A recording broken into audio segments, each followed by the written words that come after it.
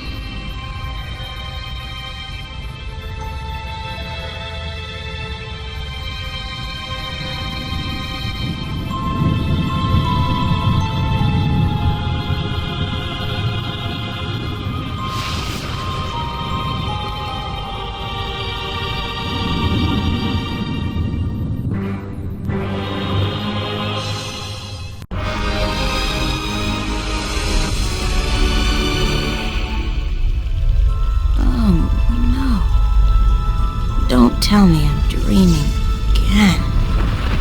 You know, for once, just once, it would be nice to have a decent night's sleep without waking up screaming from a bad dream at 4 a.m.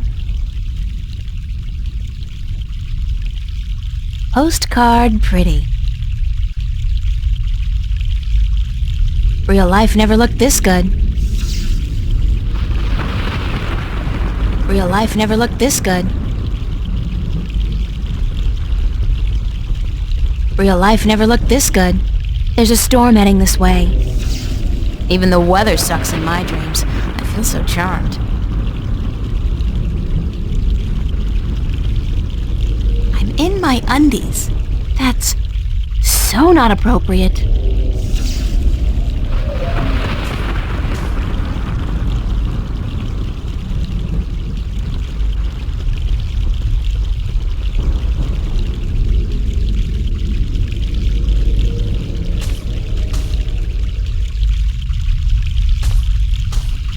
What's happening?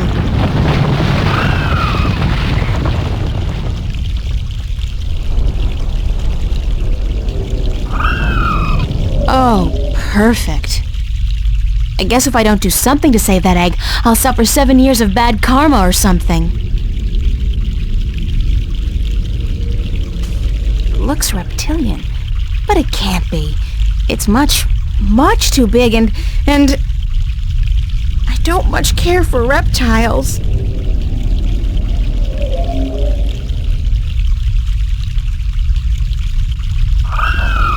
Did that sound come from the egg? Oh, that's some chick. I don't think I can get a good grip on it. It's too big and slippery and I might drop it by accident.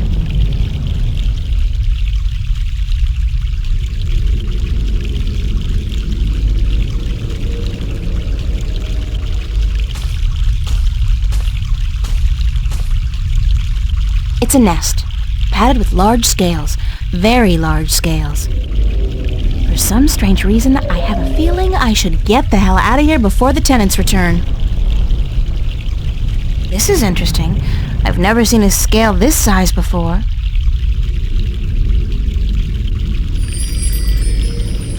I'll keep it as a souvenir.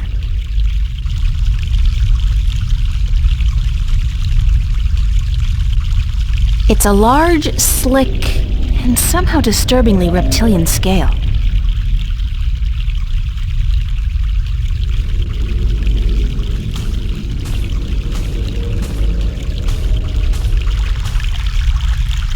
Something happened to this rock quite recently, and it probably altered the course of the stream.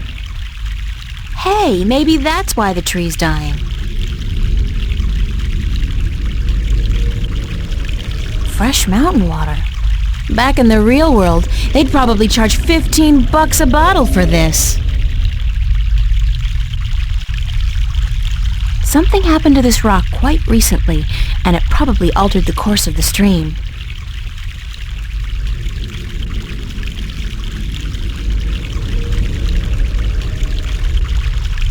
I'm an artist, not a botanist, but I'm pretty certain this tree is dead, or close to it.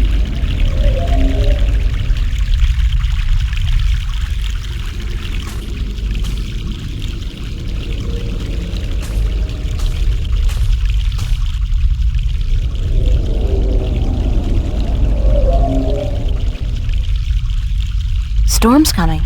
You know, that should really have been my cue to wake up.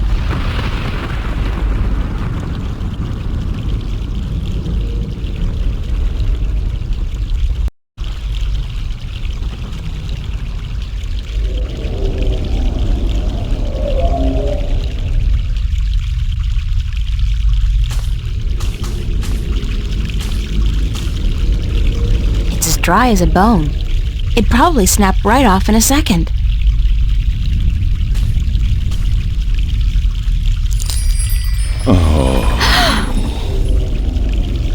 Oh, the suffering we must endure. What? Why do you take such pleasure in torturing us? Torturing you? Who are you? We are the voice of all trees, the spirit of wood and leaf. You're a talking tree? No, a tree does not talk. At least not in your tongue. The tongue of trees is the language of wood, root, and leaf. Who are you then? Like we said, We are the voice of all trees. Whenever an injustice is done, we must speak for the tree if we are present. It's the branch. I shouldn't have broken the branch off. Oh, what does it matter anyway? There's nothing more to be done for us. We are simply here to provide comfort in the final passing to Earth. We? I only see one of you. We are one with our host, as we are all one spirit, but legion. Yeah, thanks for clearing that up. We do not expect you to understand. You are human.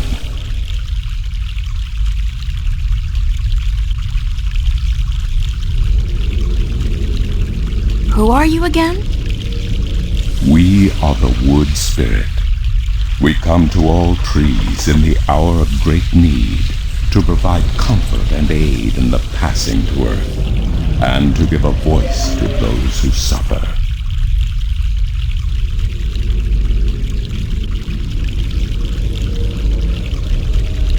What happened to the tree? Oh, the pain. As the battle raged, we... Battle? Between the Mother and Black Chaos. She was only protecting her child, but it would not back down, and the force of their battle shook the mountain. The brook that fed us was led astray, and without water, we began to wither and die. What's the deal with the egg? Egg? What egg? Oh, of course, the child. Whenever the mother was absent, we were entrusted with the safety of the child. But now, withered and without strength, we can do nothing to help. We have failed the mother, and we despair. Our shame knows no bounds. Our time is running out as we speak. The passing to Earth is about to begin. Leave us now. What about the egg? Oh, it is too late. Without sustenance, we do not have the strength to bring it safely home. We have failed, and the Earth will know our shame for all time to come. Are you always this glum? We are here because it is too late. The passing has begun. Leave us, please. Isn't there anything I can do to help? Oh, we do not expect a human to come to our aid. Lose the attitude, okay? Just tell me if there's anything I can do. It is futile. We need water, but there is none. Not after the brook changed course. I'll find a way. Don't panic. We do not panic. Unlike you, we accept our destiny. If, however, against all odds, you do succeed, we will carry the child safely back into its nest. Do not make a foolish attempt on your own. It would spell certain misery.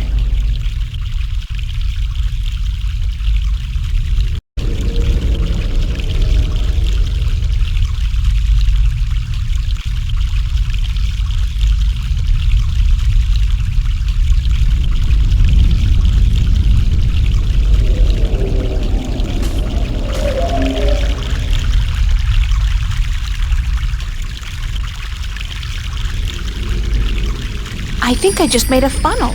Cool. I'm so proud of myself.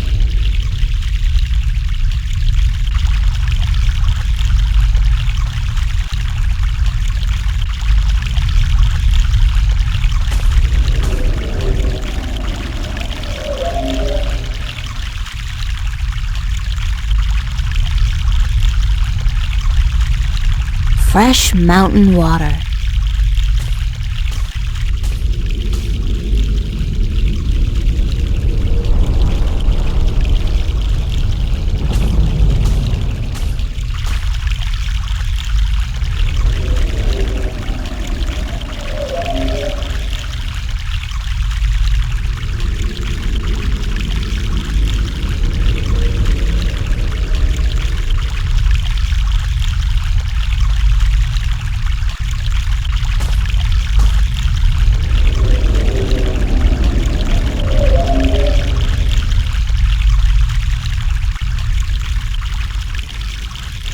This should do the trick.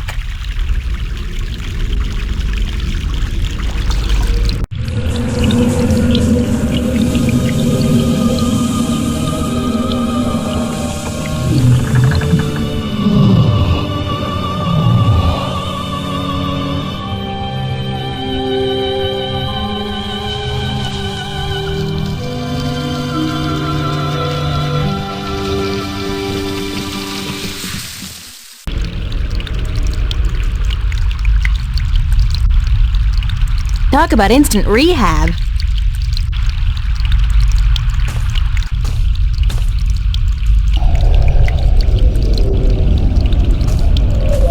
Hello? Hello? Leave us be. Are you okay? We find our strength returned, and so we have no time for idle conversation. We must drink and rejoice. Aren't we forgetting something? Hush, listen.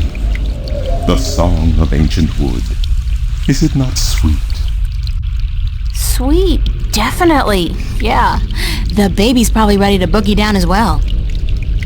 The baby. Oh, the egg. Thank the earth. We almost forgot. Uh-oh.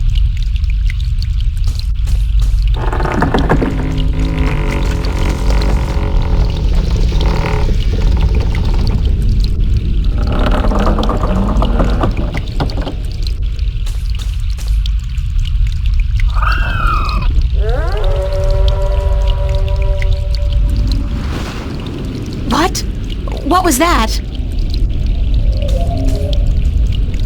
Uh-oh.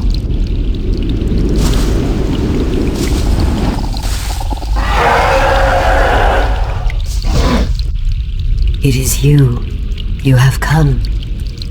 You know me? April, daughter, I have been waiting for you. Waiting? Why?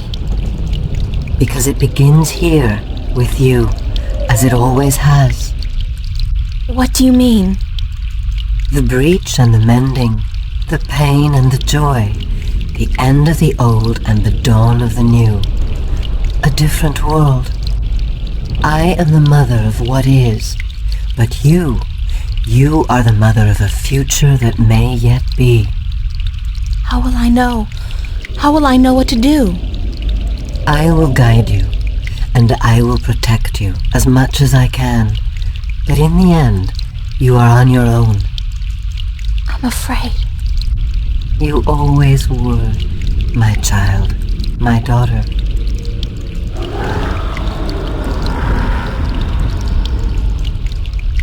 This is probably not a good thing.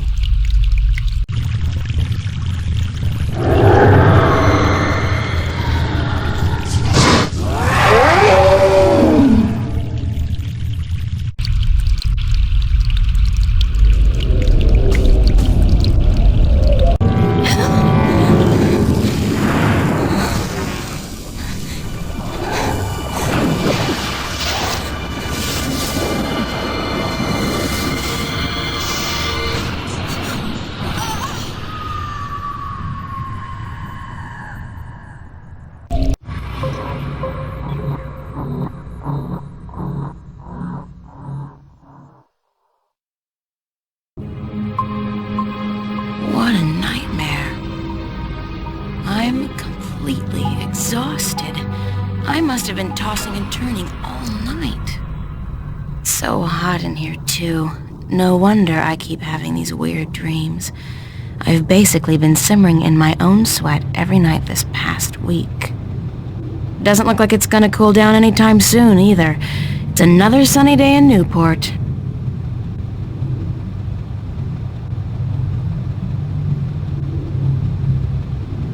Well, it's a good thing the studio's got proper air conditioning. I promised myself I was going to spend most of the day working, and I don't intend to break that promise. Not this time.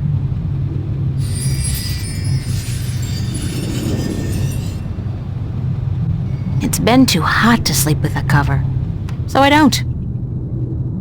I don't need to make my bed. It's been too hot to sleep with a cover. had to borrow some posters from the cafe because I just can't afford to buy any of my own. When I think about it, that's so depressing. I got those posters from the cafe.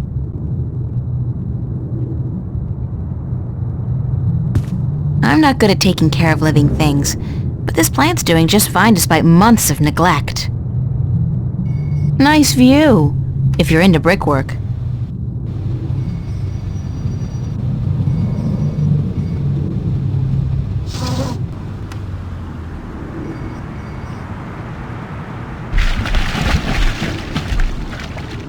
It's a seagull. The poor guy looks quite hungry. Whatever those pipes are spewing out, I know one thing for sure, it ain't water. I still haven't figured out what runs through the canals in Venice, but I'm sure it can't be water. Spiky. It's a clothesline.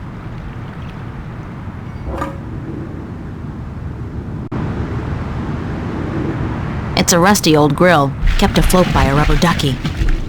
It's a rubber ducky, helplessly trapped under that rusty old grill. I don't know what that chain's for, but it's connected to some kind of mechanism at the bottom of the canal.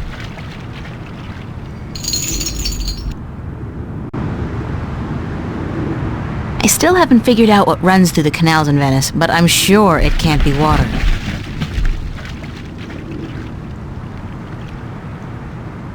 It's a clothesline.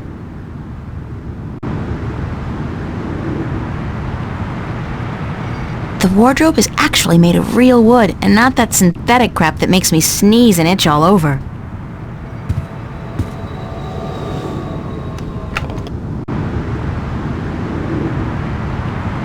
I could only carry one suitcase with me when I left home. There was so much I would have loved to bring, but c'est la vie. At least it was a clean break with my past. I guess when all my hard work starts paying off, I'll get a house and fill it with all kinds of new junk. The past, who needs it? Alright, so my wardrobe's sort of chic deficient, but I can't afford to be cutting edge. Useful, practical, and cheap is my shopping mantra.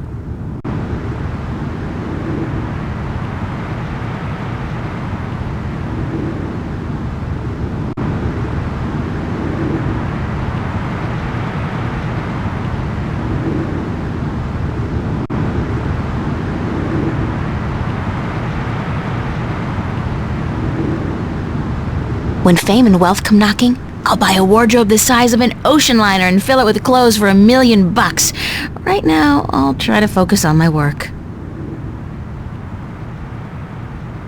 An empty cardboard box. That's so not interesting.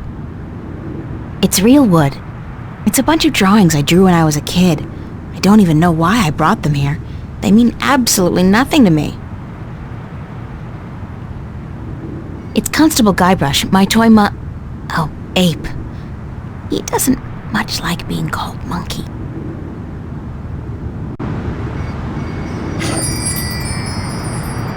An empty cardboard box. That's so not interesting.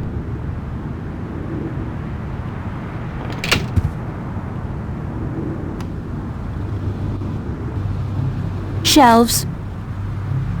Still just shelves.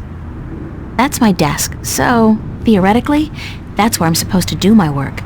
I think my muse has departed me for greener pastures, though, because lately, inspiration's been fleeting at best.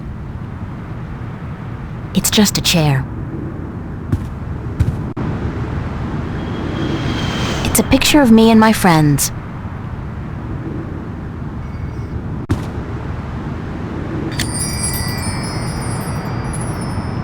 I'm part of the should be reading more but life's too short generation. We embrace our illiteracy. The last book I read was How to Seduce the Man of Your Dreams. Now, if I can just find a man to dream about, I'll be all set.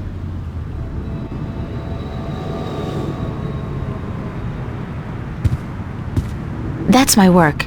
It's supposed to be a portrait of my life study teacher, but I think he might disagree.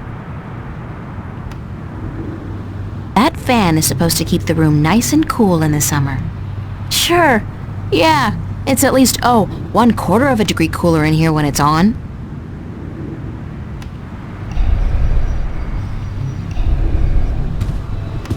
My on-again, off-again diary. We've had a turbulent relationship, her and I. Dear Diary, note to self. Dreams of talking trees and dragons aside, it's still no excuse for talking to inanimate matter in the real world. So quit it!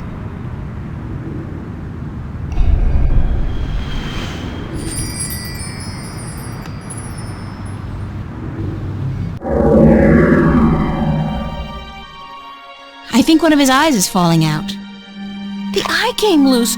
Poor Constable Guybrush. Sorry, Guybrush, but I need to borrow your eye for a while. Constable Guybrush is a strange hybrid between man, ape, and musician, in addition to being an officer of the law, of course. It's a wind-up mechanism.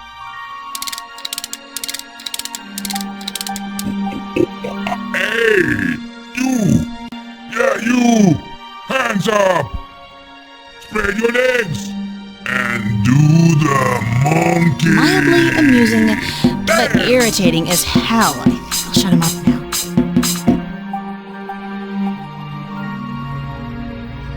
It's a picture of Charlie, Emma, and me in Florence Park. Marcus took it about a month ago before it got real hot.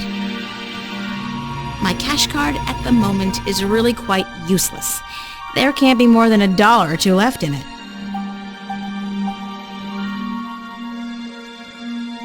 I've been keeping a diary intermittently since I was 5 years old. Not the same one, of course.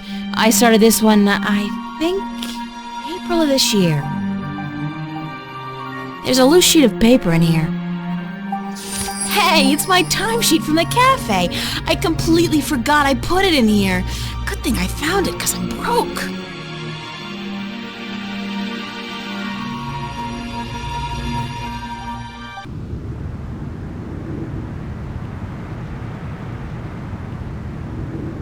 I like my outfit. It's inexpensive, but cool. It's just a chair. Still just shelves. I'd better head over to the studio to do some work. Only 2 weeks until the big show opens, and my contribution is in serious need of attention. Might be a good idea to get dressed first, though.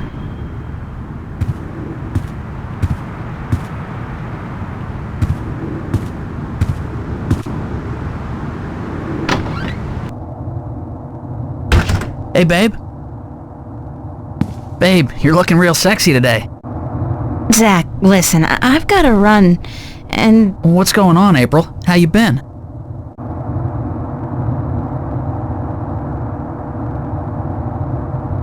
Pretty good, and you? Fantastic. Listen, April, how about you and me getting together sometime soon? Like, tonight.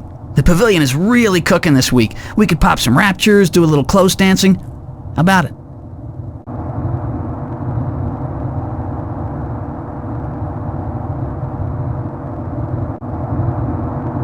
Sounds like good fun, but not tonight. Hey, whenever. Just don't expect me to be waiting around for you forever. No chick is worth that heartache. See you around.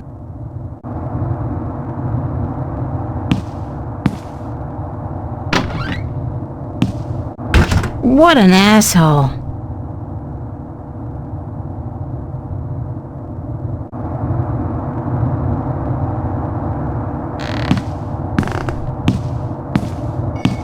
Organic plastic. It grows, and it converts carbon dioxide into oxygen, just like real plants, but it doesn't need nourishment of any kind.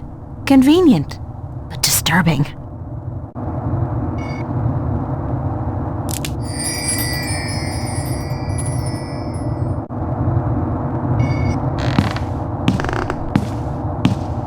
That's Zach's room. I've never been in there, and I pray I never will. Nuh-uh. I'm not knocking on that door unless it's absolutely necessary, and frankly, I don't see that happening anytime soon.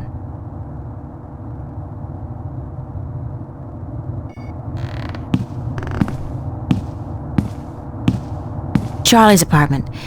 His place is twice as big as mine, with a private bathroom. And a huge bed. I I guess he likes his creature comforts. It's a fact, as in FACT, Free Access Terminal. Computer. Voice interface is not installed. Please use the touchscreen interface to communicate with this free access terminal. Oh, okay. Why not consider a very reasonable upgrade? In addition to a voice interface, True Holo display technology and Instacredit compatibility. No, I'll just use my hands, thanks. You are missing out on a great opportunity. If you upgrade now... Hold on. You understood that. You have a voice interface installed already. Why would I pay to have another one installed? Current voice interface is for sales purposes only. If you take advantage of this very affordable upgrade today... No, really. This terminal doesn't belong to me. Noted.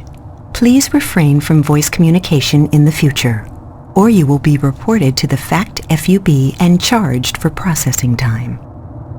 FUB? Fair Use Bureau. They are authorized to carry deadly arms. Well, whatever. Sorry. No, I don't think I'd appreciate the FUB barging in on me right now.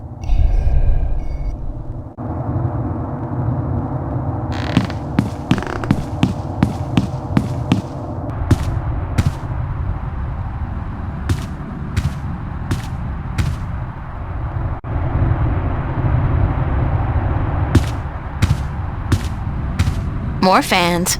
Proper air conditioning was apparently never a viable alternative for the contractor. Shelves. Shelves.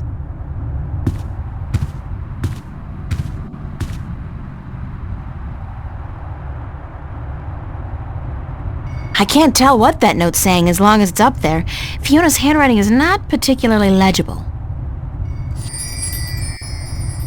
I'm sorry, but big sweaty jocks do not turn me on. I'll take a nerd any day. Annual Summer Blowout at the Fringe Cafe, Friday, August 4th, 8 p.m. Free food. Live performances by Roy Dale. Harlequin Masquerade. The Go-Getters. Tickets available at the bar. $10 only. Spread the word. Pizza and Movie Night, Monday, July 31st. BYOS. BYO what? Soap? Look, it's Monkey Boy! Be considerate. Keep the volume down after 11 p.m. Fiona. San Francisco. I'd love to go there someday. Someday soon, hopefully. Common Room Duty Roster, July 27th. April and Emma. Oh, joy. Manual labor. My favorite.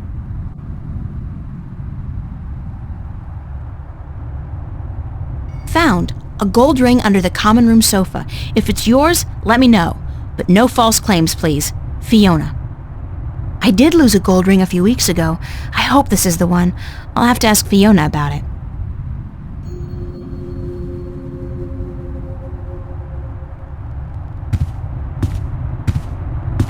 The omnipresent screen. I don't pretend to know how it works, but all the data apparently passes through tiny little black holes in the fabric of our dimension. You know, that really freaks me out when I think about it. It's our screen. Shelves. Shelves. Emma picked this table up at a flea market for $10 last month. That's $9 more than it's worth.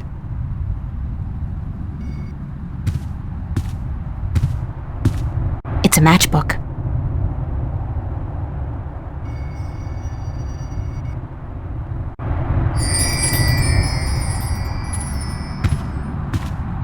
It's a chair. They really knew how to design tacky furniture back in the late 22nd century. We have a nice view of the bridges from this window. It's a chair. That's Fiona, my landlady. She's all right.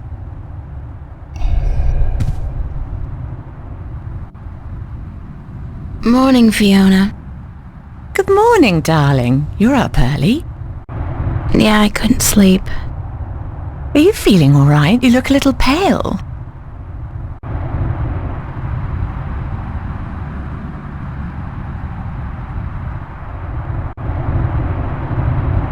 I had a bad nightmare. Again? Well, you're not the only one, darling. Mickey woke me up screaming in the middle of the night. She wouldn't go back to sleep until I made her a cup of herbal tea. Nightmares? Apparently, but she refuses to tell me what they were. I think she's embarrassed. That doesn't sound like Mickey. I know, darling. Don't tell her I said so, but I've never seen her so agitated in my life. She scared the hell out of me. I don't know why I have nightmares. I guess they could be stress-related. After all, the exhibition's right around the corner. Oh yes, the school exhibition. How's that going? God, don't ask. I have no idea how I'm going to finish my painting on time. I haven't felt inspired in ages. I think you work too hard, darling. You need to relax once in a while. Live. Enjoy your youth. There's inspiration to be found in hedonism, you know. No, I don't know, but apparently you do. I'm an authority on the subject, darling. Ask Mickey. She'll tell you I don't lift a finger around the place unless I absolutely have to.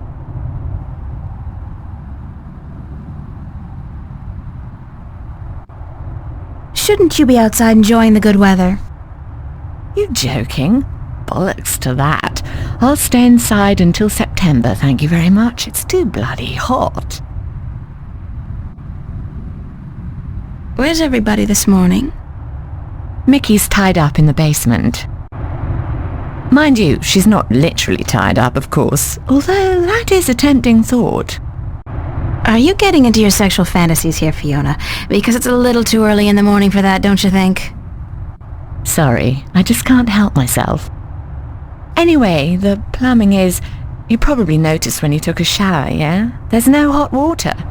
So Mickey's working on that. Getting knee-deep in putrid canal water is her job, thank God. What about Charlie? He up yet? No, he's still sleeping, and Emma just went to bed.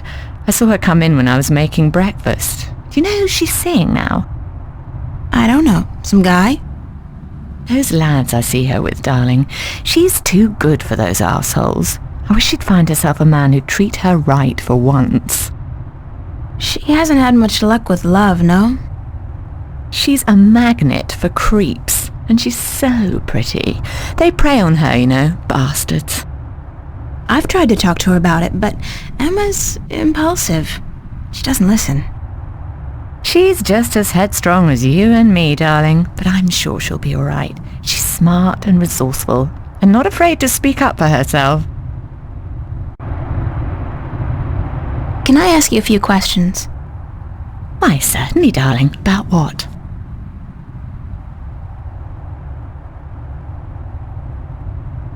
What can you tell me about Venice? I don't really know much about the history of Venice. You should really ask someone with an interest in local affairs. What I do know is that this whole neighbourhood used to be an industrial area, and that about 100 years ago they converted most of the buildings into residences for students and the homeless. And it's a nice place to live, certainly. Friendly people, liberal attitudes, great clothing stores, quite perfect, aside from that dreadful stench from the canals in the summertime.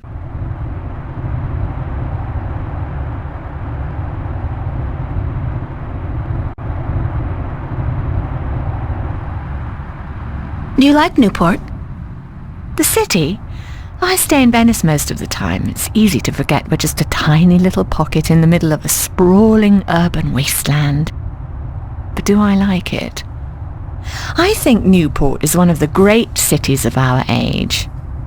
Love it or hate it, you can't argue with that. And which one is it? Love or hate? I haven't decided yet, darling. Ask me again in another 15 years. Perhaps I'll have an answer then.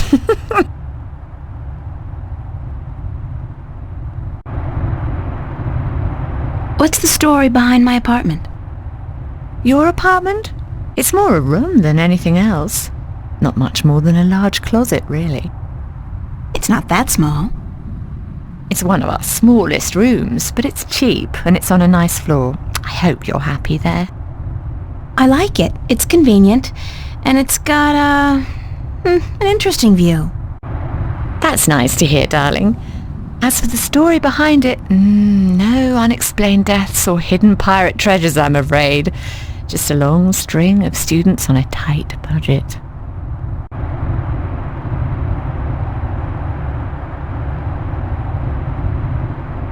Can you tell me something about the border house? That's one of my favourite topics, darling. What precisely do you want to know?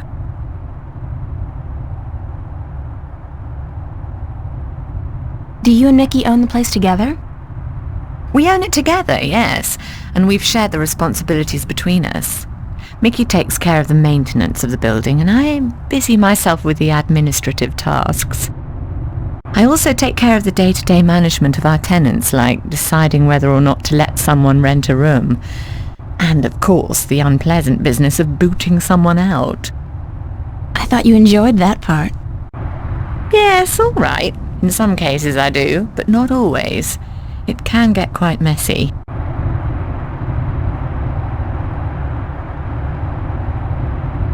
What inspired the name Border House?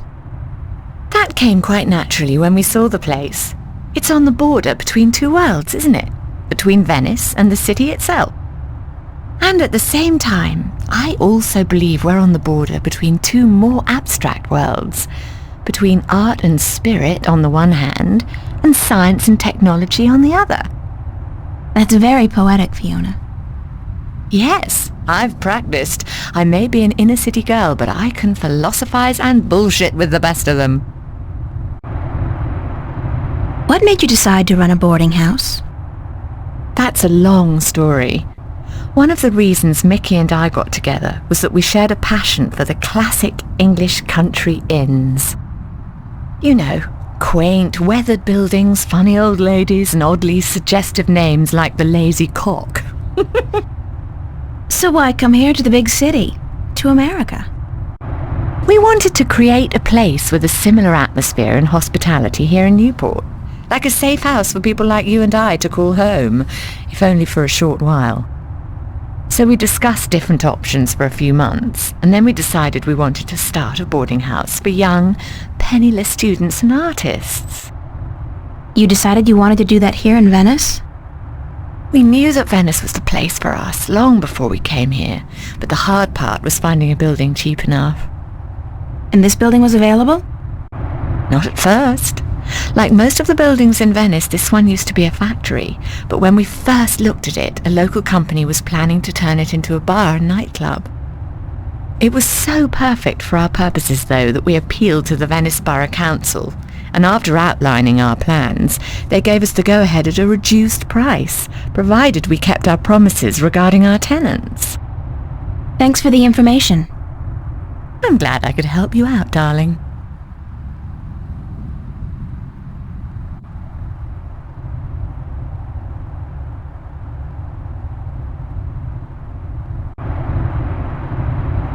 How long have you and Mickey been together? Mickey and I have been together since I was 19. She was in her late 30s then. The older, wiser, worldly woman. I found her sweet and charming and intriguing. When I finally realized she was neither of those things, it was too late. I was in love. She stole me away from my dreary British inner city life, and she brought me here. She was no knight in shining armor, that's for sure. But she knew how to treat me like a woman. You guys make a great couple. You think so, darling? Yes, I guess we do. And the sex is amazing. You never get tired of talking about your sex life, do you? Never. And if I ever do, please shoot me.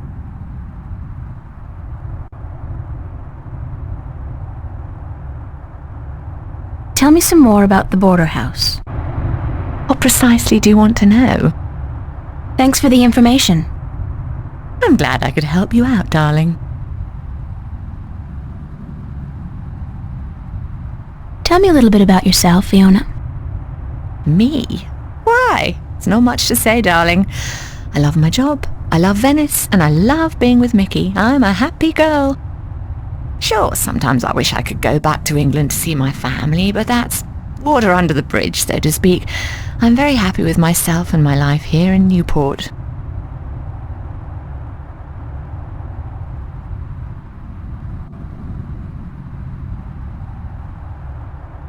What's up with Zach Lee? Zach? I think we both feel the same way about him, darling. He's not actually a bastard. If he was, I'd have had him out of here in an instant. But he is an arse, and a stuck-up, pompous, arrogant wanker. My thoughts exactly. Aside from that wanker bit. Still, he pays his rent on time and he doesn't make a lot of noise. He keeps to himself. And most importantly, he's shit scared of me, so I can't just kick him out. How long have you known Charlie? Oh, he's one of our oldest tenants. It's close to 3 years, I believe, since he moved in. Charlie is always in a good mood and he's such a gentleman. I agree. He's an actual genuine gentleman. And you don't see a lot of gentlemen these days, trust me. You have a very good friend in him, darling. Perhaps even more than a friend. What do you mean, more than a friend? Not for me to say, darling. If you don't realize it yet, you will.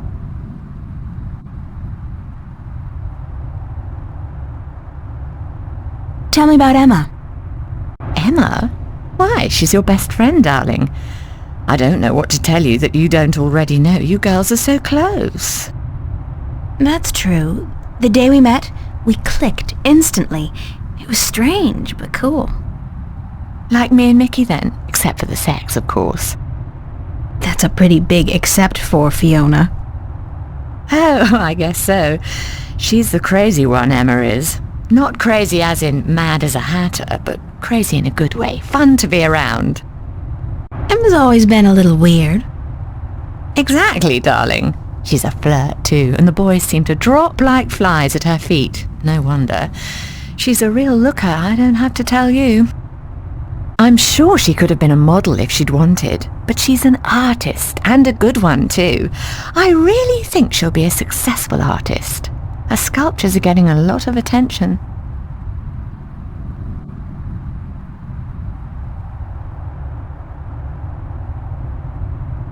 Anything else you can tell me about Emma?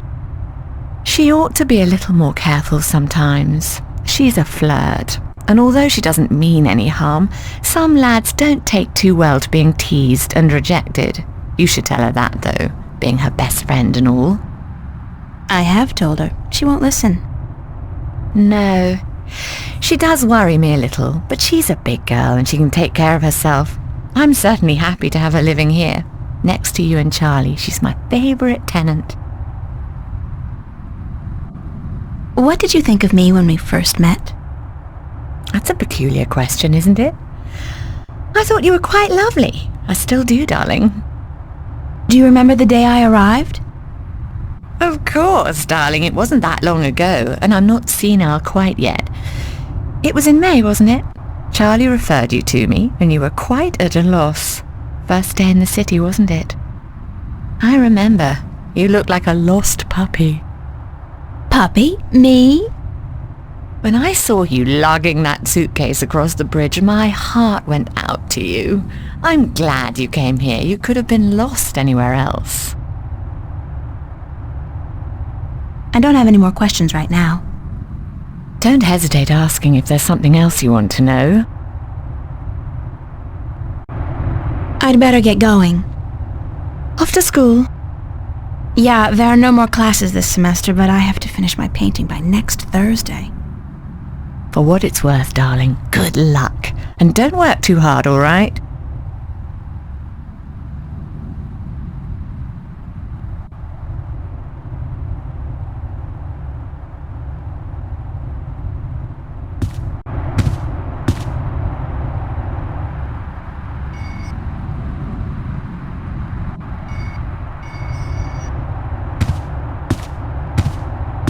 I saw this note on the corkboard.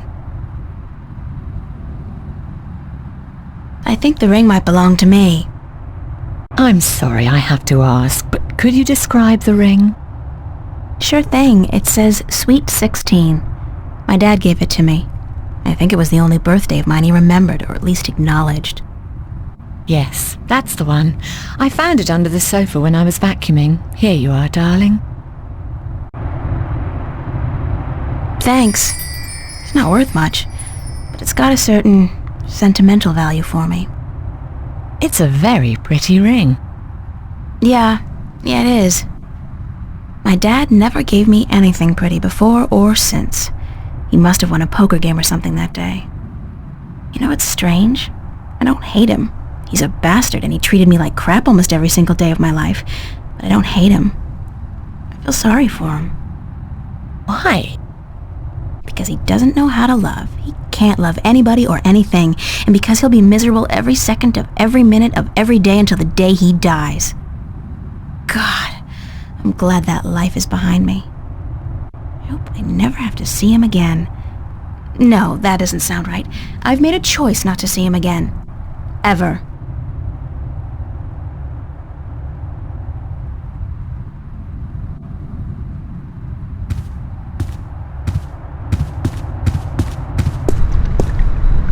I love this mural.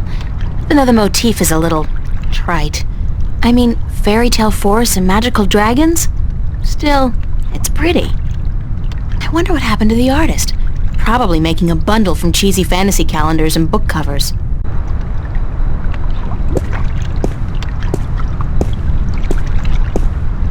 Hey, wow! I can see right into the common room. That's amazing.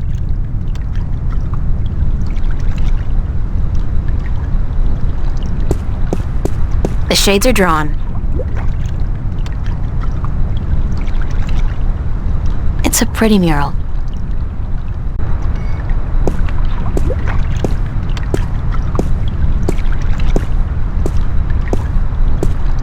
The alarm is active, but it can't be very effective with the doors wide open like that.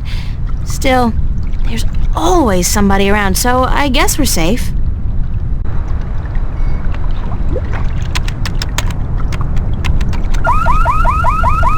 Whoops! Was that me?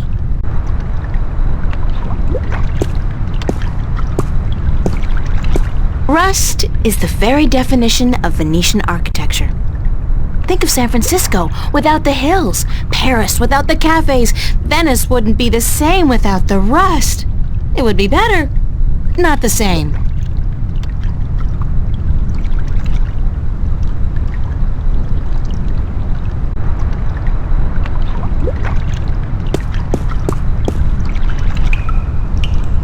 What a mystifying contraption, and completely absurd. What are all these valves and wheels and thingamajigs for?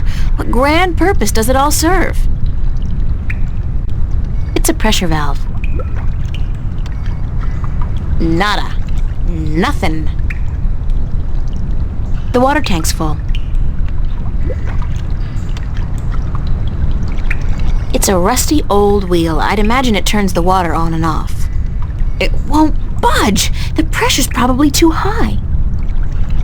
I'd guess that's a pressure gauge. It's at 100. That's percent, I guess. 100% pressure?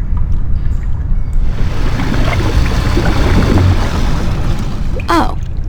It seems the clamp served a purpose after all. What a surprise.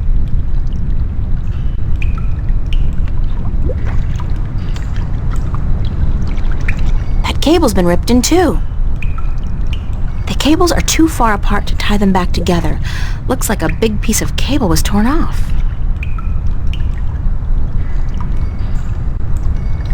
I hope it doesn't melt or anything. It's alive!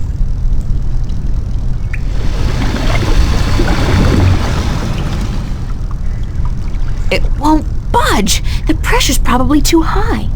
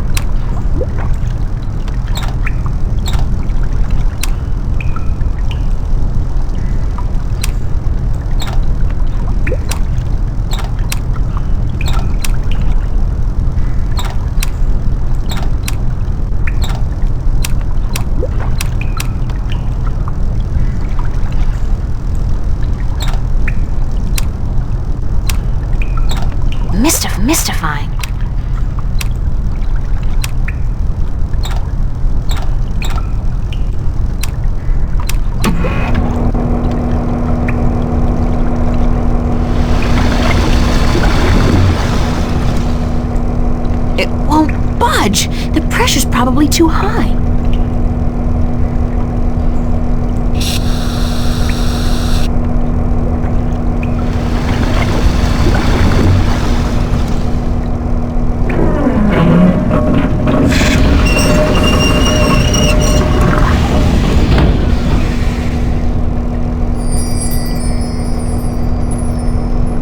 I'm not leaving my gold ring. Somebody's going to have to replace that cable eventually.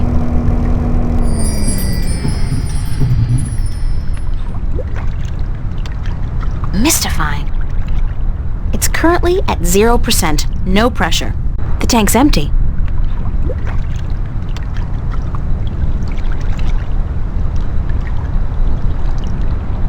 If there's one thing Venice has enough of, it's rusty pipes. That and stinky canals.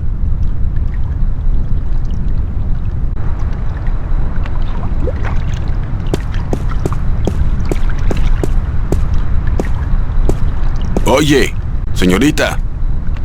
Yes? How are you this morning, señorita bonita? Hot. I see. The summers in Newport are never pleasant. And it will get worse before it gets better. They say there's another heat wave headed our way. Yeah, so I heard. So, you gonna be alright? You don't look dressed for the weather. Si Dios quiere. Sunshine and pretty señoritas give an old man like me the blues. I like my days cold and rainy. In fact, I think I prefer the world to be in black and white. Like an old movie. Like all good movies. But tell me, señorita Ryan, how would you describe your perfect day?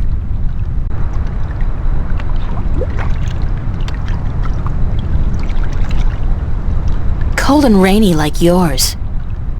Está bien. We are alike, you and I. But this heat is not why you are unhappy, no? You are troubled by nightmares. What? You are afraid of them. You even fear your dreams may be real. Who told you about my nightmares? No one. I can tell from looking into your eyes. I see the ghosts that haunt you. I don't know who you've been talking to, but from now on, stay the hell away from me in my personal life. No puedo, señorita Ryan. You have a destiny. Destiny? I don't care what you think. Just leave me alone. If you don't face them, I'm afraid your nightmares will continue. Soon they will appear to you even when you're awake. You need some serious help, you know that? We all do, April. That's the reason we are here, you and me. That's it. I don't have to listen to this. Perdóname. I've upset you. We didn't think you'd react this way. I hope we can talk again soon. I don't think so, no. Please, think about it. And señorita, cuidado. Be careful.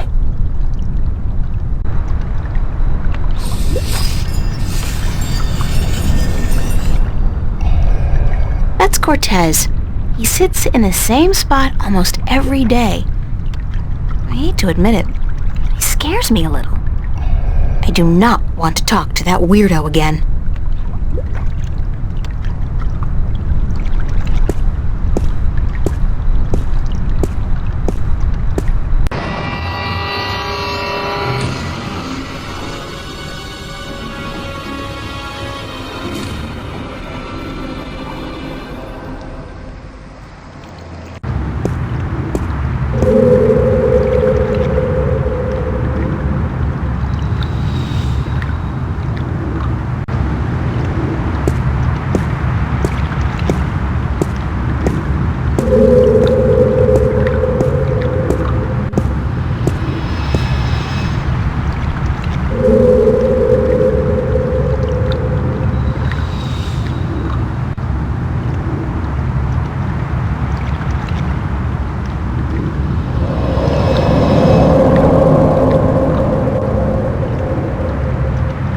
From what I've been told, the clock stopped on the very day of the infamous Venice massacre in 2109, to the minute the police opened fire on the squatters.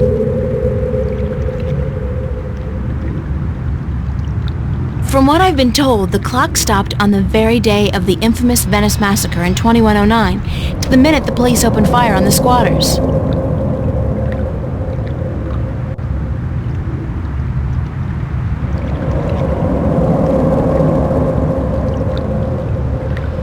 Just a wooden bench.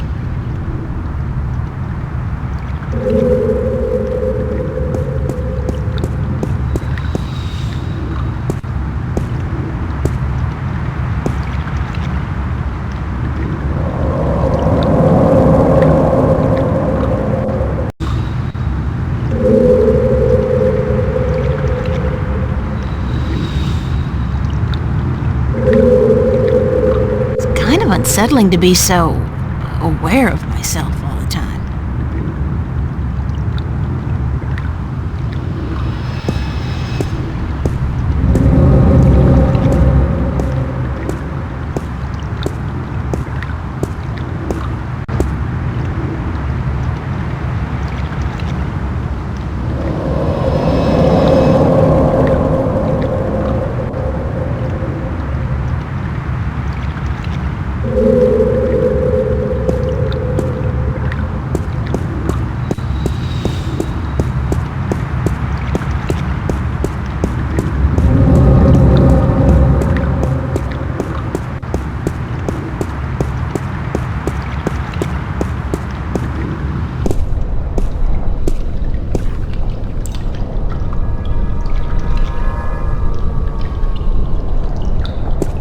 Where it goes, nobody knows.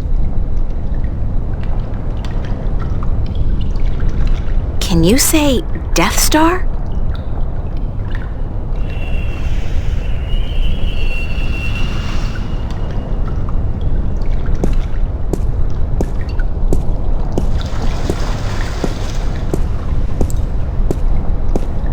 I don't think I've ever seen anybody pass through that door.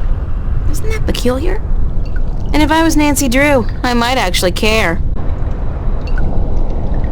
Rusty pipes. They're hundreds of years old, installed way back when Venice was an industrial area. See, I know some local history. The Fringe Cafe, my home away from home. I really don't mind working there. It's a nice place. I mean, it ranks nice on a scale from begging for food at the bottom to just scraping by at the top. I do not intend to make a career of it.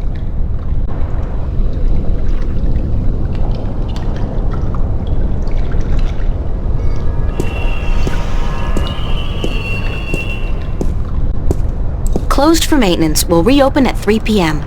What's going on? The place was fine last night.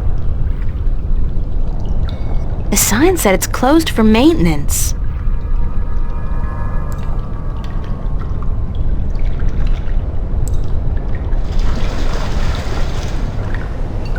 The Fringe Cafe, my home away from home.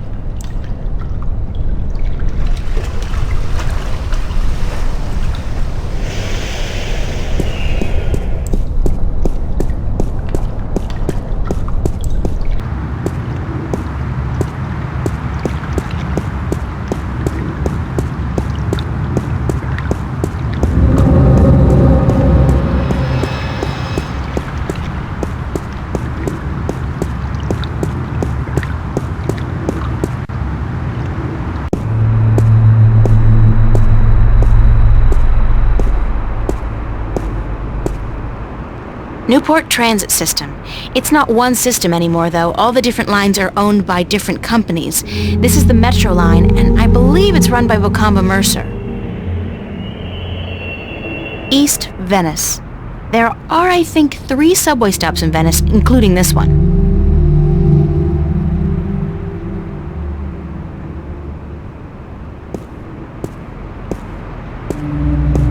It's a plaque commemorating the Venice Massacre of 2109. It reads, "In honor of those who died defending our right to live." Newport Waterworks. It's a strange thing to think that this whole area was once an industrial park.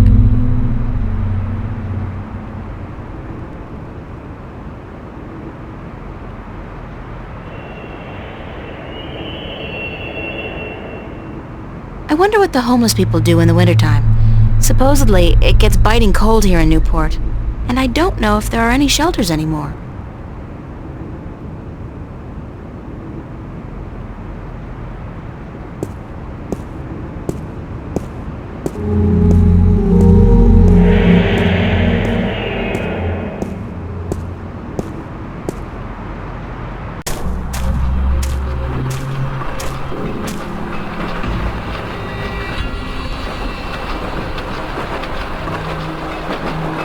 Begin to guess what that's supposed to be.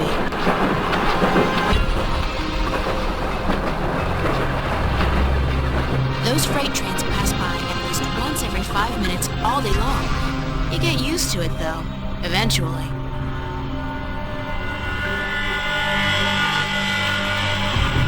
Nothing adds more to the tranquility of a city park than a huge rusty iron bridge.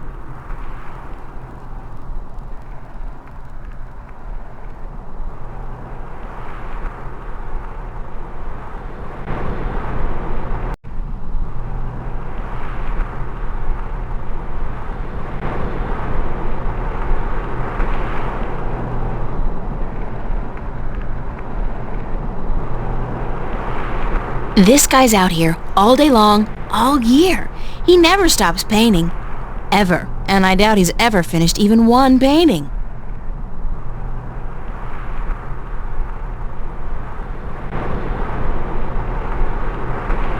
Very cubist. And not my style at all.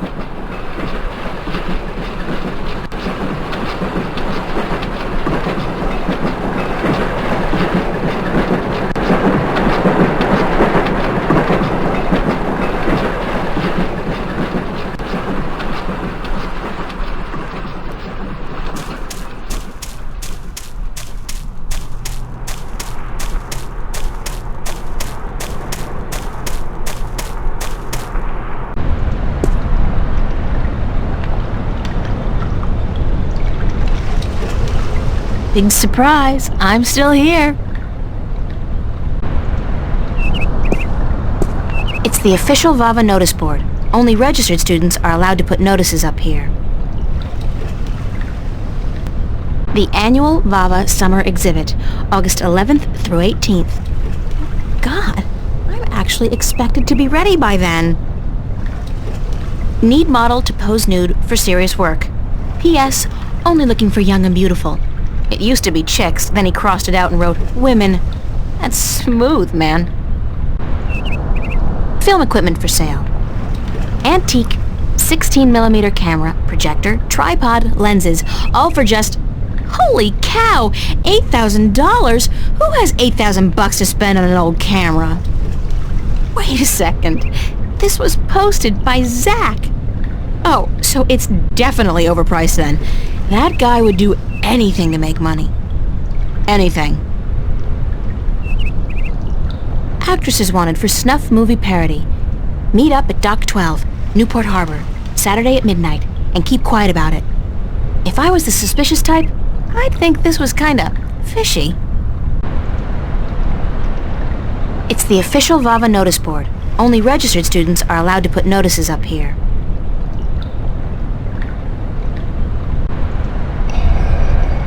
Bishop and Anne Marie. He's a photography student. She's in my life study class. Nice couple. No, I've got too much to do right now. The Venice Academy of the Visual Arts. World-renowned, prestigious, expensive, and my future alma mater, if all goes well with the exhibition and I get my grant, that is. That's Mary Sam, VAVA's founding mother and pro-Venice activist back before the riots. She was assassinated by a corporate hired gun right after the school opened some 90 years ago. The Venice Academy of the Visual Arts.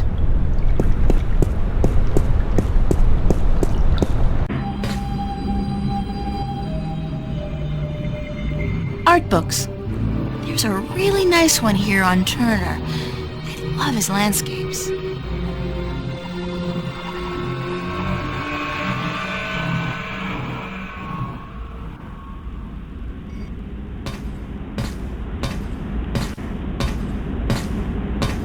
somebody's thrown away a rubber glove.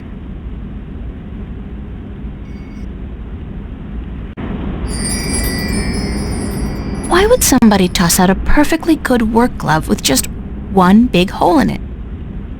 What a terrible, terrible waste. Nice, very Van Goghish, with just a hint of Munch. Olav's on a roll. Again. Does that guy ever run out of inspiration or energy? Must be the cold Norwegian winters. Nothing else to do but paint. Don't want to disturb him. I feel like someone's staring at me.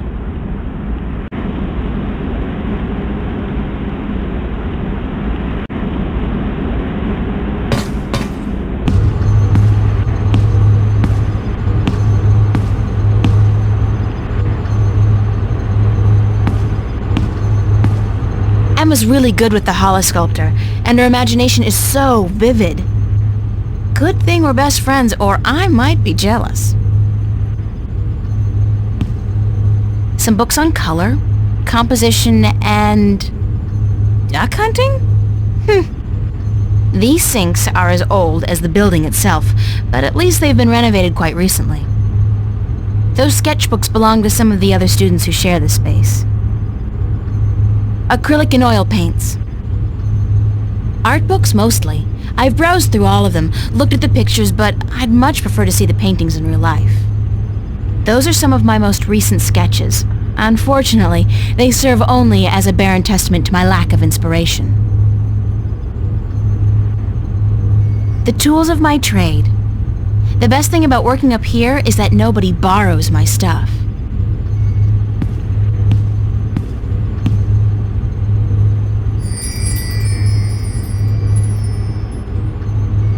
I can only think of two things more depressing than a blank canvas. Death and taxes. I'm way past finger painting. I need a paintbrush and palette. My paintbrush and palette. What more could a girl need? Maybe a blank canvas, a handsome nude model, and 6 hours of uninterrupted painting.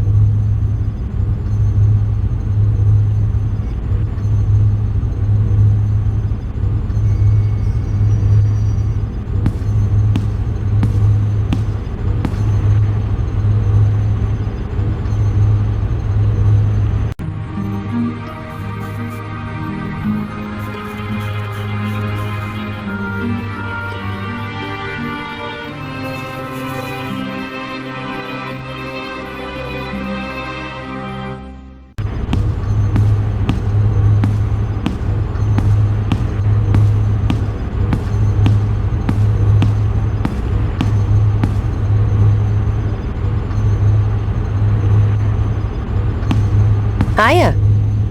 Emma? Hi! I didn't expect to see you here today. Me neither. Are you busy? Nah. Well, I am. But I was about to wrap up for today anyway. Why? What's going on? I have an important message for you.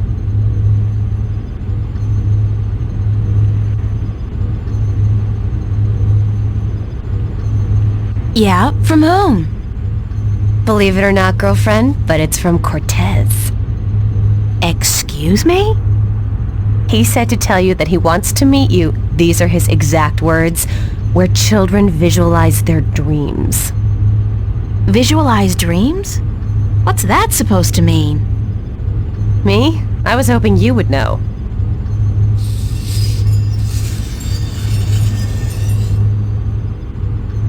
What was that message again?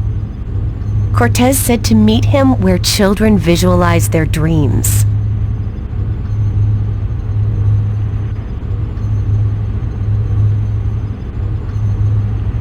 Did he talk to you about nightmares? No. Why? I don't know. It's just... my dreams are really starting to bother me. There you go again with dreams. You're obsessing, April. They're just dreams. Sometimes a banana is just a banana.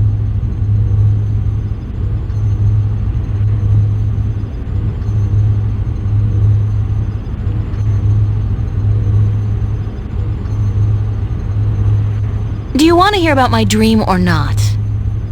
Sure, go on. Like anything I say could possibly discourage you.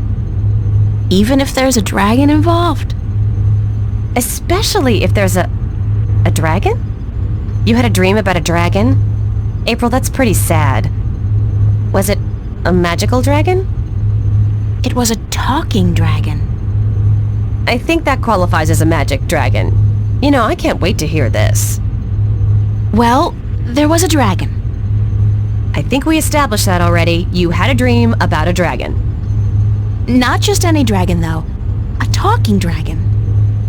Yep, we've been through that. Talking dragon covered. What did it say? She. It was a she, a female dragon. What, you could tell from the skirt, high heels, and lipstick? Don't mock me, Emma. She said something to me. Something about being the mother of the future. She probably said time to get up and go to school, April.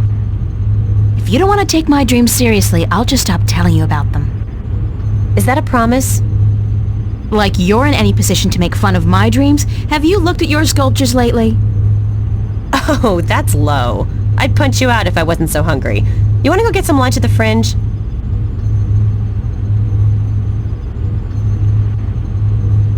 I'll drop by after I clean up around here.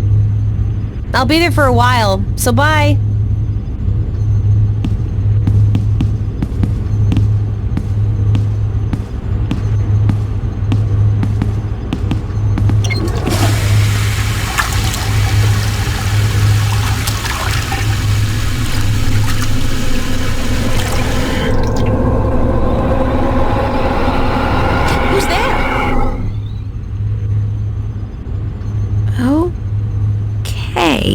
That was not a dream, I think.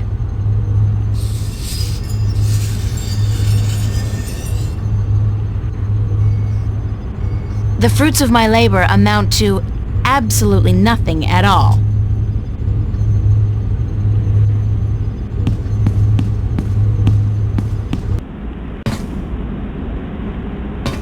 Nice, very Van Goghish, with just a hint of Munch. That's another one of Olav's. I swear he does a painting in, like, a day. And it's pretty damn good, too.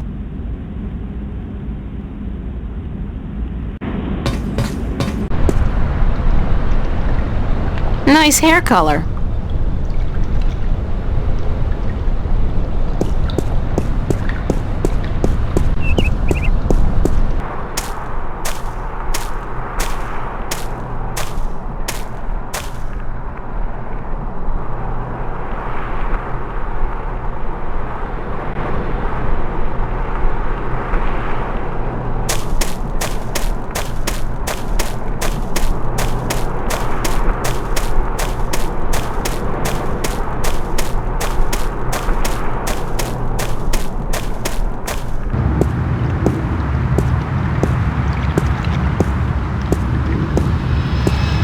Those guys are in trouble. Don't they know that skateboarding is strictly prohibited in Newport?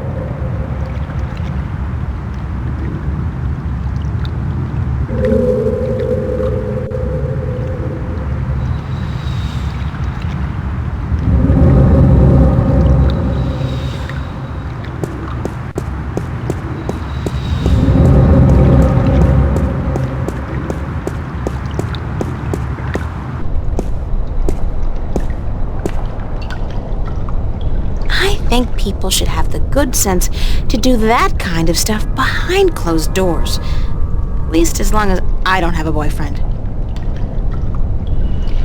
It amazes me why backpackers flock to Newport. You'd think they'd have the good sense to stick to India, Australia, and the near-Earth colonies.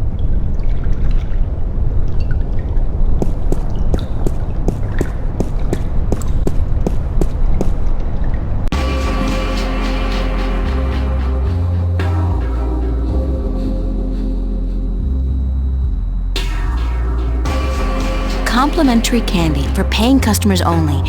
Stan has a habit of taking it out of your salary if you, get the munchies.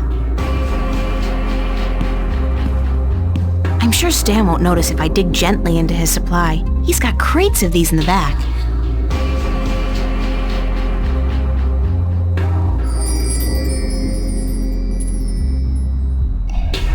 That's my good friend Charlie. He was the first person I met when I came to Venice, and I love him dearly. As a friend.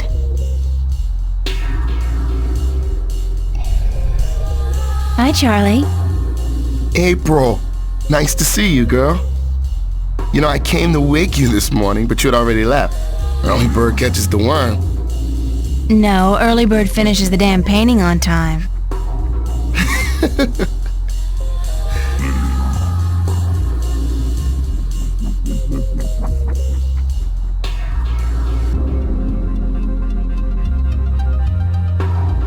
How's work going today? Aside from the trouble with the plumbing, everything's been peaceful. Emma's here with Marcus and Isabel. Other than that, I mean, it's been a quiet morning. Everyone must be home out of the sun, yeah? Or on holiday. Perfect time for it, too. The city's just boiling in July, and it gets even hotter in August. You should have stayed out in the country until the autumn, girl. It's cooler out there, yeah?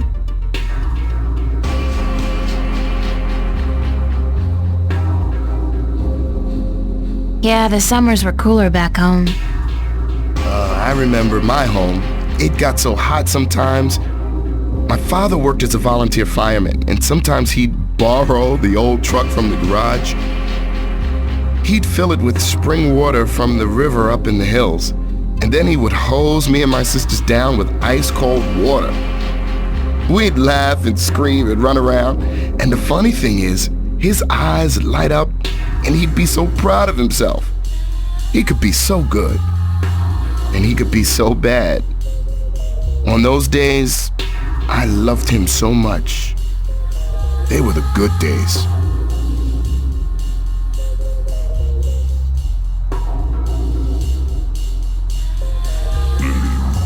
You doing anything special tonight? Working. I should really be at rehearsal, but I need the money. I'm going home for a week before school starts in September. Right, you told me. Well, that's great. It's been years since your last trip home, right?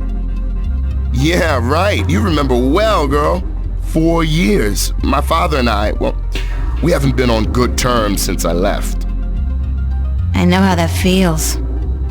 Isn't it such a cliche, though? I don't look forward to seeing him again, but it will be nice to be back with the rest of the family, especially my sisters, and my mom. Why was the cafe closed earlier? Some problem with the pipes. Stan, he gets real worked up. He is seriously pissed, girl. Keeps yelling at the plumber to fix it, or Stan will fix him.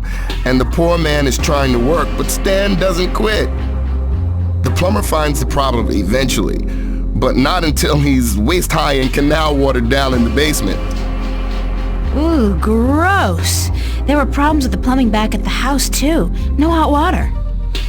I noticed. Girl, that was one cold shower. There are always problems with the pipes here in Venice. They're too old.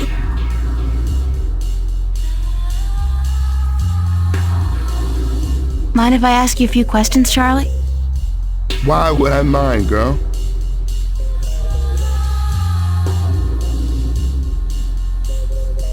Do you like living in Venice? I love Venice. I've been here 3 years now, and I haven't grown tired of it yet. I don't know if I ever will. Venice is like a college campus. There are so many young people here from all over the world. And the mix of nationalities and ideologies and ethnicities is refreshing and inspiring. The fact that we're also right in the middle of one of the great cities on Earth is just a bonus. Call Newport whatever you want. At least it's alive, and there's always something going on. Yeah, Venice is my kind of place, and I'm not planning on leaving anytime soon. At least not as long as all my friends are living here.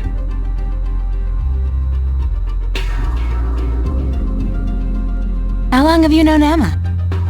I met Emma about a year ago when she started studying at Vava. She moved into the room just opposite mine, and we became friends almost immediately. I like her a lot, and the two of you are the best friends I've ever had. Thanks, Charlie. The same goes for me. Did you ever tell Emma that? Yeah, I told her, and she jokes about it. That's just Emma. I know she appreciates me telling her, though.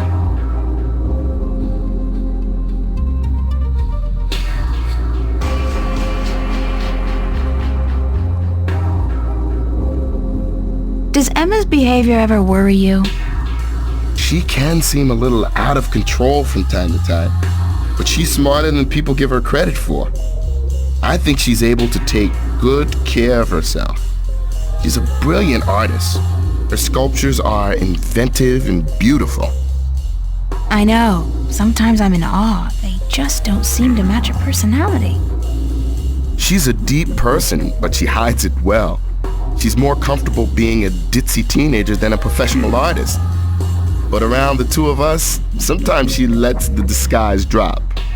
I love her when she does that. What about you, Charlie? What about me? Yeah? When was the last time you talked about yourself? I don't talk about myself, girl. You know that. Still, I'd like to talk about you for a bit. If you want, just in general, or is there anything in particular you want to know?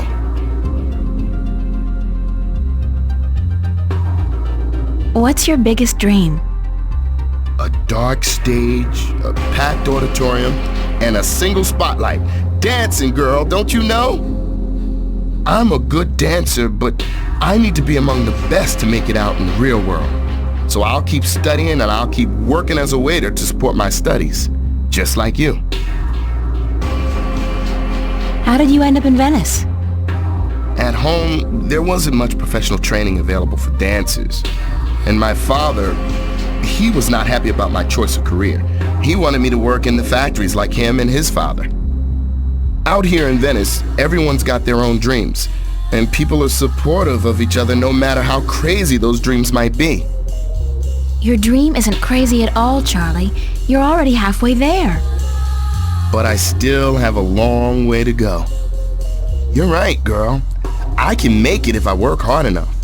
So can you. 'Cause we're both just so damn talented. Are you happy working here at the cafe? We make decent money, if that's what you mean. I don't want to be a bartender for the rest of my life, obviously. But yeah, I'm happy I have a job. And you work here too, so I get to hang out with my friend, right? If it wasn't for that, I don't know if I'd be able to do it. Hard work and lousy pay. The hours are flexible and, like you said, I get to hang out with you and my other friends. That's all I wanted to know, Charlie. Okay.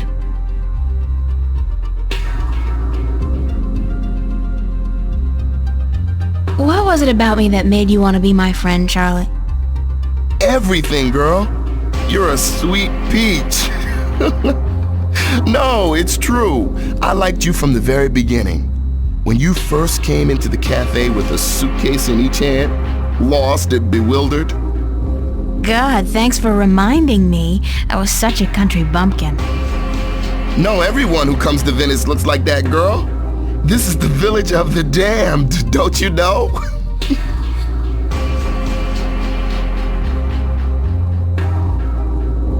What's your take on Cortez? Why do you want to talk about Cortez? I don't know him that well.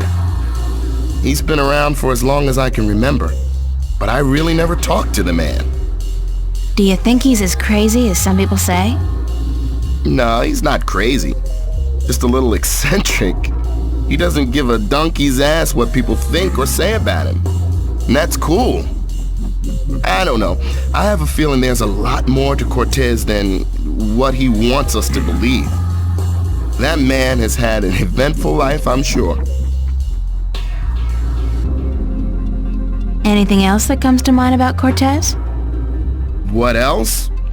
I don't know what to tell you, girl.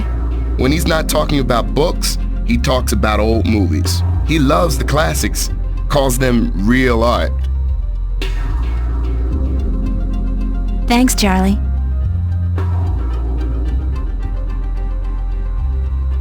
Have you seen Cortez around? As a matter of fact, I have. And he was asking for you.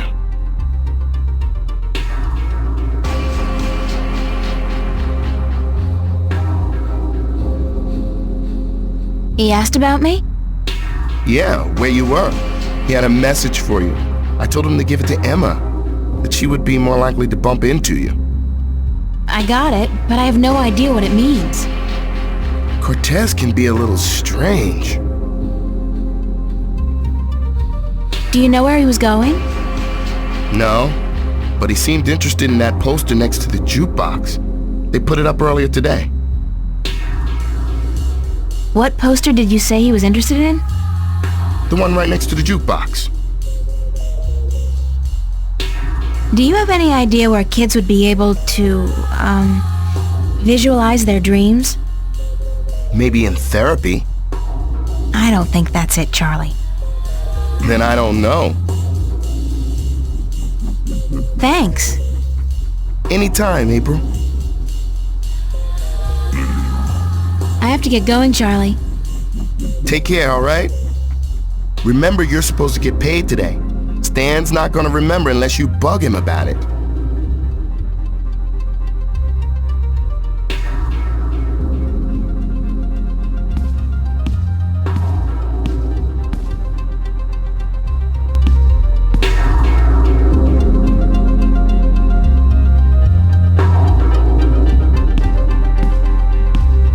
Tom's Follies.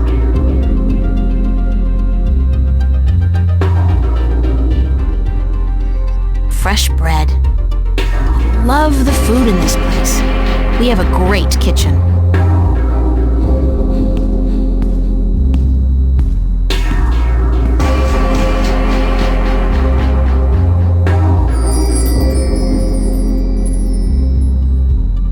That's my, well, Emma's friend, really, Marcus. He's a VAVA student as well. When she's not working, or out on a date, Emma's always hanging out here. Just like me, really. Just like all of us.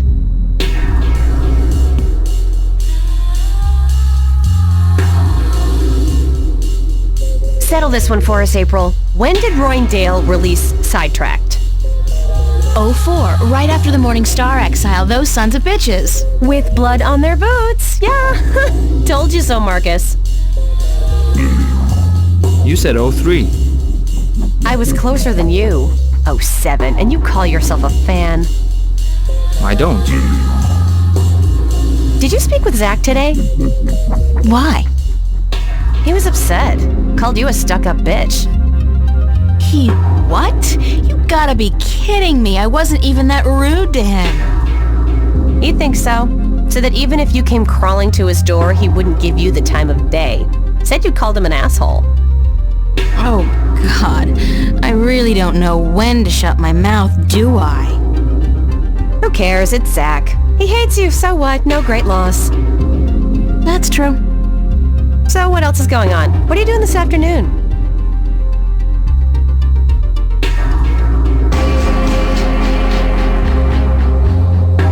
Mind if I ask you some questions, Emma? Like I don't tell you everything that's going on anyway? Of course you can ask me questions, so duh. Did you finish your sculpture for the exhibit? Pretty much. I'm happy with it, and I know that if I go back and keep working on it, I'll just kill it. So I think I'll leave it alone. You? You know what? Don't ask. I'm praying it'll finish itself one of these days. Sure. Could happen. It could so happen. But I wouldn't count on it. I'll have it ready in time. Yes, you will, or I'll kick your ass so hard that you'll... Okay, I got it. Thanks for the inspiration. Did you speak with Charlie today? Yeah, for a few minutes. Why? Nothing. Just wondered is all. April, did he say anything to you at all? About what? About... nothing. I mean, I don't know anything. Which isn't true because I don't lie, but he... Ugh, forget it.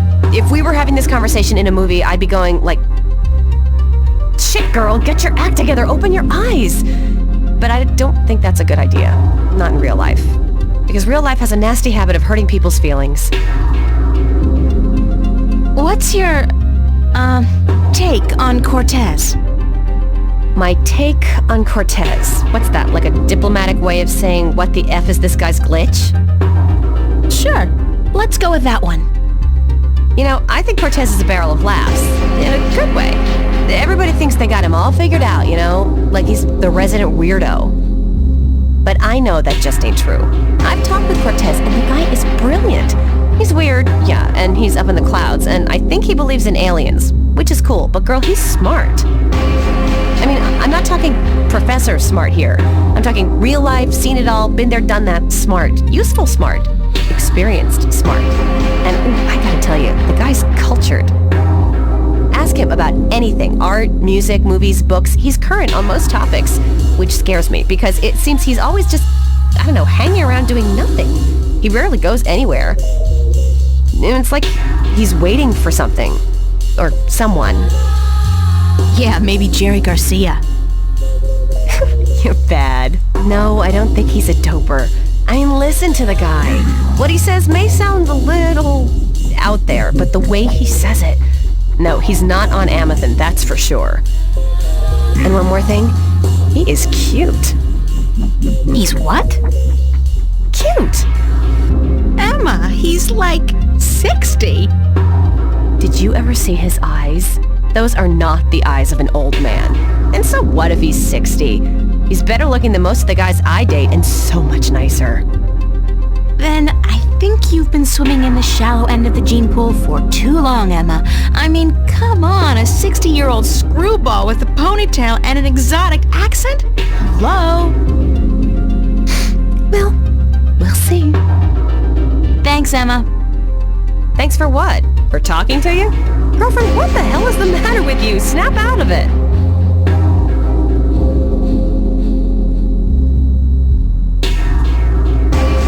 What are you doing?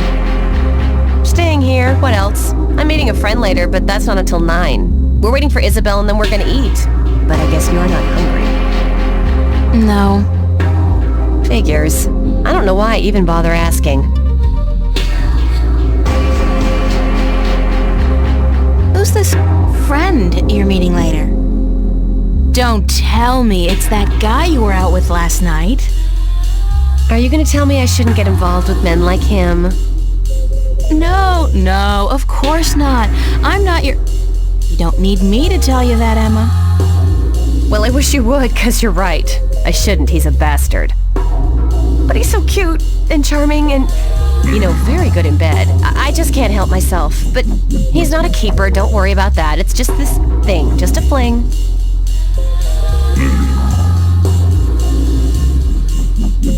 Actually, I came by to see if I could find Cortez. What's with you and this guy? You'd rather spend time with him than us? I have to find out what the message means. Don't look at me. I don't know anything except what I already told you. Ask Charlie. He spoke with Cortez earlier. I gotta run. See you around, stranger.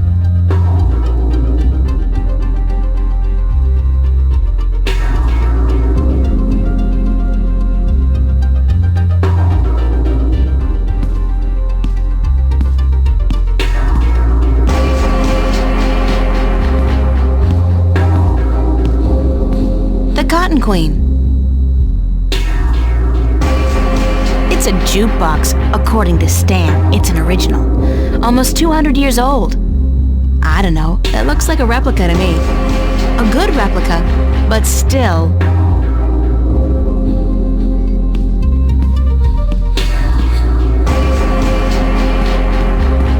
Roma Gallery presents Growing Pains, an exhibition by and for kids and teenagers. Could this be what Cortez was talking about? Where kids visualize their dreams? I think this may be it. Where's the Roma Gallery located? It's a poster ad for an exhibition called Growing Pains at the Roma Gallery. Complimentary student pass. Cool. I like anything that's complimentary. I never say no to a complimentary ticket.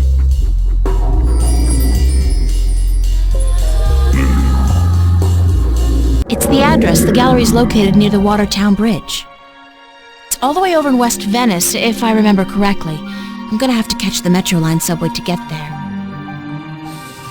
It's It's a complimentary pass to the Growing Pains exhibition at the Roma Gallery. My boss, Stan. A hard man with a soft... Nah. He's just a callous bastard. I heard that. I knew that.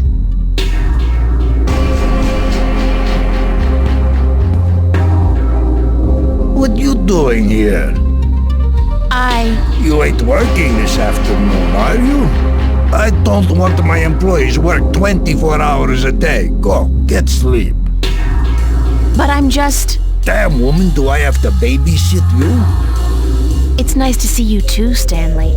No, I'm not working today. I just came by to... Oh, don't ever say those two words when I'm around. I don't think my ulcer can take it. You? And nice? That's funny. No, working and not. Don't use those two words in the same sentence. Damn, I get creeps even when I say them.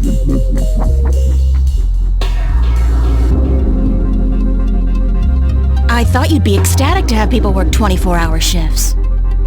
Oh, don't get me wrong, sweetheart. There's nothing I'd want more, but you see, for some weird reason, it is illegal to make people work that long. What a downer.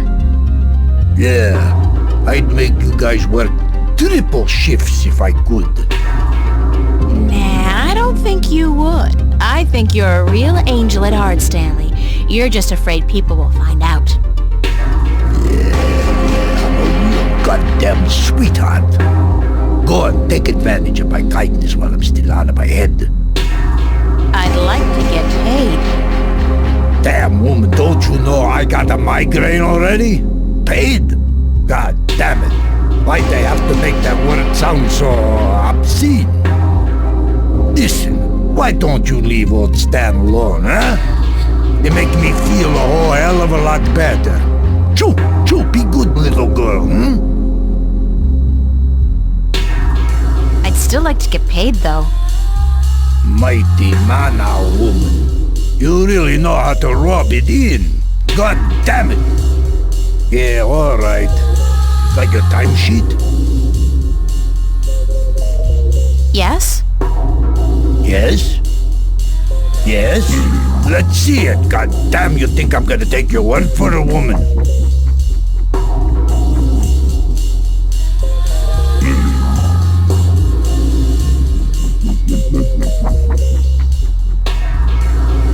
Here you are, my timesheet. Don't say that word too loud, sweetheart. You're killing me. Let's see. What is this? Huh?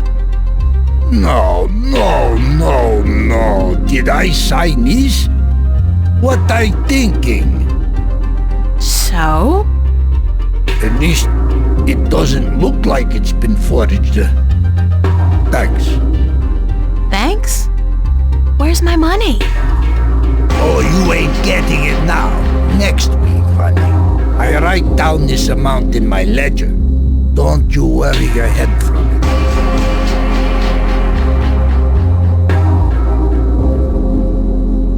I need the money now, Stanley. Yeah, we all need money now. That ain't gonna happen. Next week, I tell you.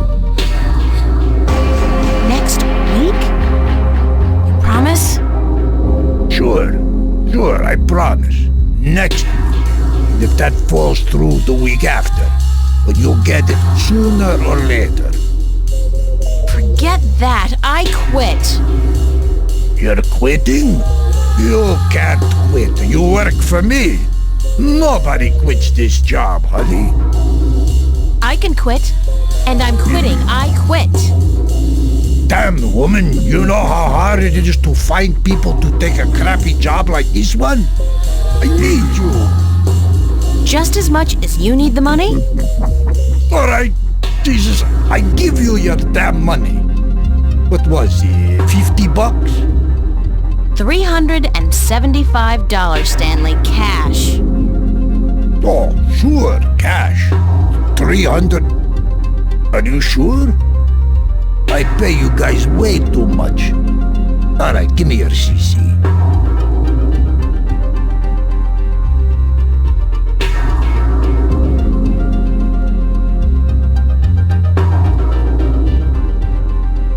Thank you, Stanley. Fine, sure, whatever. Hey, just I mean it. You free tonight? Wanna pull a shift? Sandra, she out sick and I need a replacement pronto. How about it?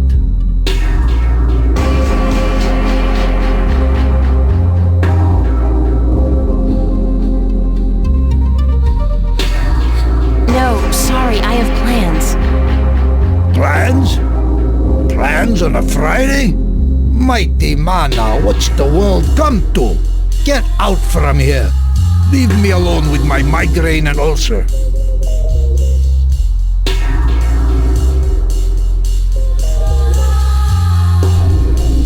It's a loaf of freshly baked bread from the cafe.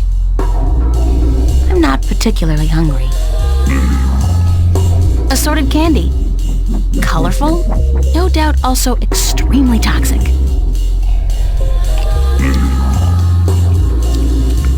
Oh, God, it's awful. It tastes like mouthwash.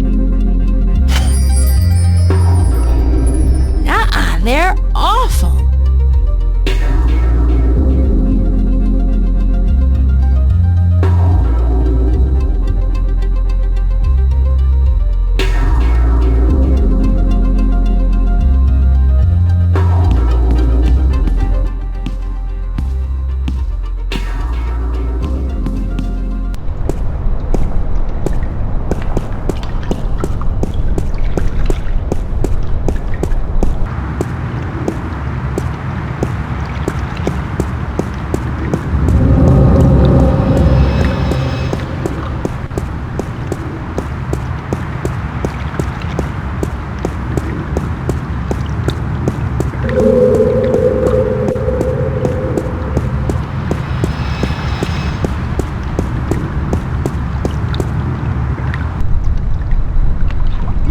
Love to just sit here for hours, soaking in the atmosphere of Venice. But who's got the time?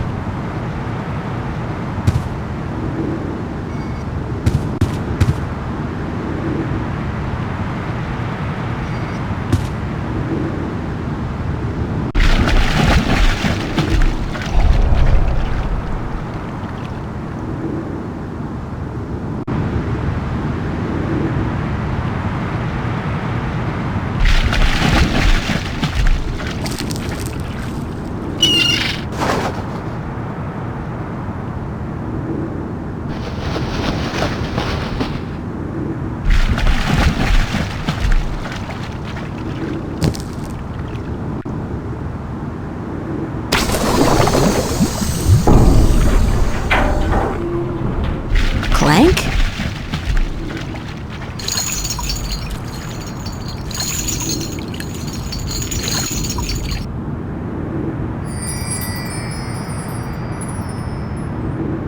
It's a plastic-coated clothesline.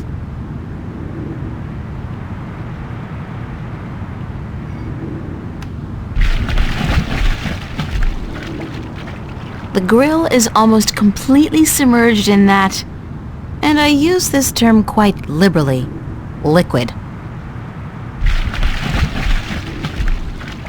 Spiky.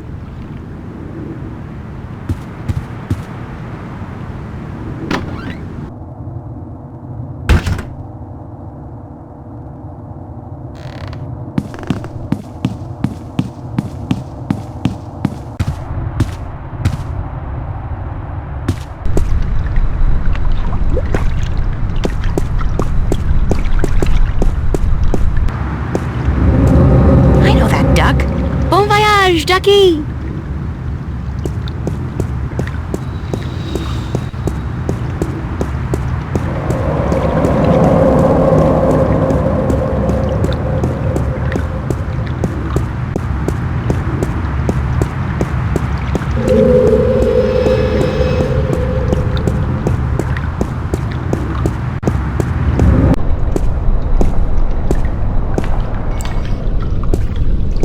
a rubber ducky. It looks disturbingly familiar. But how the heck did it get all the way over here?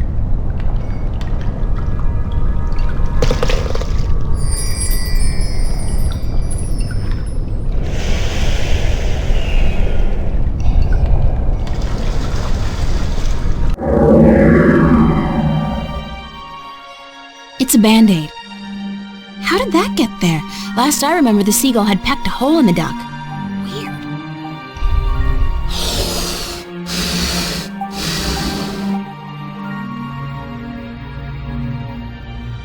The duck's inflated.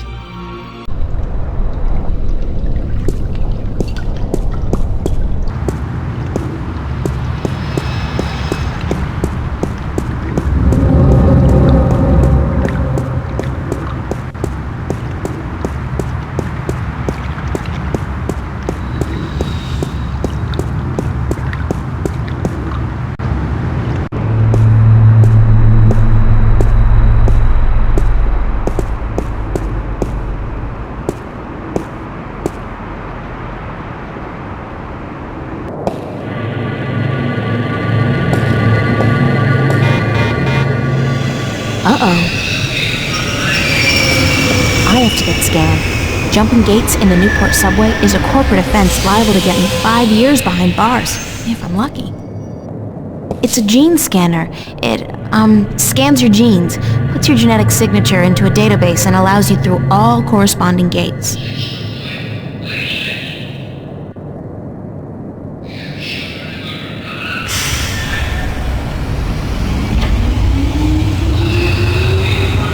I'll get a weekly pass, just in case.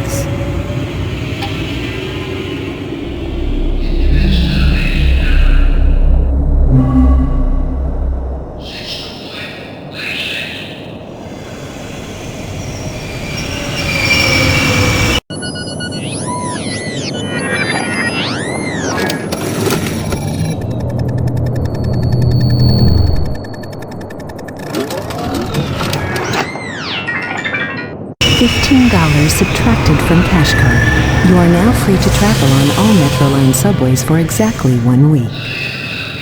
And remember, genetic forgery is a federal crime. Keep your genes clean. Have a nice day.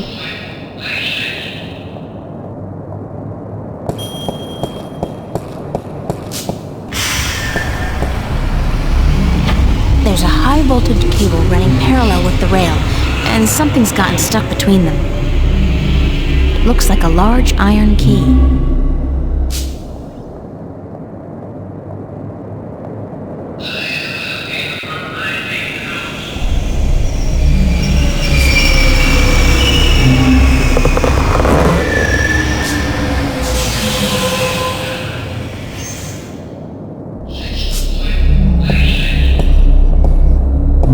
When I was a wee lass, I tried fishing a couple of times in the pond behind my house, but I never caught anything. I hope my luck's improved.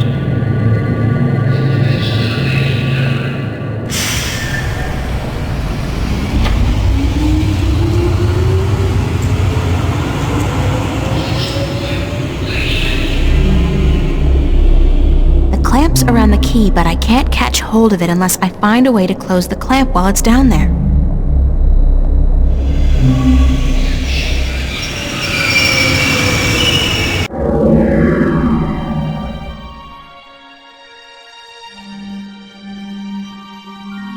The clamp's open. The ducky's keeping the clamp open.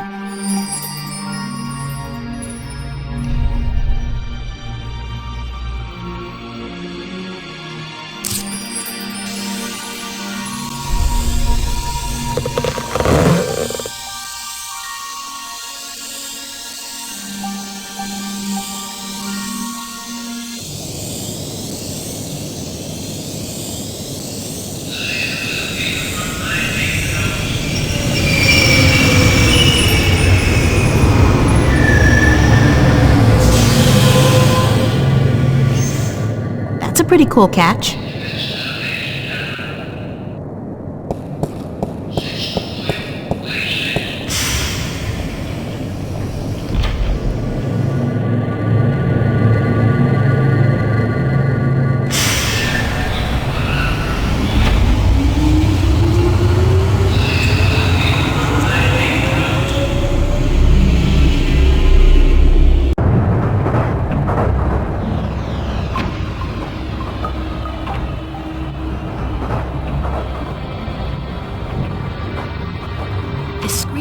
is ubiquitous. There's no escape anywhere.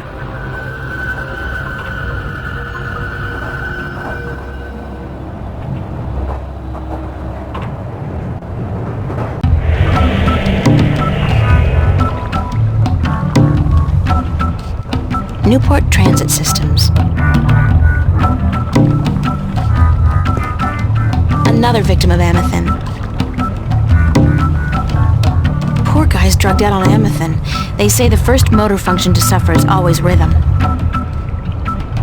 Big sound from such a small box.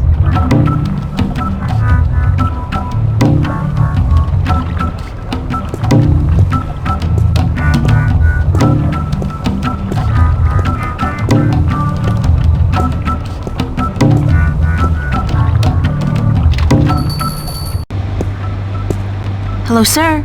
Sir? I'll just leave my ticket here then, shall I? Yes. Yes, I guess I'll do that.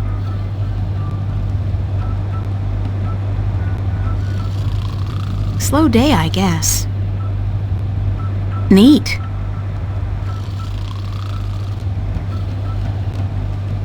It's a pointy-edged swan. It's a short, nude creature with a snout. Very inspiring.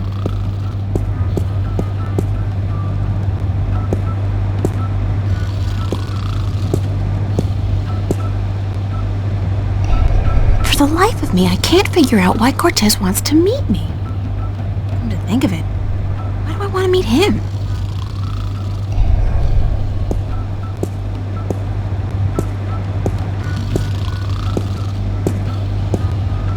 About time you showed up. About time? I spent more than... Mira, this painting. Right here. Look.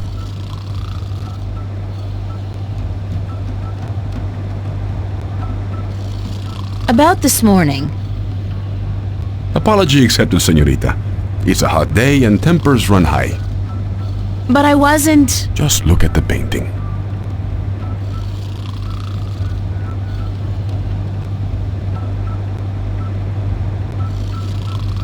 What am I looking for? What do you see? I see an oil painting of two humans locked in an embrace. That's all you see? But there's so much more. Look. Look. I see a guy hugging a girl. And? They're probably boyfriend-girlfriend, and she's dumping him. He looks really depressed.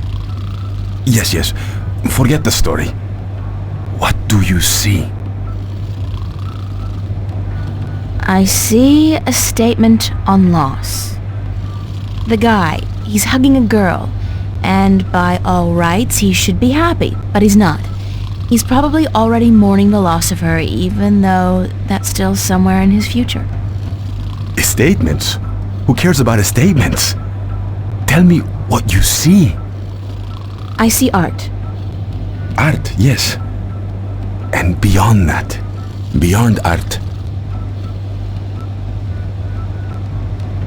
Technique? Technique is what enables an artist to create art. Beyond technique, beyond artistry, what else is there? Illusion. Skill and imagination allow the artist to create an illusion, but that is only skin deep. Beneath the illusion, what else is there? Truth? Truth. Exactly. A deeper truth. This painting, this particular work of art, speaks a deeper truth. It has a soul. How can a painting have a soul? It has a soul because it has an identity. It has a heart. The memory of this painting will survive beyond this moment. It will linger in your mind, become part of the tapestry of your subconscious. It has made a lasting impression on you, and you're not quite sure why. It's just a painting by some kid. It's not as if it's a Picasso or a Monet. Now you're arguing technique. Not every painting by Van Gogh or Michelangelo is real art either, although they all demonstrate great technique and craftsmanship. and the scribbled drawings of a 5-year-old child are rarely technically impressive, but they may still have a soul. They may still be real art. So you're saying real art is not defined by the skill of the artist? Then what is art? If just anybody can create something more real than artists who spent their entire lives developing their skills? Art is still the work of artists, and skill, craftsmanship, technique, those things are critical to the success of an artist's work. But alone, those things are merely pretense. For something to be real, to be truthful, the artist must shift part of him or herself into the work to transcend the illusion and reach for the truth of art. And what is the truth of art? Who knows? I've been asking myself that question for years. Excuse me? You don't even know? And what's all this about all the questions and lectures on truth and illusion? For that matter, why did you ask me to come down here in the first place? Because... Actually, you didn't even ask me to come down. I spent my entire afternoon traveling all over Venice, deciphering a cryptic message, spending money I don't have on a subway ticket, only to have to stand here and listen to... You saw something this afternoon. A waking dream, and you can't explain it. That's why you are here, isn't it?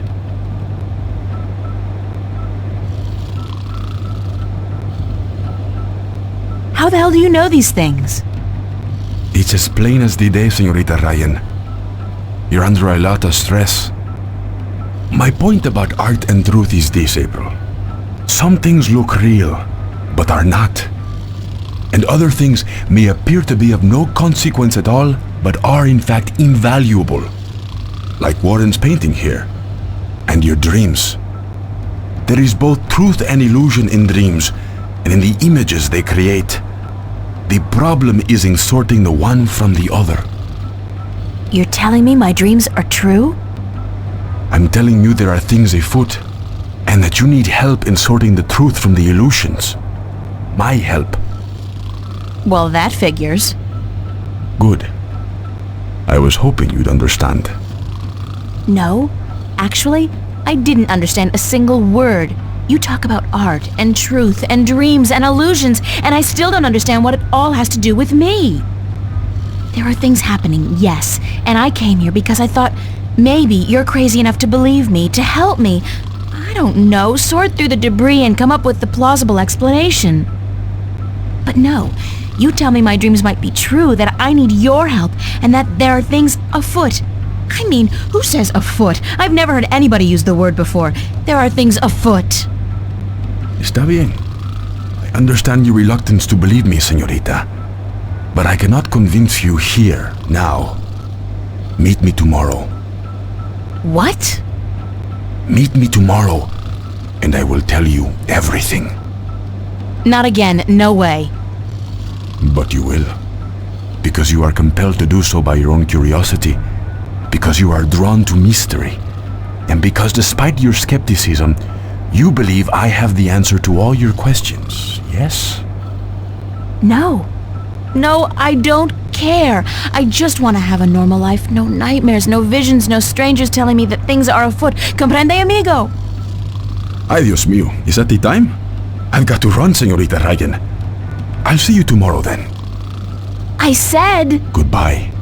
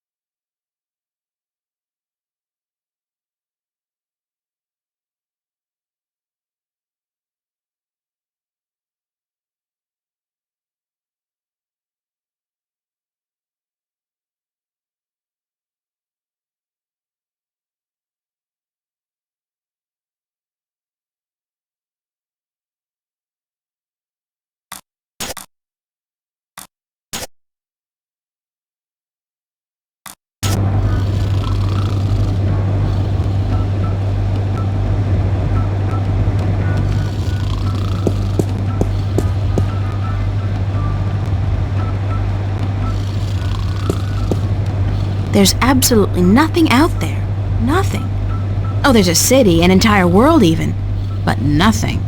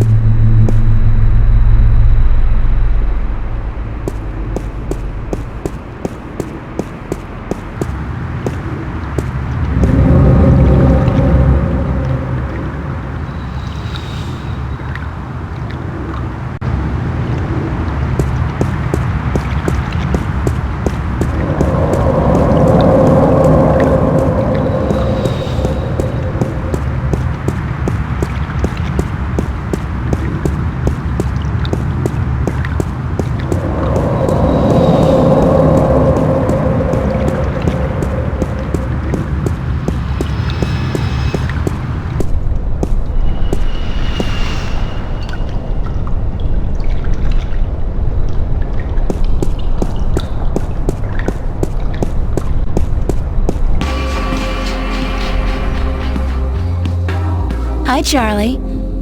What's up, April? Can I ask you a few more questions, Charlie? Sure. Could I ask you a few more questions about yourself? Yeah, sure. If you're interested. That's all I wanted to know, Charlie. Okay. Thanks, Charlie. I'll see you later, Charlie. Later.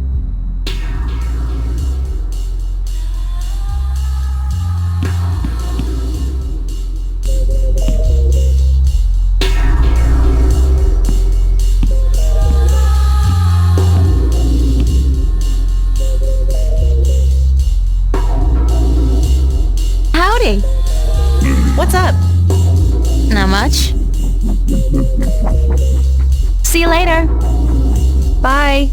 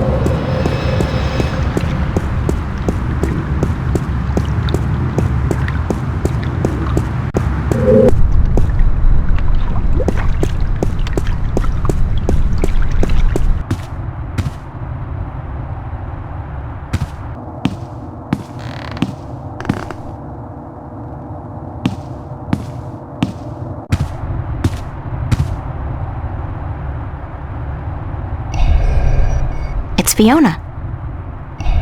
Mickey's not usually the sit in front of the screen type of gal. Unlike Fiona, she's always working on something around the house. I guess that's why they're such a great couple.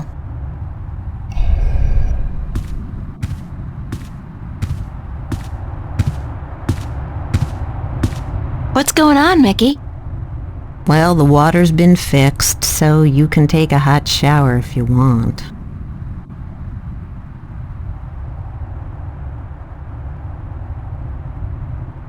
I smell that bad? No, I didn't mean that you. I just, you know, in case you wanted to take a warm shower, I just wanted you to... the water being hot, as it were. Thanks, Mickey. Yeah. What was wrong with the pipes? They're just old, like all of Venice. They're really old.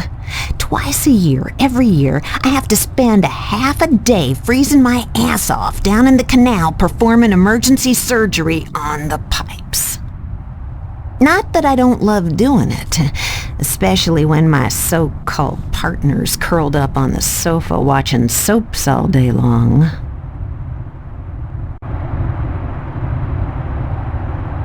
I heard you had a nightmare last night. Did she tell you that? She can't keep her mouth shut, can she? You can't, can you? As if your screaming wasn't enough to wake up the whole building. And so what if you're having a nightmare? You are human, you know, even though you'd like to think differently.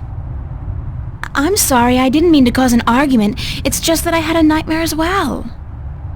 Good luck trying to get anything out of her. She's so very together, you know. There'll be no chink in her armor. She's the Iron Lady. Well, bollocks. Would you shut up, Fiona? I mean, for once, would you just shut up? Yes, I had a nightmare, and yes, it's none of your business. So don't try to make it your business. I wasn't trying to intrude. Fine. I just don't like talking about my dreams, yeah? I'll talk to you later, Mickey. Yeah.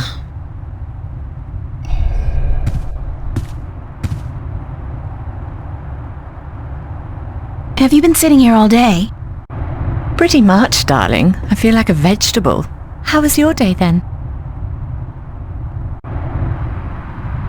It's been a weird day. How so? Well, you know how some mornings you wake up, but you're not sure if you're really awake or if you're still just dreaming? I feel like that every morning, darling. A pot of black coffee cures that in a flash. That's how I've been feeling all day. Like I said, it's been a weird day. How's yours? Exceedingly ordinary. Almost depressingly so. I poked my head out of the door once for about a second, but thought better of it.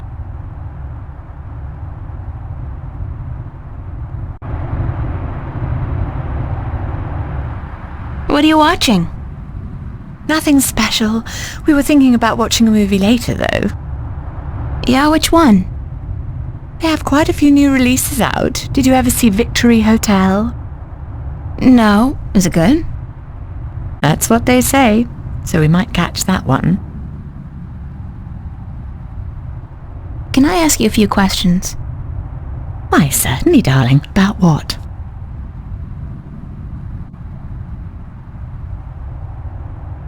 Tell me some more about the Border House. What precisely do you want to know? Thanks for the information. I'm glad I could help you out, darling. Where did you find my ring? Under the sofa, darling. It must have slipped off your finger while you were watching a movie or something. That's strange, because I've been keeping it in a box in my room. I rarely ever wear it, and I've never carried it around in my pocket. What do you think of Cortez? I'm not sure what you mean, darling. Do you think he's a little creepy? Oh, he's harmless. That old hippie's been drugged up for 50 years, and he's not likely to come down anytime soon. Mickey likes him, but I'm not a big fan. But what can I do? He just sits outside the building, smoking or reading a book. He doesn't harm anyone. How long has he been around? Oh, I don't know. A year, maybe? He just showed up one day, and he hasn't left since. He never leaves his spot? He sleeps and eats, obviously, and sometimes he goes to some revival cinema uptown. Says that second to reading, old movies are his greatest passion. What else can you tell me about Cortez? One word I wouldn't use to describe him is lucid. He's always on about some bollocks idea, and you'd never know from listening to him that he's got any sense at all. People say he's quite sharp, though, quite intelligent, well-read, multilingual, And he's travelled all over the world, apparently, but still completely bonkers if you ask me. Thanks for your help, Fiona. You're welcome, darling. Why don't you sit down and watch a movie with us, April? You know what? That sounds like an excellent idea.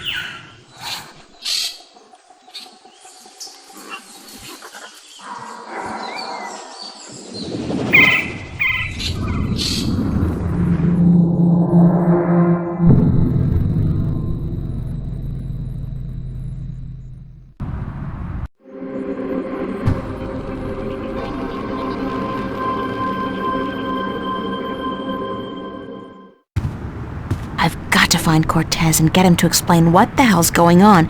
Insane or not, he's the only person I can talk to about this.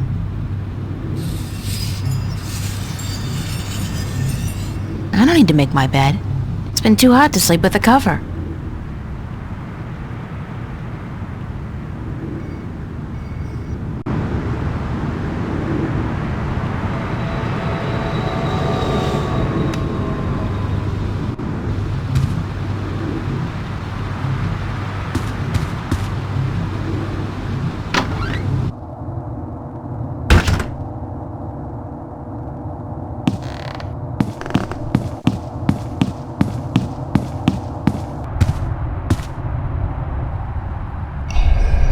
It's Fiona.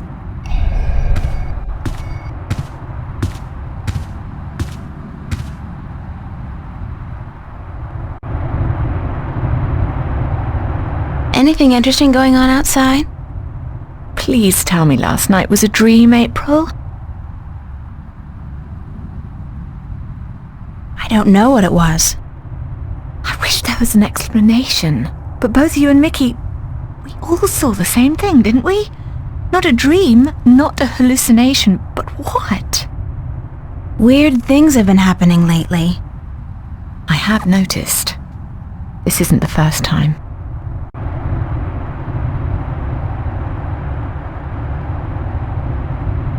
What other weird things have happened lately? Little things, like movement in the corner of your eye that's gone when you turn your head. And noises. The kind you're not supposed to hear in the city. Animal noises. Wild animals. And once, this was very early in the morning, mind, a few days ago, I looked down into the canal and saw what looked like an underwater city. As I looked at it, it dissolved into ripples of water. Scary. You're telling me, darling. I'm scared of cockroaches, for God's sake. What do you think this does to my nerves? Have you seen Cortez today? No, darling. I don't think he's around. Do you have any idea where Cortez is? Sorry, he could be anywhere. Well, he does enjoy going uptown to watch old movies in some revival cinema, but where that is, I wouldn't know. Who'd know? Perhaps Zach. He is, after all, the self-appointed film expert around here. You should talk to him, darling. Great, Zach, my very best friend in the whole wide world. Could you tell Cortez I'm looking for him? Certainly, darling, if I happen to see him. Thanks. I have to get going. Take care of yourself out there, darling.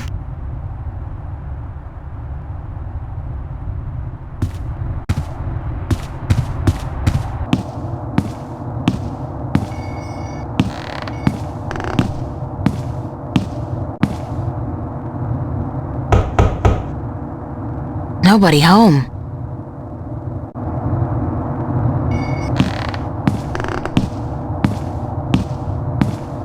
never imagined I'd be doing this in a million years.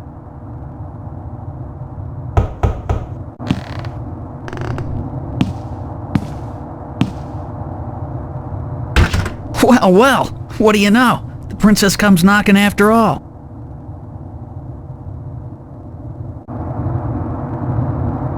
Don't get your hopes up. I think you're the one who's got her hopes up, babe.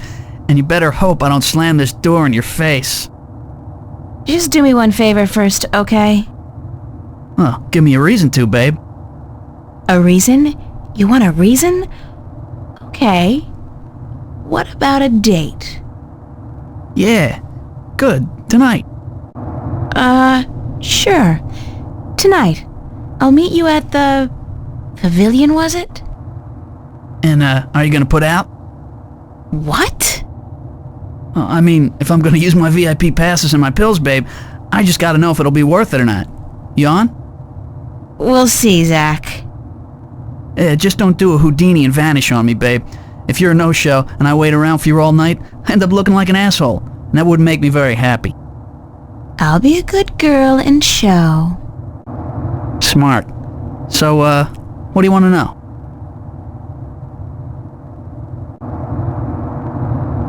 Where can I find a theater that shows old movies? There are quite a few that do, but only one that runs optical stock. I figure that's the one you want, yeah? Why? 'Cause that's where Cortez likes to hang out, and I'm guessing you're trying to hook up with him. No. I just need to do some research for a painting. Babe, I'm not a moron. I see you guys together. What are you, his lover? The shriveled old weirdos turn you on? What is it, his accent? His acute lack of fashion? It's not what you think. Whatever. Hey, like I give a shit? You're with me tonight. By tomorrow morning, I don't think you'll find that old creep so appealing anymore. So, where's Cortez? When he's not outside reading or whatever the hell he does, he's usually at the Mercury Theater. They show old movies on real celluloid stock through a projector, like in the fucking Middle Ages. Where's this theater located? I don't remember the street it's on. It's been ages since I was there last. But you'll find it if you head out the East Gateway from Metro Circle. It's close to the Radio Power building, and there are tons of adult stores in the area. Actually, if you're not too busy, you could pick up something for us to watch tonight. Something really filthy. Zach, I don't think... Hey, whatever. I was just kidding, yeah? Babe, you got a major bug up your ass. Get a fucking sense of humor, yeah? I'll keep that in mind. Thanks for the tip and the info. Just be at the pavilion by 10, okay? I don't like waiting around for babies like you. Got a million better things to do. And it wouldn't be a good idea for you to ditch me. Not a good idea at all.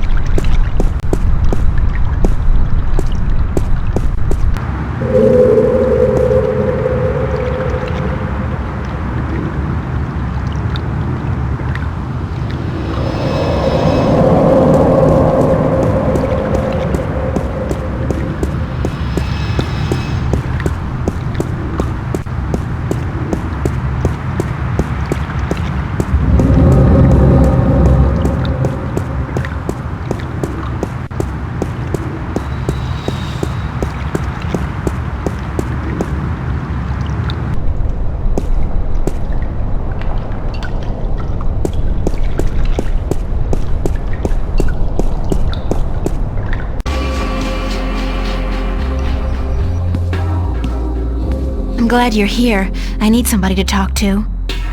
Yeah, me too. What's going on?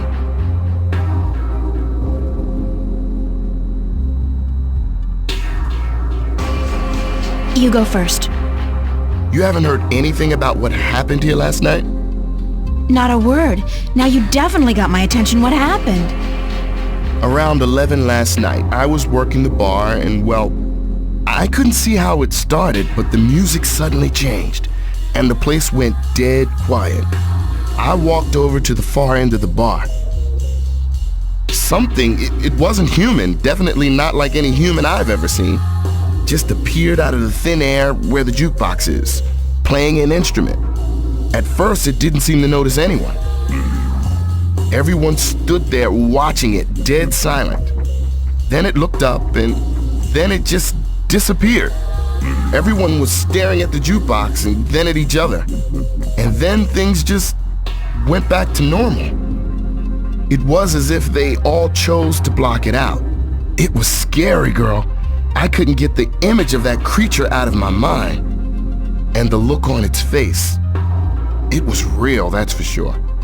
As real as you and me, but different. Now I want to hear your story, April. What happened? This is gonna be hard to believe, but it's true, I swear to you. Of course I'll believe you, girl. Last night, I came home, and Mickey and Fiona were watching the screen, so I joined them. We watched a documentary about the rainforest, and... What happened? The room turned into a jungle. Are you serious?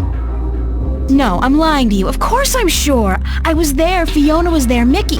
We all saw the same thing, a jungle, but only for a split second. Then it was gone, just like that. And it wasn't like a hologram. It was more real than that. It smelled right. The air was thick and humid and it didn't feel synthetic like those shows they have. It felt real. The worst part was, it looked familiar. Like something from a dream.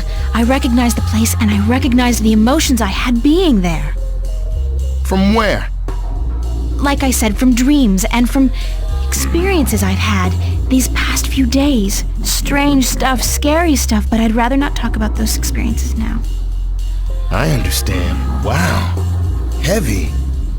It's amazing how similar our stories are. And it scares me because have you considered the possibility you've been drugged, Charlie? Or subjected to some holographic experiment? You prefer that to the alternatives? That we're going crazy? Or that there's actually something going on? Something we can't understand. You think those alternatives are better? I can't tell you, April. All I know is the experience was as real to me as yours was to you.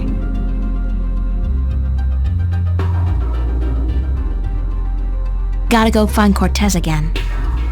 Is this going to be a daily ritual with you guys? I certainly hope not.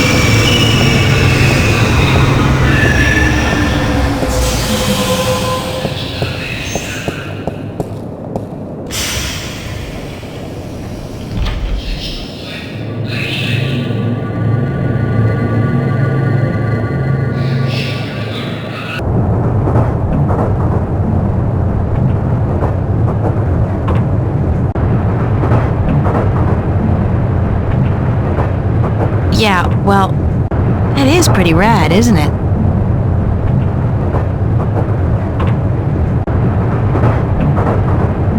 The screen really is ubiquitous. There's no escape anywhere.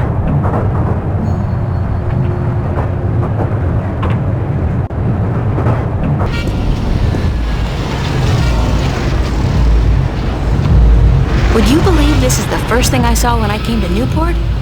Big city? Gotta love it.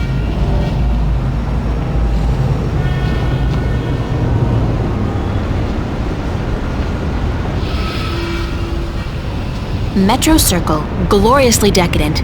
I hear Bingo's planning to buy the whole thing, convert it into a theme park or something. I'll believe it when I see it. Sextasy, sexual fantasy. Just the thing I need to feel really depressed about my love life. Those elevator tubes provide access to the mid and upper levels of Newport. I'd need proper ID before I could use them, of course.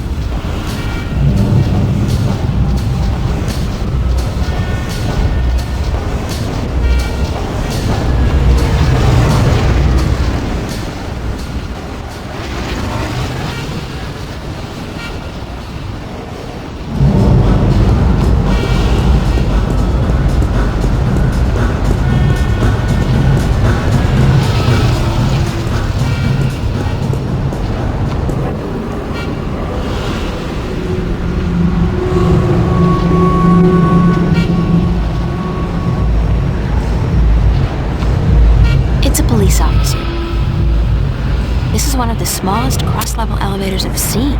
The big ones can carry up to 100 people at a time and they go way fast. I've never been inside one, of course.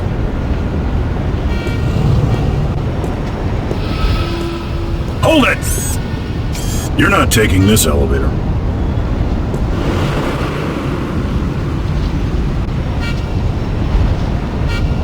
But I have to get up there. That's what they all say.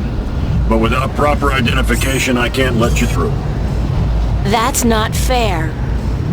And it's about to get a whole lot less fair unless you step away from the elevator.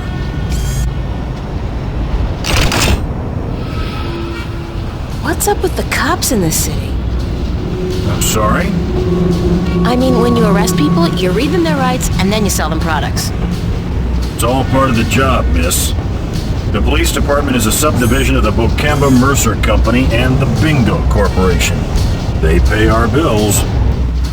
Doesn't that constitute a conflict of interest? Not if we don't arrest any employees of either company. That makes so not sense. Does when you're faced with the prospect of getting the boot, miss. I have kids, and I'd like to see them through college. How do I get permission to go through? Only citizens of mid-level status or above are allowed to use these elevators. I guess you're new to the city, or you'd know that. Yeah, fresh from the countryside. You do look like a farm girl, it's true. Hey, watch it! How do you get mid-level status? Birth, money, marriage. Schmucks like you and me, miss. We're stuck here. Speak for yourself, schmuck. Thanks, officer. We're here to protect, serve, and to inform you of the fantastic range of products offered by Bocamba Mercer and Bingo, manufacturers of the world's favorite soft drinks and handguns.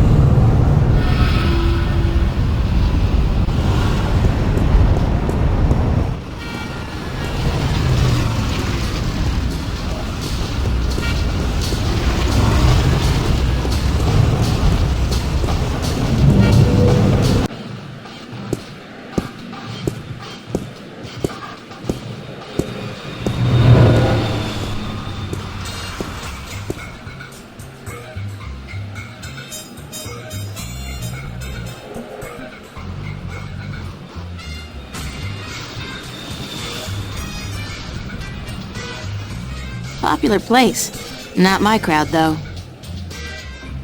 I think he's selling something. Counterfeit. Triple strength raptures, probably. Highly addictive and guaranteed to blow your mind. Literally.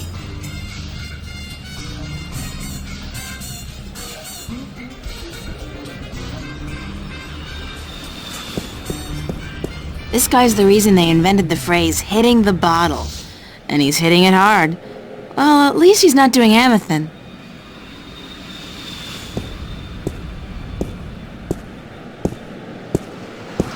It's a liquor store.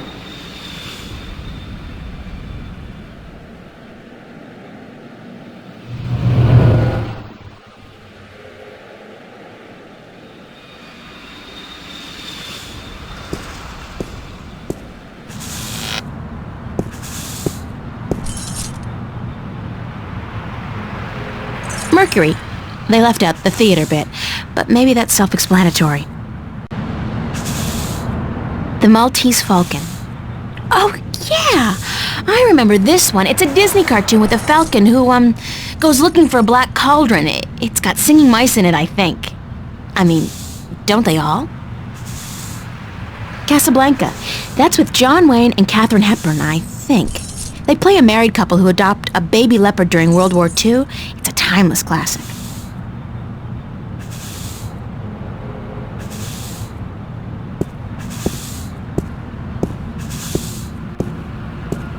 A Welsh ghost story, written and directed by Ragnar Tornquist. I saw that. It's a classic. Box office is closed. Women in dire need of medical attention. I thought that was a porno, but I guess it's just an artsy foreign flick. As long as they speak French, it can't be smut.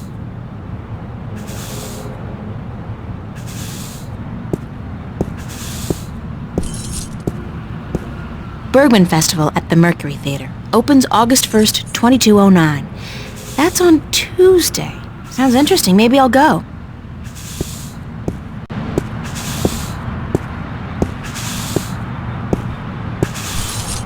It's locked. This guy looks like he works at the theater. Just trash.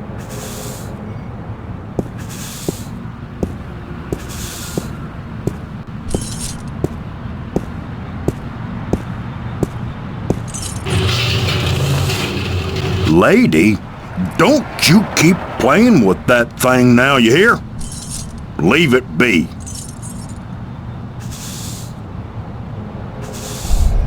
I'm not particularly hungry.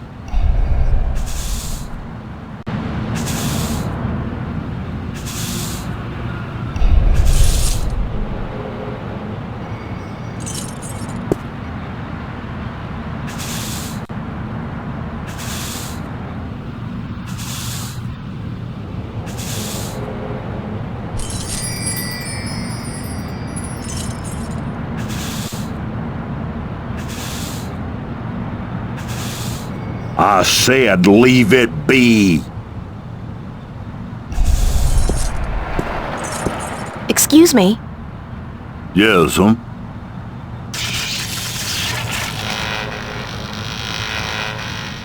Oh, geez. Hold on there 1 second, lady. Dang marquee, light up!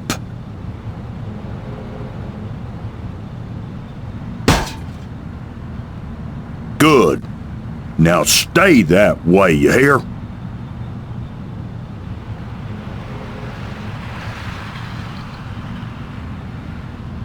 Is the theater open now? No, I reckon it ain't, lady. It don't open till this evening. Ain't nobody in there either. I reckon that wouldn't be legal. Do you work at the theater? Yes'm. I'm Freddie. Freddie Mellon. My mama, Mrs. Dottie Mellon, she owns the theater. Yup, I reckon she does, She owns it, and she be running it by her own self like a real proprietor. I reckon I help out some, of course, yup.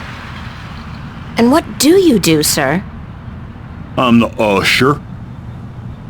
And I also takes care of sweeping and cleaning up after the show. My mama, Mrs. Dottie Mellon, She say she reckon I'm a regular jack of all trades. I'll tell you what, I think she's right about that, no.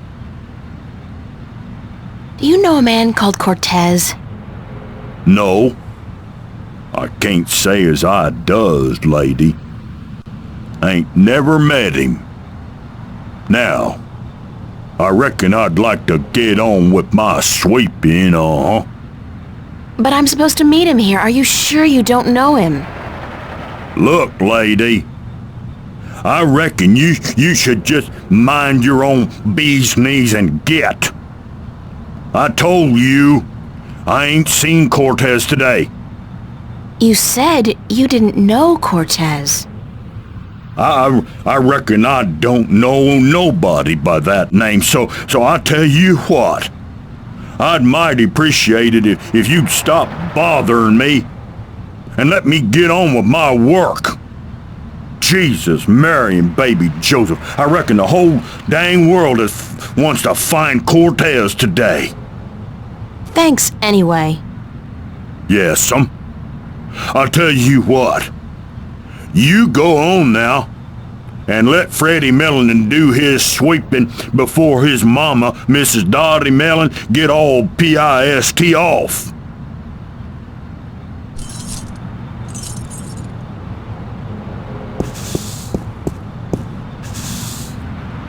That door leads back into what looks like an alleyway behind the theater.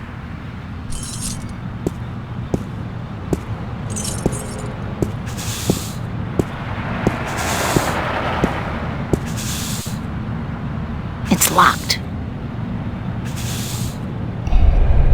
That guy's so conspicuous, he's gotta be a cop on a stakeout assignment.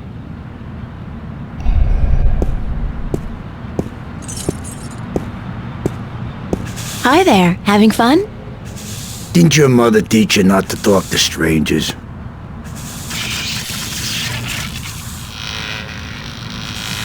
She never mentioned anything about that. She should have. Now get lost.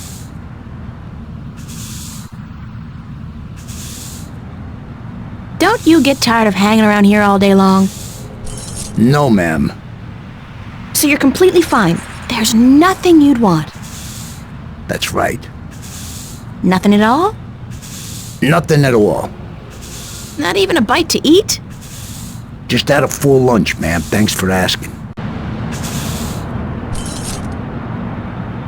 Why are you dressed like a cop? What do you mean, why am I dressed like a... Hey, wait a second. What's it to you? Just trying to do my bit for the boys in blue, sir. You look like a cop, so if you're on a stakeout or something, you should try to blend in a little more. Go native! Yeah, how? I don't know. But that trench coat, it sort of gives it away. Perhaps a pair of blue jeans and one of those I'm with stupid t-shirts might help. Hold on. Let me get this down right. Hey, wait a second. What am I doing? Who the hell do you think you are? The NPD fashion consultant? Is that supposed to be funny, ma'am? Are you a comedian or something? Because I'm not laughing. I'm not even smiling, am I? Now get your ass out of here and don't bother me again. Is that a threat? Damn right it's a threat.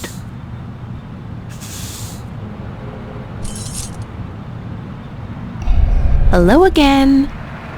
Christ, don't you ever quit. What is it now? Are you on the job? On the job? What do you mean, on the job? You know, an assignment, stakeout, undercover operation. I suggest you get the hell out of here now, ma'am, before things get ugly. Was that a threat? Are you threatening me? Yes, I am. Hello again. Christ, don't you ever quit. What is it now? So you just had lunch? That's right. At Cool Cow. What did you have? A triple whammy cow patty with a side order of grease onions and a large bingo cola. No ice. What about fries? And a double order of cheese and fried taters, yeah. Tastiest damn fries you're ever likely to find, soaking in melted goat cheese. And you had this when? About an hour ago.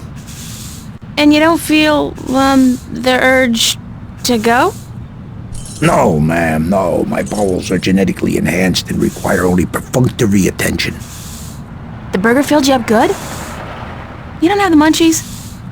Well, now you mention it, I have a craving for sweets. I didn't have time for my usual cool cow strawberry pie with whipped cream, chocolate sauce, and a scoop of ice cream. Wait a second. What am I telling you all this for? Who the hell are you anyway? Hey, get out of here, ma'am, right this minute or else... Is this a threat? I think that was a threat. A very serious one, ma'am. Hello again. Christ, don't you ever quit. What is it now? What was it you wanted again? Something sweet and chewable to drown the bitter taste of boredom, ma'am. Now scram. I'm not completely mad. It's soaking in green ooze and it smells like kerosene.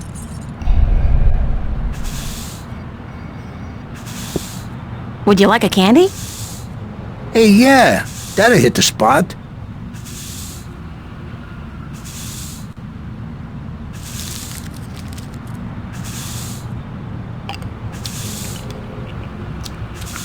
What the hell? The taste! Sickening! I feel kinda... Christ!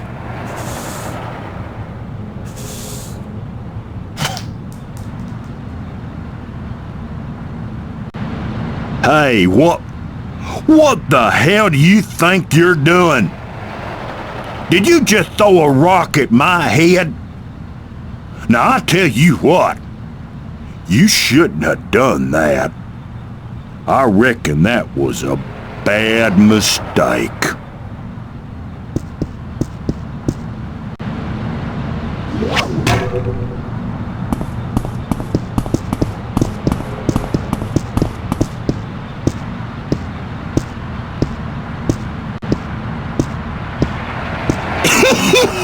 You should have seen him run, lady.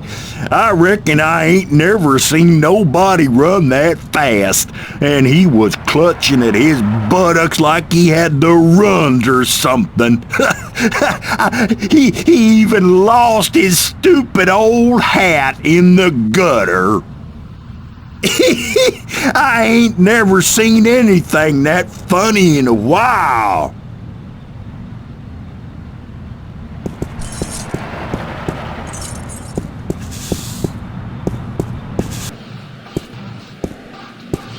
It's that detective guy's hat. He must have lost it running away from Freddie Mellon.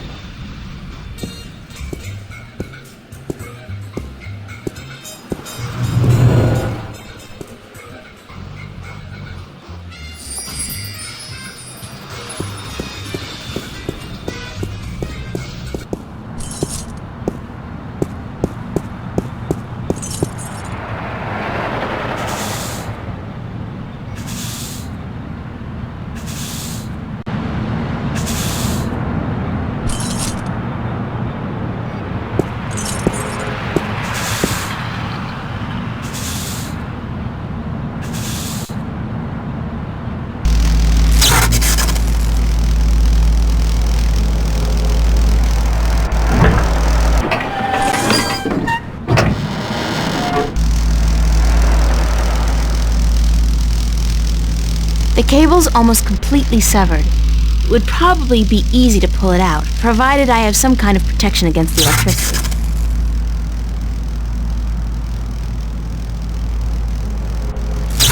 It's a switch.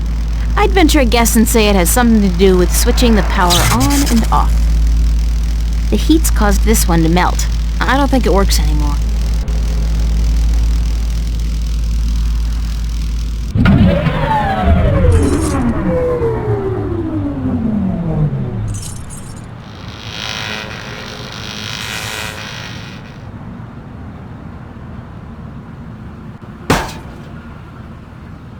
Dang, Marquis, light up!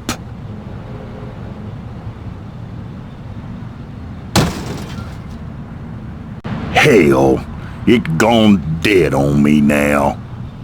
I'm going to have to fix that sign proper this time round, I just need me a ladder and some tools from the basement.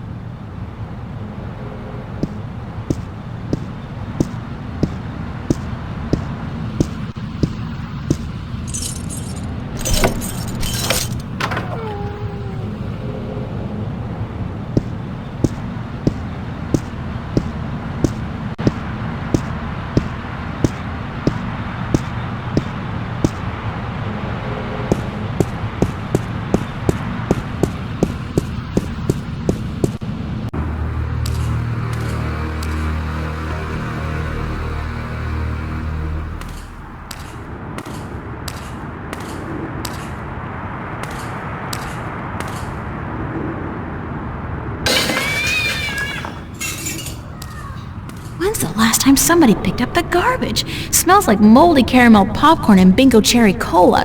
Disgusting!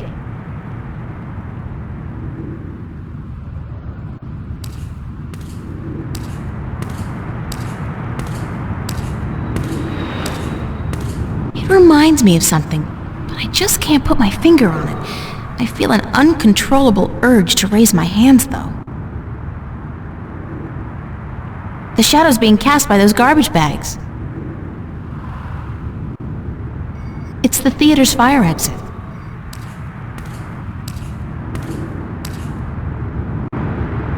There's no doorknob. It's impossible to open it from this side.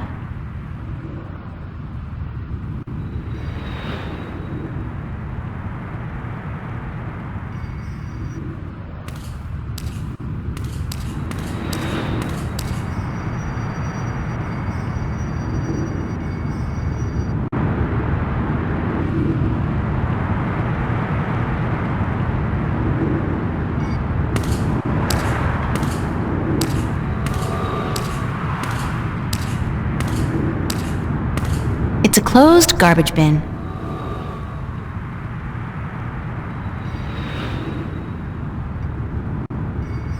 This would probably work a lot better if I opened the can first.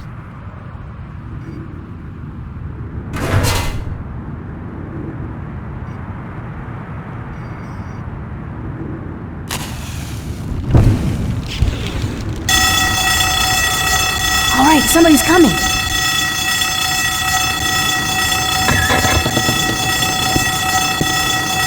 Hails and blazes, we got us a fire.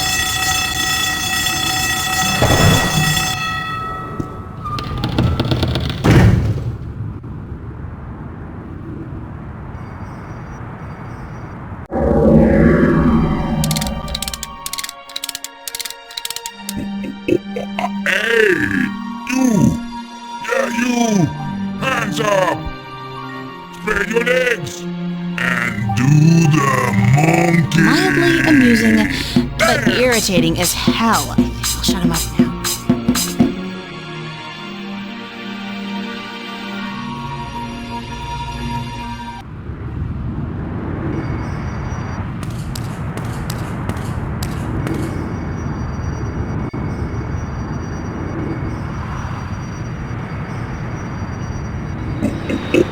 Hey! You! Yeah, you! Hands up! Spread your legs! And do the monkey! Dance!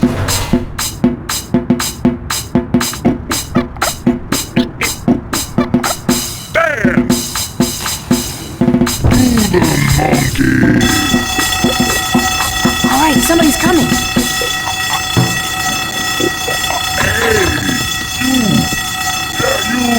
Hails and blazes, we got us a fire. And do the monkey. Now, where's that voice coming from? Show yourself. Hands up. Spread your legs. All right there, mister. Just don't you fire that gun now, you hear? I'm sorry I chased you earlier. Freddy will do the monkey for you right now, if that's what you want, He'll do the monkey until you ask him to stop, I reckon. Hey, you! Hands up! Spread your legs! And do the monkey! Dance!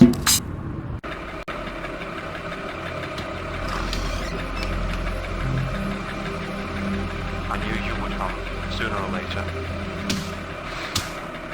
There's no way out of here. Did you know that? There's no way out of Victory Hotel. All exits just...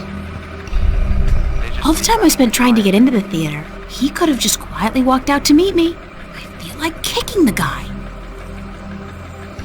There is a way out. Just not for you. It's getting closer. You have no idea what I went through to find you. First, Do you like movies? sure, who doesn't? Wait a second, I was trying to tell you that... I don't much like modern movies myself. They're either too loud and expensive or too obscure and self-indulgent. But old movies, really old movies, have a charm and a simplicity that appeals to me. Listen, please don't interrupt me again. It's starting to piss me off. But I have never interrupted you, unless I've had something important to say, of course. But go ahead. What is it you wanted to talk about? Why did you make me search all over the city for you? Search for me? I've been here for hours, señorita. I haven't moved. The question ought to be, what made you go out of your way to find me? I knew you would come, sooner or later. There's no way out of here. What's so appealing about old movies? Now you're changing the subject. That's more my style, isn't it? You can be annoyingly smug at times. Did you know that? Of course. And I apologize for being so hard to locate today, but I had to lay low for a few hours. Does it have anything to do with the cop that was staking this place out? No. So it was a good thing I didn't stick my head out the door to look for you then, no? He's gone now. Are you in some kind of trouble with the police? Wait, don't tell me. Immigration. No, señorita. Not the police. There are bigger players than the police. I don't want to know. I'm not getting mixed up with the mob or gangs or anything like that.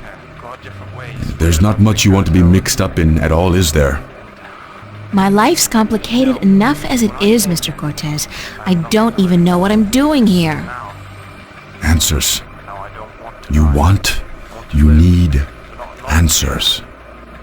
You keep telling me that, but you never give me any answers. Just more questions. Like, who's out to get you? What's going on with me? How come you know so much about me? I plan to answer all your questions today, April. By the time you go to sleep tonight, your world will have changed. And nothing will ever be the same. You're just being cryptic again. It's like soap opera sex. Lots of boring dialogue, and when they finally go to bed, everything's dark and covered by blankets. You want the full Monty then? Come with me. Come outside. No more talk. I will show you the truth. It's getting closer. They will be here soon. Soon enough. This is probably as good a place as any. At least there's no one around to see, except rats. To see what? Stand back, señorita. What for? What are you doing? Why, Alice, I'm sending you through the looking glass.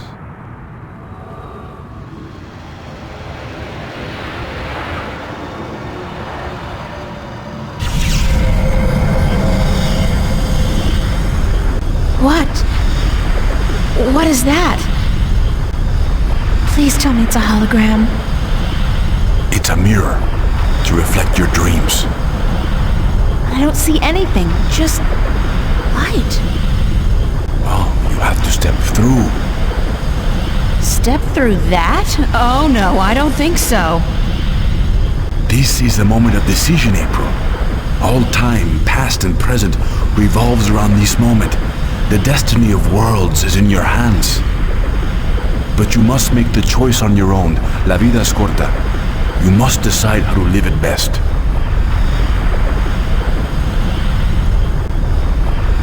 I'm not sure what I should do.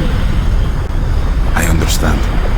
It's a difficult decision, because whatever you do, your life will change forever.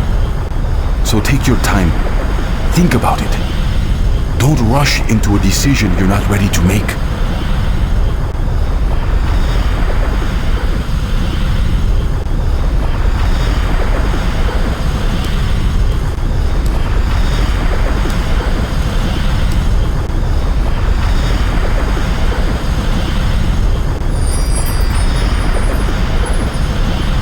It's a perfect fit. So clever I could just die. It's Cortez.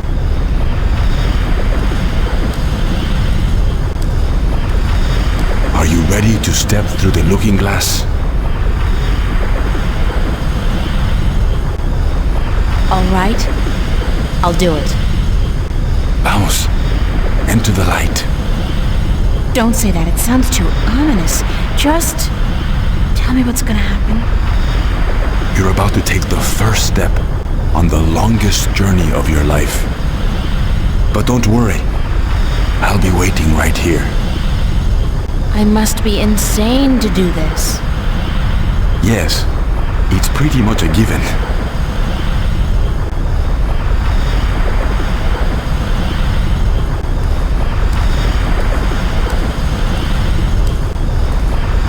Oh, I almost forgot. When you're ready to come back, pay a visit to a friend of mine called Westhouse, Brian Westhouse.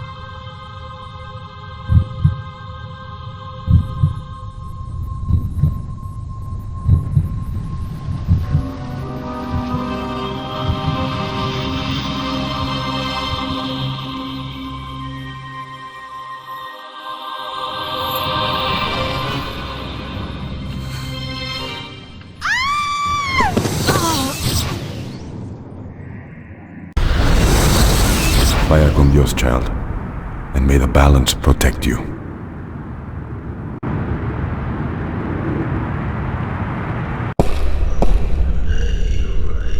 Cortez?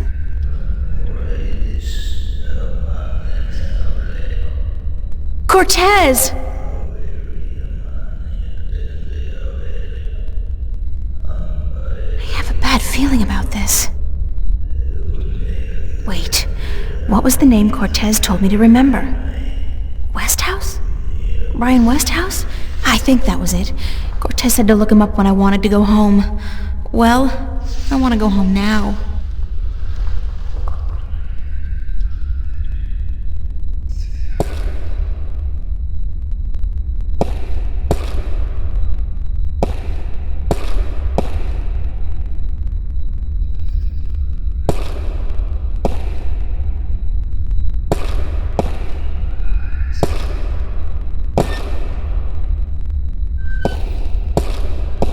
Quaint, and they go with the general decor of the place. Enormous satin drapes. The doors are closed.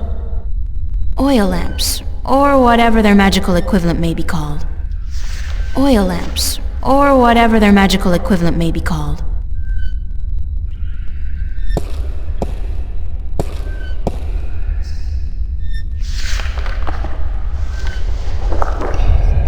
He looks like some kind of priest. Hello?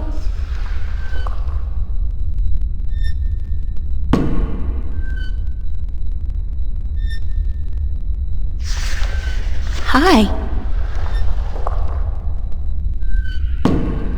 Et tu? Emile, tu vas?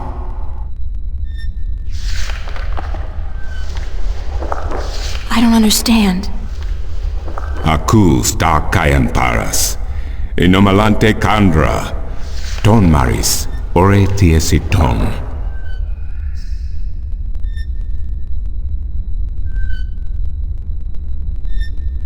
Who are you? Ken esang maris ortona. Magigean poseiton. Sare alvoca in iriam tue ithium. Where am I? Sarkis tue. Tonan tu ken alvoch. E magican ian ton an asans. Where's Cortez? Tu tone e ken. Tu ken vernilia fata tintu vermilian ton. Aku tu fata. Sequandare. Ken estare. Ton. Aku kandi. Good. Niranton alvoch. Sank al coda magic. Torante. Salhe. Naven. All tongue.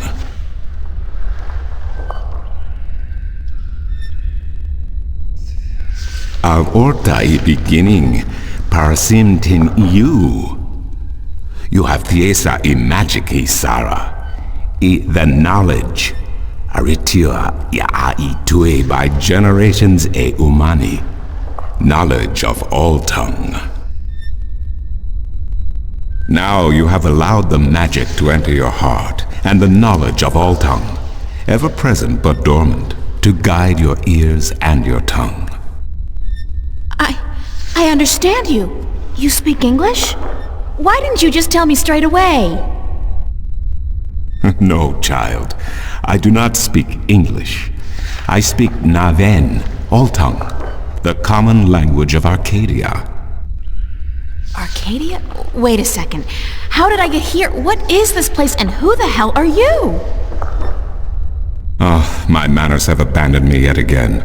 I'm afraid my preoccupation with ancient texts and the company of my fellow fathers have left me unequipped with the grace of social intercourse. Meaning what? That I have been rude.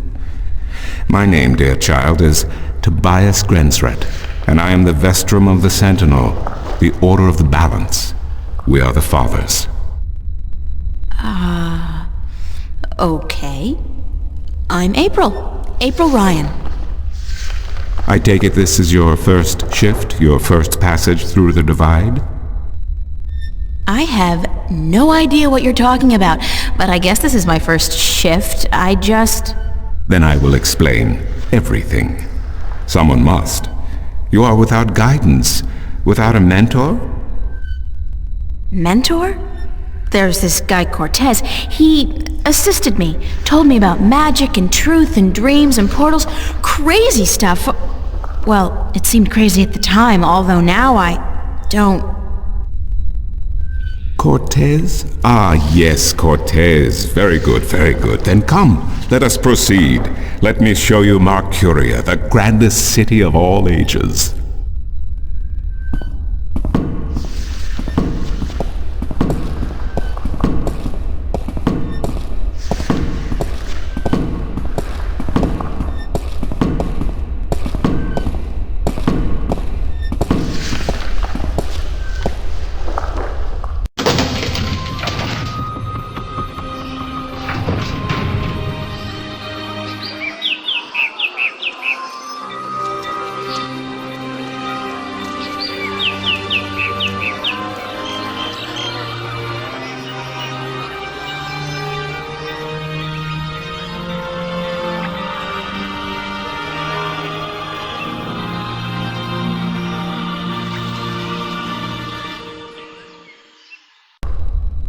Explore Marcuria, April. See the sights, meet the people, and then, when you are ready, return to the temple.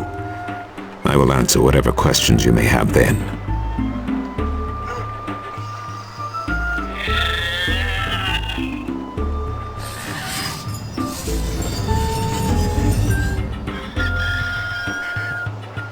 What the hell kind of animal is that?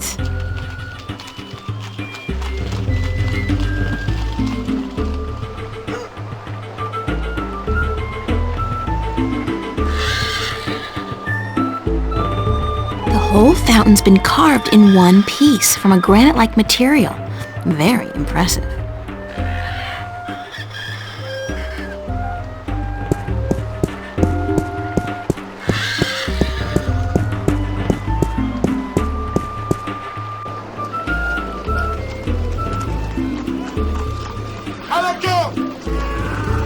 In a world without the screen, that's what passes for entertainment, and it's pretty darn good.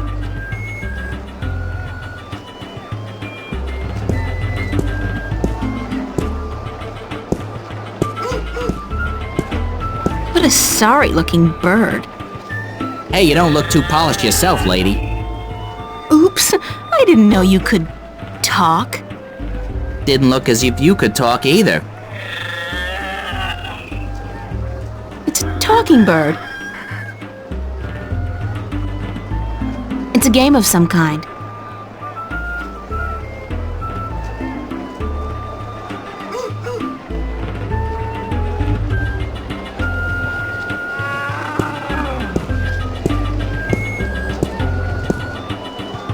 I wonder if that's supposed to be anybody in particular, or just any old head. That's a particularly sleazy-looking merchant. I wonder what he's selling. Want to test your skill and perception with a game of cups? There are prizes to be won!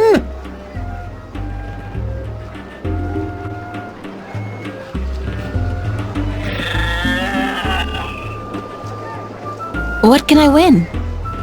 Well, there's coin, of course. Double your bet or choose from a wide variety of exotic prizes.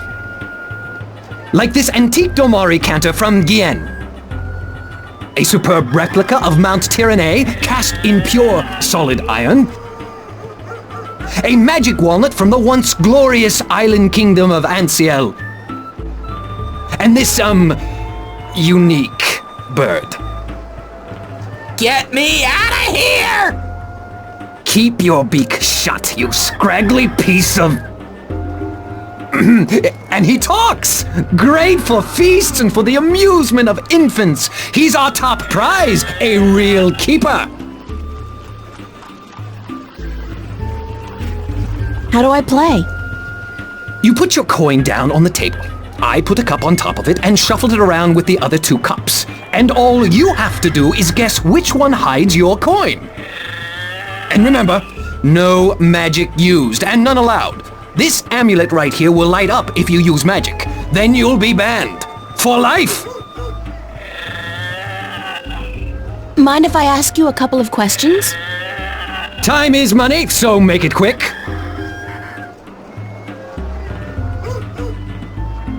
What's Arcadia like? What a queer question that is. What's the world like? It's big, for one, and too expensive.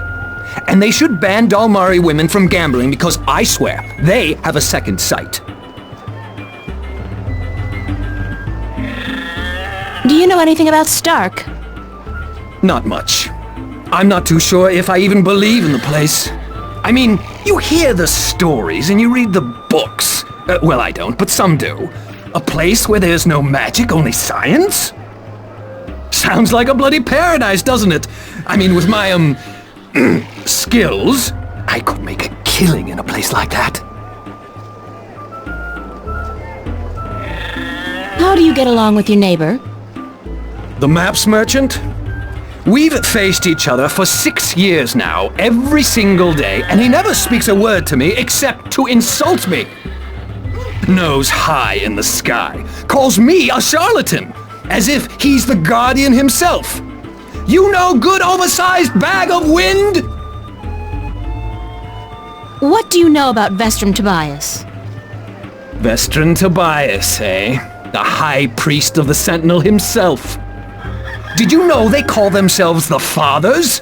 What a joke. When was the last time they did anything for us, the people? No. They are only interested in sticking with their outdated customs and keeping their secrets under lock.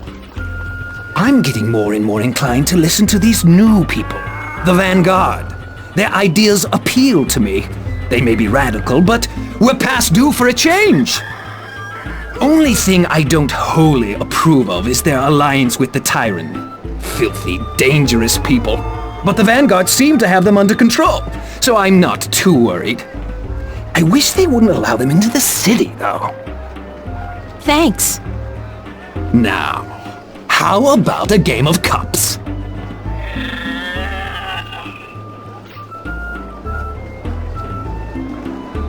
Sorry, but I'm broke. May the balance bring coin to your pocket, young lady, so that you may return to me and invest it in a game of cups.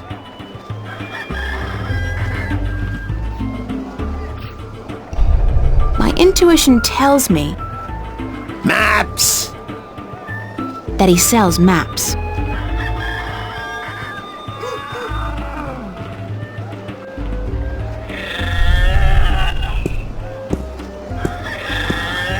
Maps, I got maps. Can I interest you in a map, miss? Top-notch, hand-drawn in quality ink by skilled sunwriters. Ain't no better in all the Northlands.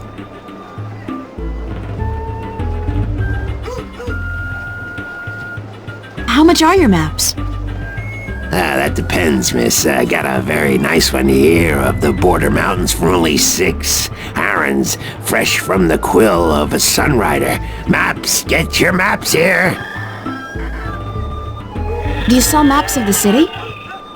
Can't help you there, miss. The Guild of Tourism has monopoly on city maps. I can tell you're not from around here, or you'd know that. Got tons of maps of all the Northlands, though, from the city of Tyron to the Bay of Fire. Maps! Where can I find the Guild of Tourism? They're closed for the holidays. Sure, that makes sense. Mind if I ask you a couple of questions? Yes, maps!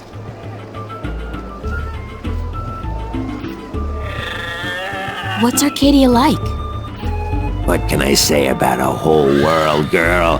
It's a beautiful place for sure, but we're stuck in the past. We don't look ahead, not like our cousins in Stark. Magic is all well and good, but it won't bring our world into the modern age, and Arcadia is untamed. It's wild and unpredictable. Good for the map business, sure, but not so good for productivity and expansion. No, some people may consider our world a paradise. The Sentinel, for one, they'd prefer to keep it just the way it is. Me, I'd like to see some changes, and fast. What do you know about Stark? Land of wonders, strange customs, and machinery. Ah, to be in Stark. I'd give my right leg. Well, perhaps not my right leg as such. You really need 2 sturdy legs to stand on in this business, or you'll find yourself... yes, a grand place indeed, free of this blasted, chaotic, unpredictable magic. Does no good to anyone. Now, machines built by man, controlled by man, in servitude of man. That's the future, isn't it? Yes, the Vanguard may be a little unorthodox in their methods and teachings, but they're right about one thing. Stark and Arcadia belong together, not apart. How do you get along with your neighbors? The Cups handler? Stay away from him, miss. He takes great joy in robbing people's purses. You can't beat him, not without magic, and he doesn't allow magic at his table. How would he know if I did use magic? Oh, he's got one of those blasted talismans. They're always digging up magical artifacts in Shagagriel, and they sell them to dogs like him for a silver coin or 2. Get a proper job, you son of a mole! Do you know Vestrum Tobias? Everyone knows Vestrum Tobias, girl. He's been an important part of this city for as long as I can remember. What can you tell me about him? The Vestrum is an honorable man, but a conservative one, and I don't know if he still has the best interests of the people at heart. Sometimes I think he worries too much about custom. The Sentinel have been our so-called protectors and keepers of the balance for so long we don't even think of it anymore. But now that the Vanguard are introducing a new way of thinking, new philosophies, I'm afraid the Sentinel will find their power diminished before too long. Their resistance to change will be their downfall. Mark my words, their downfall for certain. And Tobias, honorable man that he is, will be remembered as the captain who went down with his ship. Thanks for your help. Maps! No maps for me today, thanks. Fair enough, miss, but don't expect me to come running to your aid if you ever get lost in Riverwood. Without my maps, you'll probably end up a mole's dinner or worse. Maps!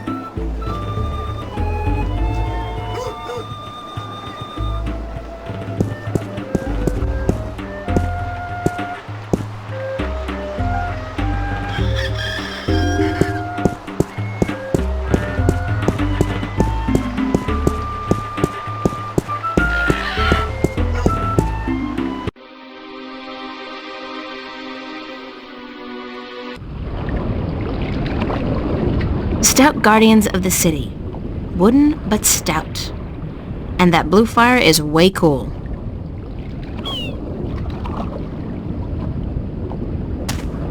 Those guys must be part of the City Watch. They look a hell of a lot more intimidating than the Newport cops, despite the lack of an exoskeleton. Those guys must be part of the City Watch. They look a hell of a lot more intimidating than the Newport cops, despite the lack of an exoskeleton. This lady's selling fresh fish.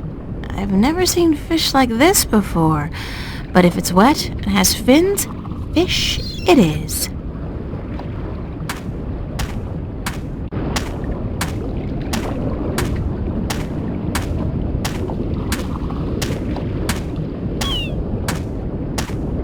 This guy's selling musical instruments. Most of these I don't even recognize, but he's got a drum in there and what looks like half a guitar and a couple of dried rabbit carcasses. Ugh. The walls look ancient. Mercury must be at least as old as anything back in the real... in my world.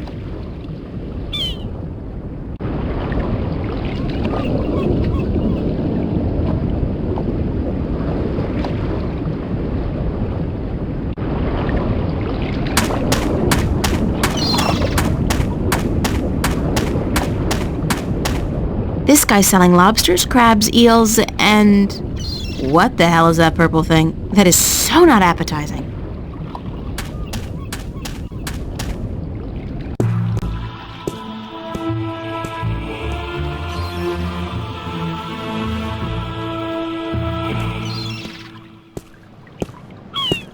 Blue fire. It's either propane or magic. I'm guessing the latter.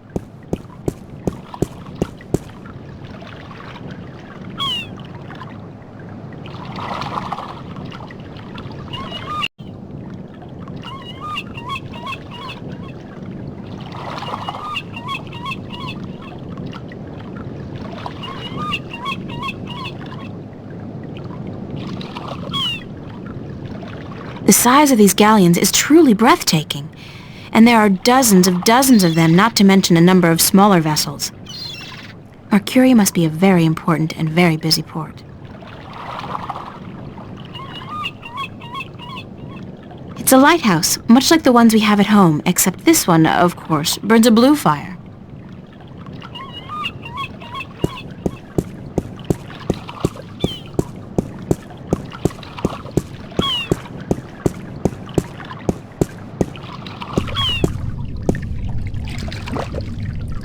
I wouldn't feel too comfortable about sailing anywhere in that.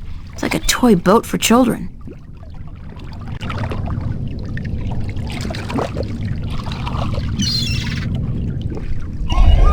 The old man and the, ocean? Looks like a lifetime at sea has left its tracks on him.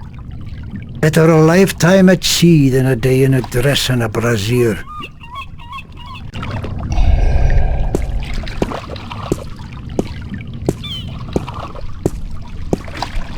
Hello, old man.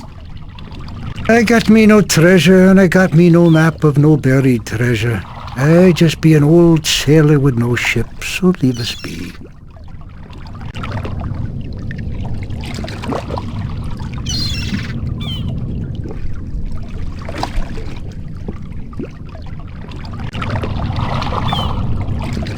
What are you doing?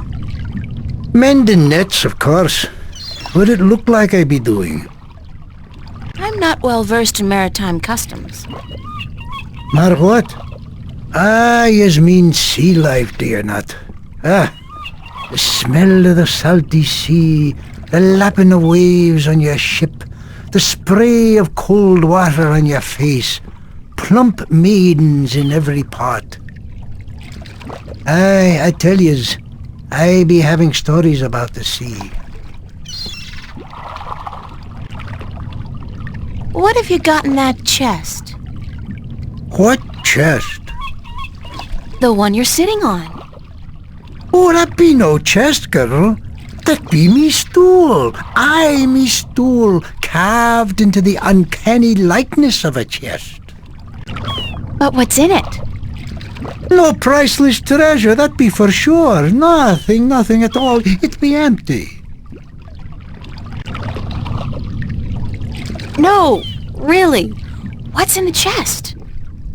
Oh, live snakes. Aye, snakes that'll bite your face off before you have time to jump. Better leave them be, then. I'm still curious about that chest. Right. I be telling yous, curse the balance, girl. You never give up, do you?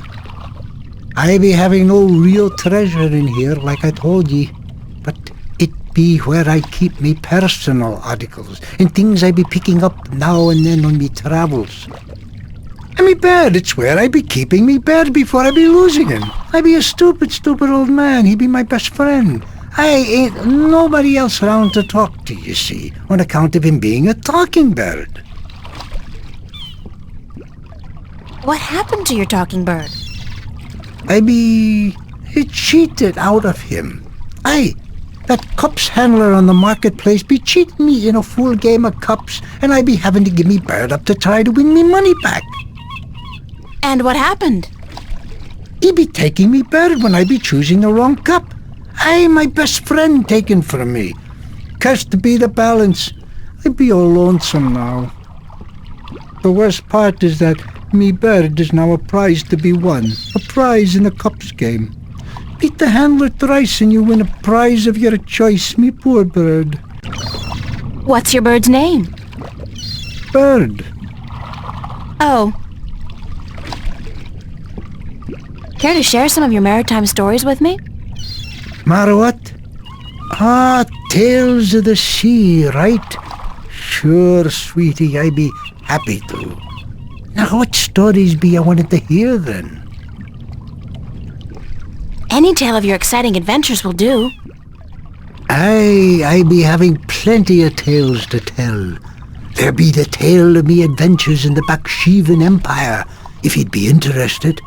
It'd be a tale of grand romance, just up your alley, be sure of it. Sure, that sounds like a fine story. Aye. It be near on 50 years ago that I was a mate on a sturdy old lady called the Three-Legged Whore. The what? What do I be saying? She was called the Thrifty Horse, she was. Aye, that be her name. The Whistle Whatsit. You don't remember the ship's name, do you? Anyways, I be a young mate then, and we be anchored in Monterba, the grand western port of the once glorious Baksheevan Empire. I be having ship leave until the following evening, and it be me first visit to that exotic and dangerous port. So I sets out to have a look around. Now, bear in mind that Monterba be ruled by a Mock. Like all large Baksheevan cities. In principle, the Mock be having to report to and pay half of all taxes to the Emperor in Port Altaban. But with the Bakshivan Empire having all but crumbled into pieces, the provinces do be having the power to do pretty much as they be wanting. And so I sets out on me own that day to explore the city. Now, bear in mind that all the cities are the Southlands. And that be me adventures in the once glorious empire of Bakshiva. And that be how I meet me bird. How I seduce and romance the Mock's daughter. How I be chased from Mount Herb by the Mock's soldiers, and how I be the first man to walk across the desert of Shangagriel, the wastelands, and how I be getting this awful rash on. Girl, you do not be sleeping, do you?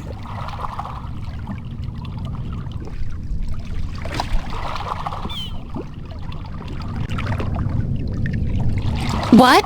What? Sleeping? No. Just concentrating really hard. Good story, though. Solid material. Ever considered doing a book? Aye, but the agents in Marcuria be bloodthirsty vampires with no thought but to milk your life's blood. Oh, so they take an outrageous commission then? No, they actually be bloodthirsty vampires with a penchant for biting your neck when you ain't be looking. Huh.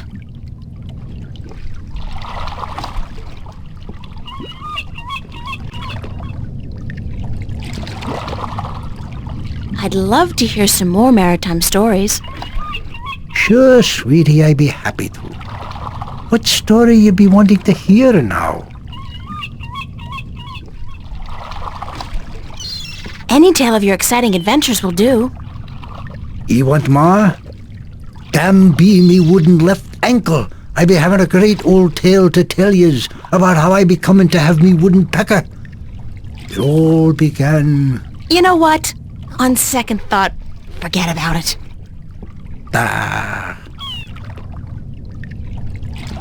I'd better get going. Yous young'uns all be always running round. Everything be so important. Yous be having no time to sit down and take a breath. So go. Be not wasting your time here with me.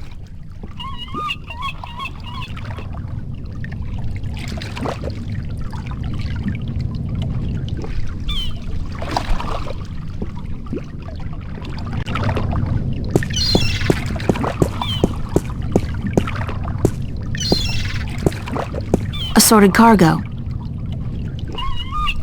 It's a small ship or boat. I don't know the difference. Is there a difference?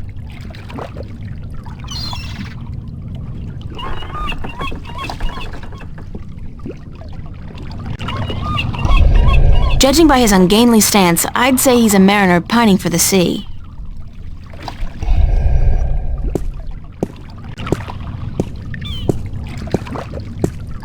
Ahoy there, matey! Pardon? Isn't that how you sailors greet each other? No.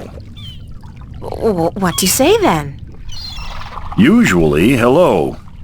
And if it's sunny, nice day for it. We might even try a how are you today then, if we're feeling adventurous. But never, ever, ahoy.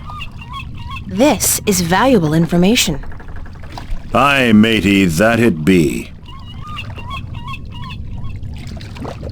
Why aren't you out at sea? Do you see the sail on that barge over there? Yes. Is it flapping? What? Is it flapping? Is the sail flapping in the wind? No. And why is that then? Because it's not windy? Exactly. Well, can't you just use oars or something? Oh, what an excellent idea. Now, why didn't we think of that? Of course, Oars! By Jawl's stunted left arm, that's it. Why have we been moored to the dock for a month with our merchandise dropping in value when we could have just rowed our way to Gien? Are you being sarcastic? Sarcastic? Me? What in Jawl's name makes you think that? How long's it been since the last wind? Near a month. Ever since that accursed alchemist put some kind of spell on the wind. The Mojal be cursed if I know why. But it's a bloody catastrophe. I've sent some good people of mine up north to deal with him. But not one has returned. Now the Areed High Council speak of sending an entire army platoon to sort him out. But I'm afraid that just might piss him off.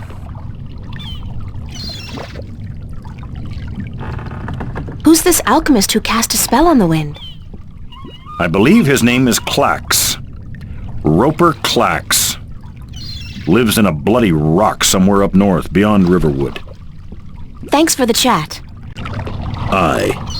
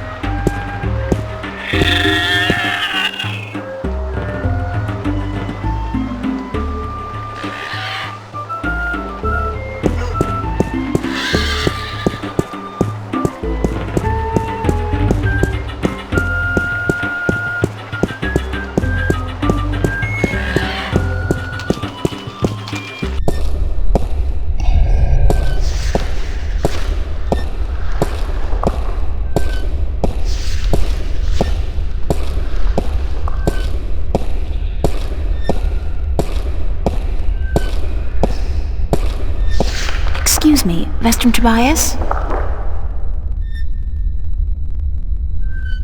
Tobias. Just call me Tobias, please. I require no ceremony from a distinguished guest such as yourself. Did you enjoy the sights? I don't know. I'm overwhelmed. Walking around out there, seeing with my own two eyes things that can't possibly exist. I kept thinking, it's all a dream. I'll wake up at any moment now and everything will return to normal. But then I realized, I'm still here. It's real. I can touch it. I can smell it. And you know what? It doesn't make sense. Nothing makes sense here. Magic, alien creatures, parallel worlds. I don't believe in those things. I don't believe in fairy tales. In your world, in Stark, there is no room for magic. That is, and always has been, the curse of science, the fallibility of logic and order. They leave no room for the imagination. If it does not fit into the narrow perception of the laws of nature that your world adheres to, it's a fairy tale. But then, magic has its downsides too. It's unpredictable. It invites chaos. It puts the balance in peril in a way that science alone never could. I keep hearing about the balance and about Stark and Arcadia and... This is probably going to sound strange to you, but I'm clueless. I have no idea what this place is or what I'm doing here or... All I know is that something strange is happening in my world, I guess. I had dreams, and the dreams felt so real, and then things started happening in real life too. Things that couldn't happen, and I think I will begin at the very beginning. I believe that is why you were sent here, to learn, to understand, to see for yourself. Like you said, you cannot believe in this place. Well, you will. After you have learned the truth, you will. Come with me, and I will tell you the story of Earth as your books never have. And when your eyes and ears are open to the truth, perhaps your mind will follow. We can only hope. Come.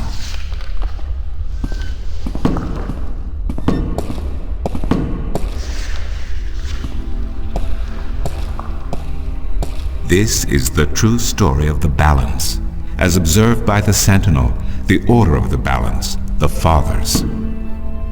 The Sentinel Minstrom committed this story to the pages of the scriptures and to these temple walls thousands of years ago, so that coming generations could learn and understand their past and their future. The wall paintings we are looking at became known as the murals of the balance, and it is through these images that I will recount our common history to you, April Ryan. The story begins and ends here, with this mural. Ages ago and in ages to come, the earth was one, and magic and science existed side by side in nature and in all people. There was balance, and there was harmony. You're saying there was just one world then? One world, one earth. Magic and science in balance with each other, within each and every living creature. The power to make the stars dance and to create life itself was within our grasp. But then, humankind began to exploit this divine power of two, and they saw fit to use it for their own selfish purposes. The balance of the cosmos was in peril.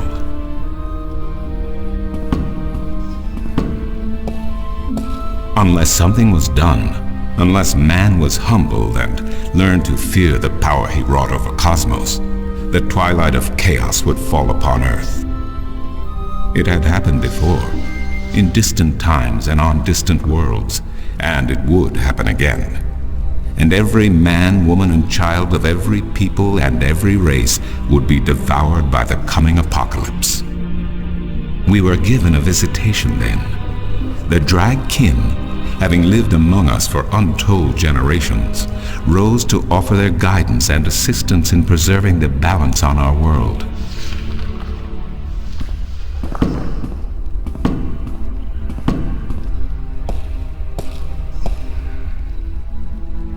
The Drag?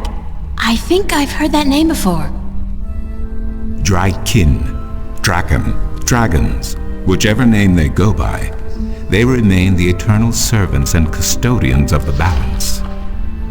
There were 4 of them here on Earth, and of the 4, one who would found the Order of the Balance, the Sentinel.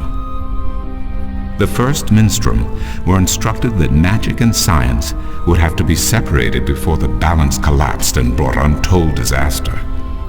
Earth would have to be split in 2 equal parts.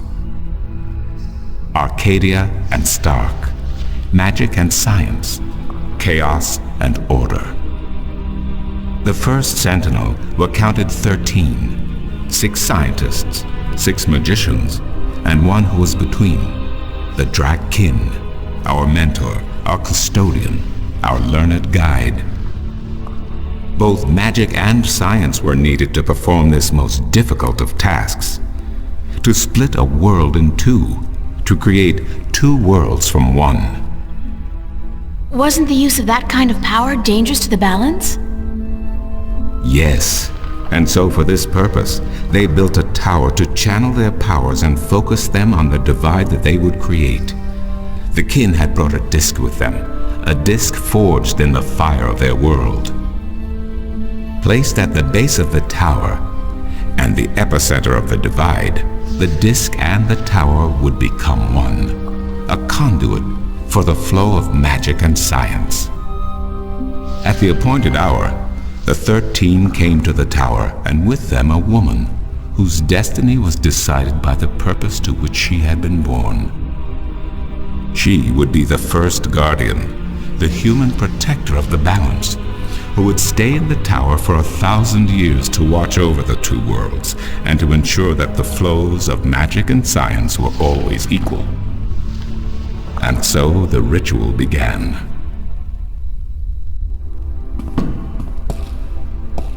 One world was to become two, separated by the balance, and each world visible to the other only by way of dreams. Who was ushered into which world was not an arbitrary choice, nor one taken lightly. For the magical creatures, the choice was simple. They had to go to Arcadia. Their kind would not survive in Stark. But for others, families were torn apart, lovers separated, and friends lost for all eternity. Encircled by the 12 and the one who would be guardian, the disk at the base of the tower began to spin faster and faster as more and more power flowed through it, until it was a blur. Darkness enveloped the tower, but the disk glowed brighter and brighter. Reality turned, and in one moment, a new reality had been created and 2 new worlds born. In the tower there was silence. The original disk had disappeared, and in its place was a smaller counterpart, a similar yet different disk. Around and outside the tower the world looked different. They were now between Stark and Arcadia, between reality and dream. This was the realm of the Balance and of the Guardian, and it would be her home for the next 1,000 years. The one who was kin picked up the disk and said, "This disk is a counterpart to the original disk, which has now become this realm, and the key to which has been split and divided in 4. The key is the disk, and the disk is this realm." This mystified the 12, and the one who was kin continued, "Know only this. The Guardian's realm cannot be broken unless the disk is broken. But nor can it be repaired without the disk being repaired. The 4 pieces, that is the key, will be given to the 6 of you who are to be taken to Arcadia for safekeeping. Yet the key will never be complete," he went on, "without the precious stones that adorn each piece. I will keep 1, and my fellow kin the 3 others. Should the day come when this realm must be repaired, or the worlds reunited, and that day will come, you will assemble the disk, and the kin will come together one last time." With that, 6 of the 13 went to Arcadia, and 6 to Stark, and the one who would be guardian ascended to the throne. Witness the mural, where her dreams and hopes, her very soul, were locked away in the disk. In service of the balance, these traits were nothing but barriers. Through new eyes, the imbalance between the worlds was as clear as the stars themselves to the Guardian, and with one thought, she channeled chaos from Arcadia and logic from Stark into the disk, and redistributed the power wherever it was needed. A new era had begun, the era of the Guardian. After they left the tower, 2 of the Drakkin went to Stark, the other 2 to Arcadia. The 6 who came to each world started what is now known as the Sentinel, the Order of the Balance. But while in Arcadia the Sentinel thrived, in Stark they did not. In Stark, the memories of magic and the balance could not survive in the face of the new reality of natural laws, of logic, and of science. And soon, very soon, Arcadia became nothing more than legend, a myth, tales of fairies to recount to impressionable children, and stories to frighten and entertain around a fire. And while dreams still brought sights and sounds of Arcadia to those asleep in Stark, they were discounted as mere dreams and nothing more. So that's it? We forgot about our past and about Arcadia? And that's the way things are? Then what's wrong with that? And why does magic from Arcadia seem to have begun leaking through to Stark? That is another long story. But I can tell that you are tired of stories, and so I shall be brief. As I told you, while in Arcadia, the Sentinel grew in numbers and in strength. In Stark, while Flourishing for a brief time, they were soon diminished and powerless. Some of the Stark Sentinel did not take kindly to this, and they berated the Arcadian Sentinel for their politics and teachings. The Stark Sentinel wanted people to work towards reunification, while their brothers did not. So the inevitable soon came to pass, and the Stark Sentinel parted ways with their Arcadian brothers and named themselves the Vanguard. And while at first their philosophy was not so different from ours, over the years it changed radically.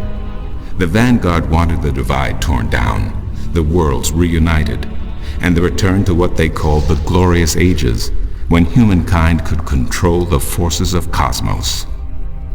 But first they needed their own servant in charge of the balance, their own guardian. Now, every 1,000 years, a new guardian took the place of the old one, because no one can be separated from their souls for any longer than 1,000 years. Every 1,000 years, a new guardian was born. The balance provided the seed from which a new fruit grew. But now, it has been 200 years since the previous guardian, the 12th guardian, was to be replaced. Every new child born to the balance has been taken away by the Vanguard to be studied in an attempt to control them. In every instance so far they have failed, but the 12th guardian could wait no longer. Only a short time ago the disk in the tower shattered and the guardian left his throne. The balance is now untended, and we have yet to find a new guardian. Unless we do so, the Vanguard may get their chance. And they may be able to place their own puppet on the throne to rule the balance according to their principles. And this we cannot allow. It will mean the end of Stark and Arcadia, and the dawn of an era of chaos. Now do you see? I understand the history. I can even accept it, but I don't understand why I'm here and what Cortez wants with me. The balance is in peril, April. The Guardian has abandoned his tower. He has disappeared, and there is no one to take his place. He must be reinstated to protect the balance until a new Guardian may be found. And what can I do? I'm nobody. I've just been having a lot of bad dreams. You are a strong shifter. I have not seen your like in my lifetime. A shifter? Someone capable of opening doors between worlds. A shift. A portal between the realms of Stark and Arcadia. Are you kidding? I didn't do anything. Cortez was the one who opened the shift, and he just waved his hands around in the air.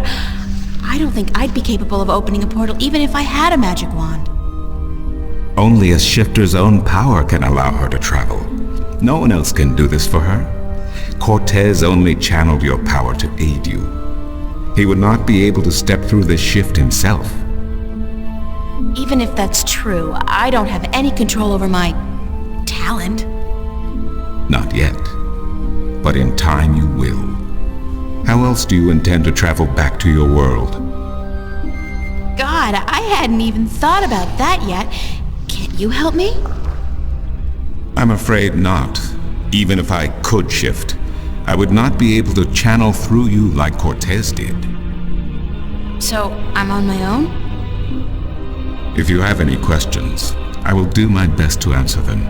But aside from that, yes, you are. That's so not cool. No, it has been unseasonably warm.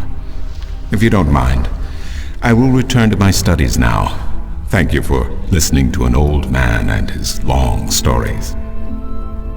No, thank you. It's starting to make a little bit of sense now. That is good news. Come see me again if you have any more questions.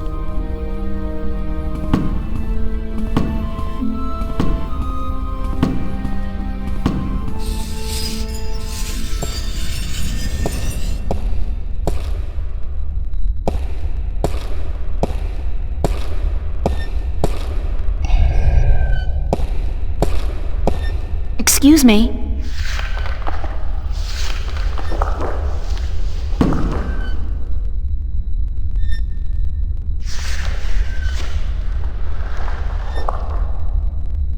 How am I supposed to get back to Stark?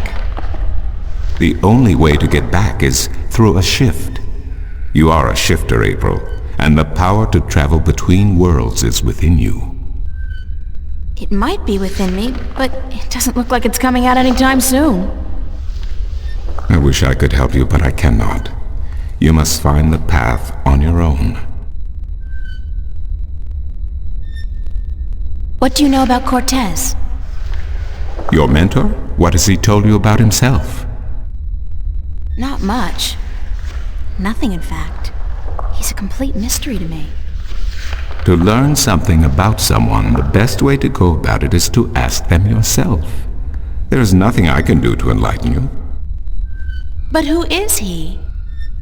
He is who he is, what he is. If he has not told you himself, then perhaps he does not wish you to know. It would be improper for me to divulge his secrets. You're as bad as he is. No offense. It's just frustrating. I understand. The next time you see him, tell him what you have told me. Maybe he will tell you the truth, maybe he will not. It is his choice to make. Do you mind if I ask you some questions about Arcadia? I will try my best to answer any question you may have, April. What's Marcuria like? I have lived in this city all my life, and still it amazes me what a diverse, exciting, and wonderful place it is. Many have called Marcuria the jewel of the Northlands, and they are right. But it is a diamond in the rough. A city this size can never be flawless. There are always shadows and people who hide in them. Lately the shadows have grown and darkened, and I fear for the future. But Marcuria is still a wonderful place to live.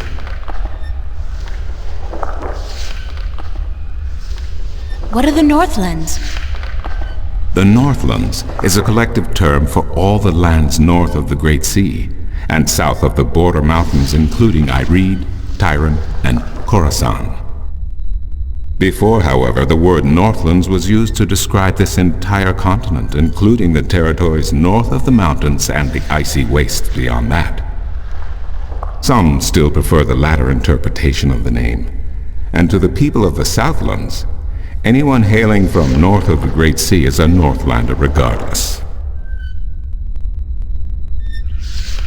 Tell me a little about Ireed. Ireed means both unification and assembly in High Tongue, and many still call Ireed the unified country, even though it is an age and a half since the lands of the north joined together in alliance. Ireed stretches from the plains of Nedra in the north to the Great Sea in the south, and from the territories of Tyran in the west to the thick woodlands in the east. It is populated by humans and Dolmare, Tyran, and a number of other races. It is even said that a tribe of Venar have a ring of trees in Riverwood, though I am not sure that is anything but a myth. What else can you tell me about Marcuria? Marcuria is the capital of Ireed, the unified country, and we are located on the southern coast of the Northlands, halfway between Tyran and Khorasan. Between the Snapjaw and the Gaintbeast, some might call it. Between the embers and the fire. Yet democracy and peace have reigned for thousands of years now, and although relations may at times be strained with our tyrant neighbors, the High Council are masters of diplomacy. And Lord Igvandellan is a firm and just chief counselor of the Ireedan flag. What's the history of Arcadia? There is so much I do not know where to begin. In truth, it would be wiser to ask someone else, unless you wish to know about the Fathers, the Balance, or Mudhoppers. Mudhoppers? My secret passion. I study them. They are a most fascinating species. Most fascinating indeed. But I am not practically versed in the intricacies of history, I'm sorry to say. Thanks for the information. I'm glad I could assist you. Do you know a man named Brian Westhouse? Westhouse? That old goat? Yes, unfortunately. What would you with him? I need to find him. I do not know where he lives.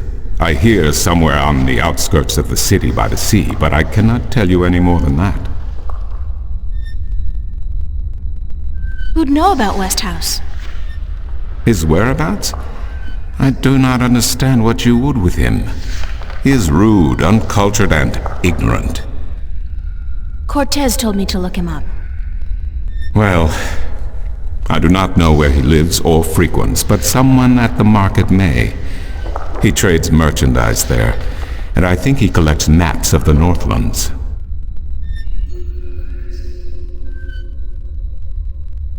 I'll see you later. You will? If you say so, then it must be true. Enormous satin drapes.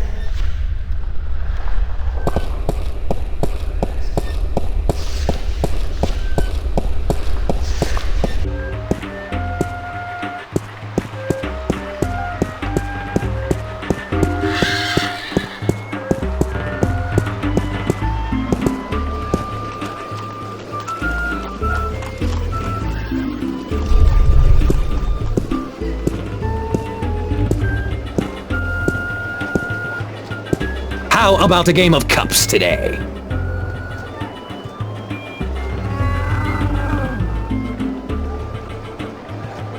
Thanks, but no thanks.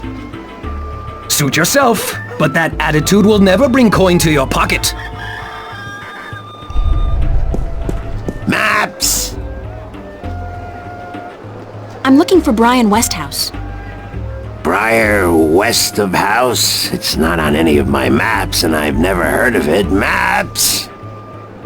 It's a man, not a place, Mr. Brian Westhouse. I would most certainly remember a name as queer as that, and I don't. Get your maps while they're fresh. Bye. Maps! Get your fresh maps here. Buy 2, get the second one half price.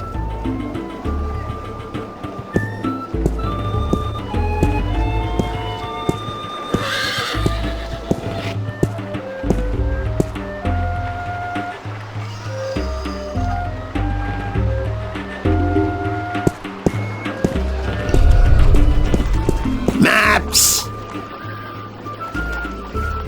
Mind if I ask you a couple of questions? Yes, maps! Thanks for your help. Maps! Bye. Maps! Get your fresh maps here. Buy 2, get the second one half price.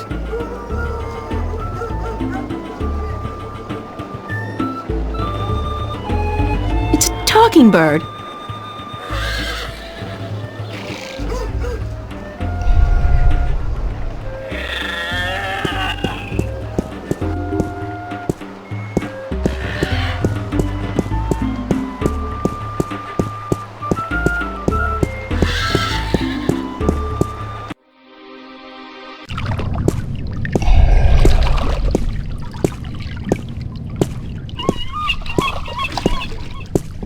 Nice day for it. Not really, no. Bye.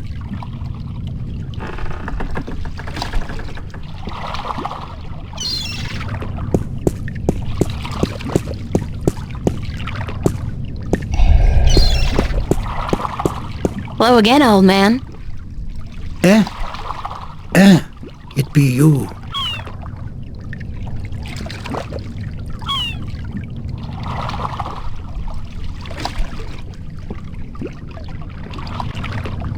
See you later. If I not be dead, I...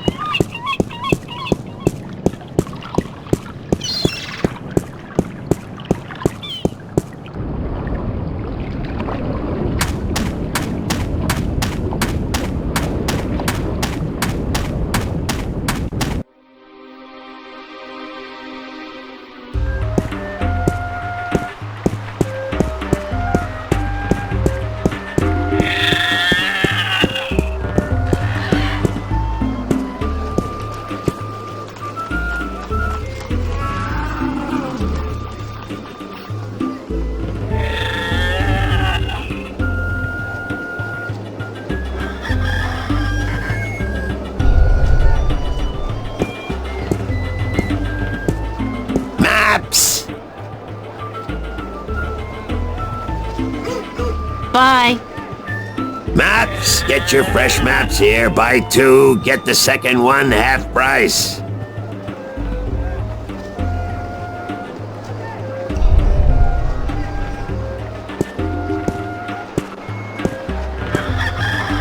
How about a game of cups today? Okay, let's go. Just place your bet, investment, on the table and the game will begin.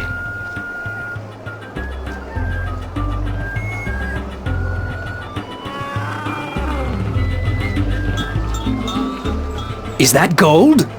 Only valid Arcadian coin in iron and other precious metals allowed at my table, young lady. Take your worthless gold elsewhere. Gold? Worthless? Now I have heard everything.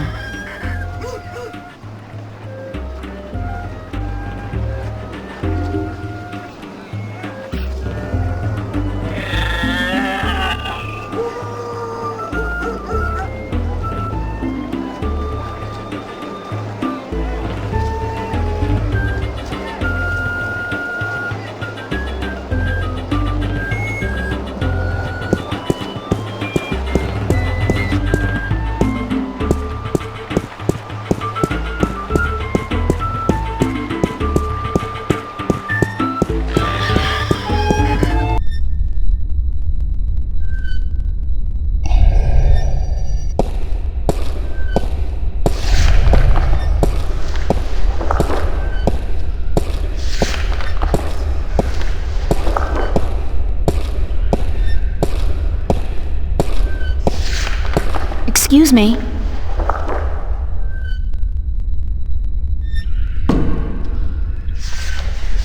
Who did you say I should see about Westhouse?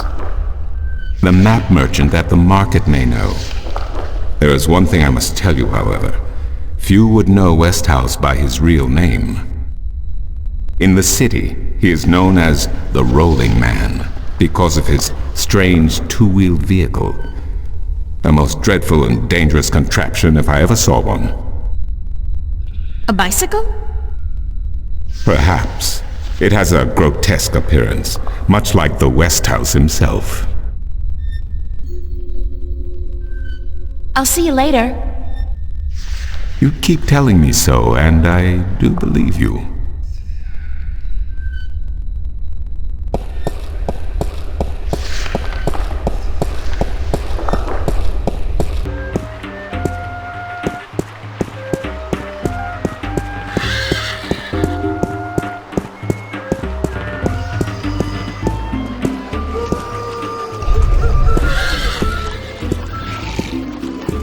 Maps! Can you tell me where the Rolling Man lives? Maybe, maybe not. Why?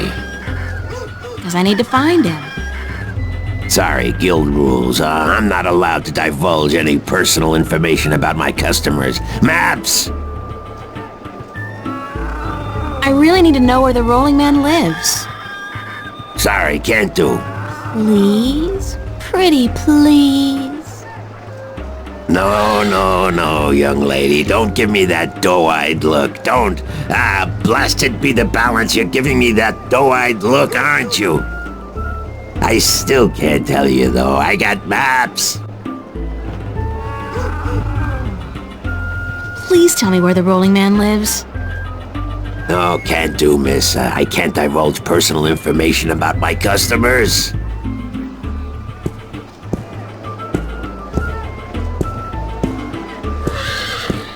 You're late again, and you know what else? You're fired! Give me back the delivery list and get your sorry blue skin elsewhere!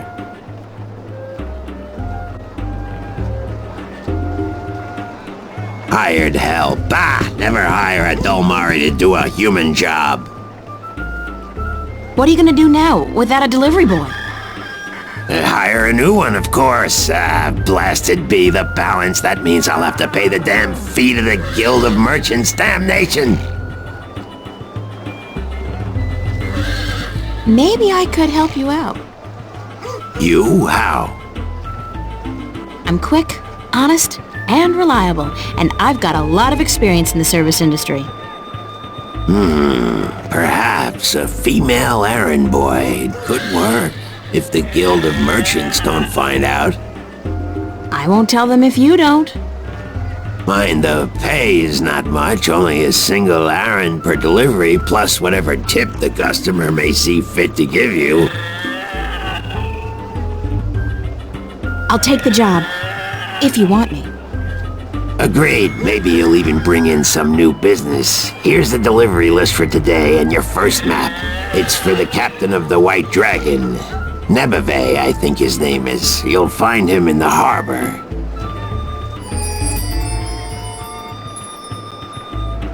Oh, and remember to have the customer sign the delivery list. The Guild are sticklers for protocol. No signature, no money, no new jobs. Bye now. Maps, fresh, detailed, life-saving maps.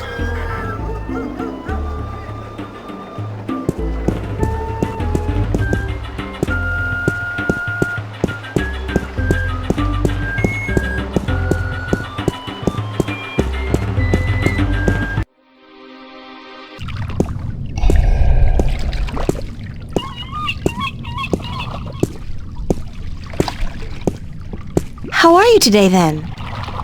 Like you care. Is this the White Dragon? That's what the big white letters on the prow spell out. What do you think? I'm looking for the captain. Is he around? What would you with the captain of the White Dragon? I have a delivery for him, a map from the map merchant at the Temple Market. Aye. I be Captain Horatio Nebeve of the White Dragon, fastest vessel there ever was. Hand the map over, girl. With Jarl's blessing, the wind will return soon, and I can leave this accursed harbor for sunnier shores.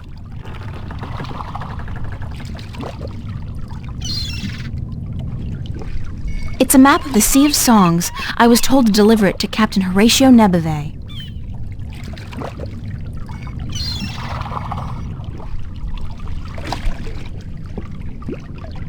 Thank you. There's an errand for your trouble.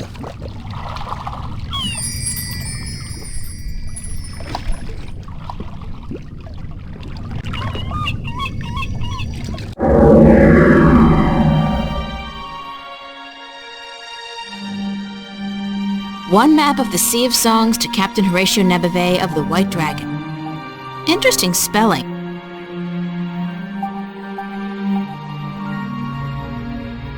A map of Changangreal.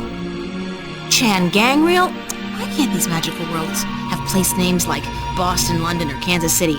It's always like Loth this and Irid that. Like, cut back on the consonants already. A map of, the wasteland to the Rolling Man. A map of, the wasteland to the Rolling Man. One map of the Northlands to be delivered to Tonlayak at the Journeyman Inn.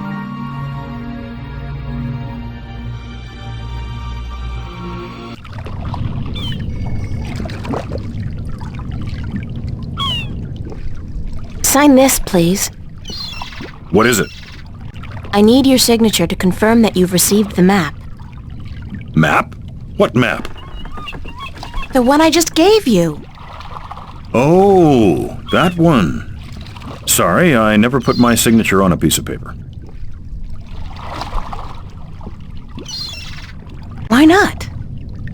Brings bad luck to give a piece of yourself in that manner. A signature has untold powers. It's part of your soul. I can't sign away my soul. Who told you that signing a slip of paper is bad for your soul? I'm from Gien, and we're a spiritual people. Our souls are in balance with our bodies, and the great Mojal has taught us not to endanger this balance. Signing my name, giving a piece of myself in that manner, breeds corruption and imbalance within. And it pisses the Mojal off no end. And that's why you choose to make my life difficult?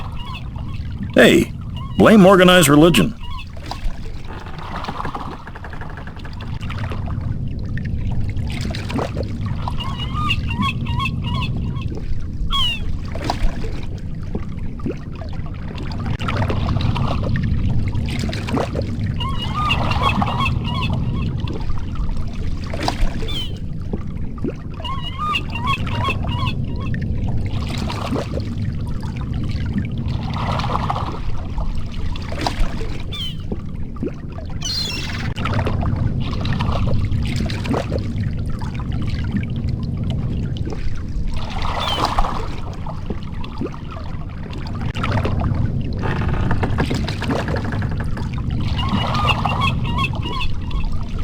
You can't write, can you? Pardon? That's what this is all about. You can't write. So what? So what if I can't write? So what if I was born at sea and never spent more than a month ashore ever since? I still won't sign your accursed paper, by Jal.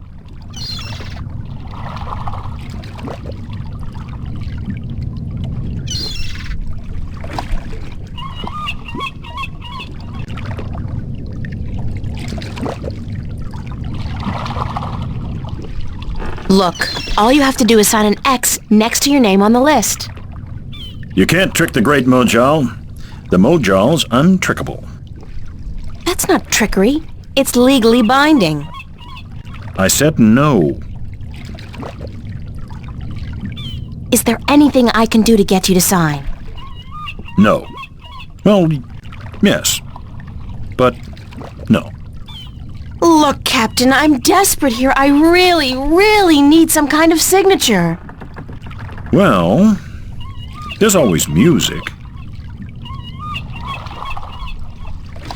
What's music got to do with you signing my list? Nothing. But it distracts the Mojal. What are you talking about? Why would you need to distract the Mojal? I can't sign when there's a chance the Mojal is watching. Music distracts the Mojal. Ergo, I can sign. But doesn't that mean the Mojal is always distracted? I mean, there's always music somewhere in the world. The Mojal has an eye and an ear for every acolyte, and straying from the path can bring great wrath upon us. Granted, I know very little of the Mojal, but seriously, maybe you should look into alternative religions? Blasphemy! Besides, I only have to visit the temple once every 2 years, and the membership fees are quite reasonable. So, if I play some music, you'll sign? Aye. I'll give you that much. I'll be back. I don't doubt it for a second.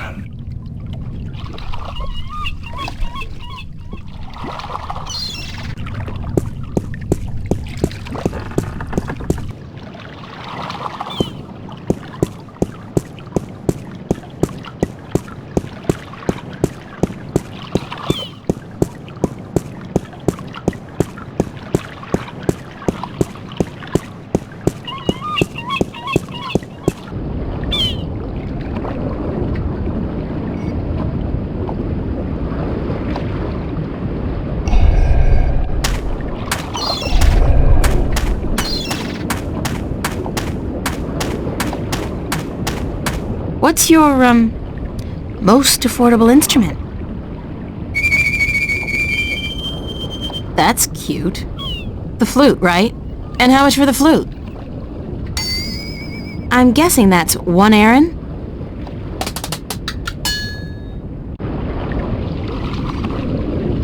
I'll have the flute. That's 1 Aaron, isn't it?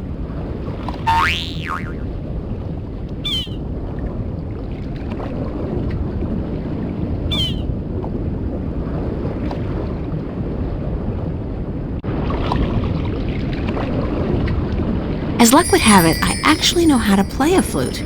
Not very well, but I'm sure the, Mojal won't mind.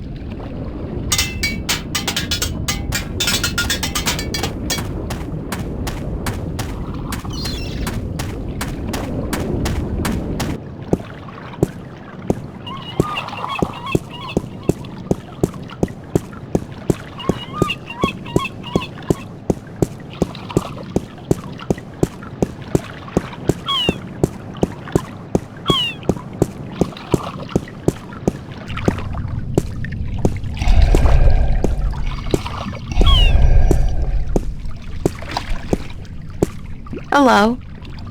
Uh-huh. Bye. I'm ready to play some music if you're ready to sign. Aye, go on, but don't stop until I'm done signing, or the Mojal will surely wreak vengeance on us both.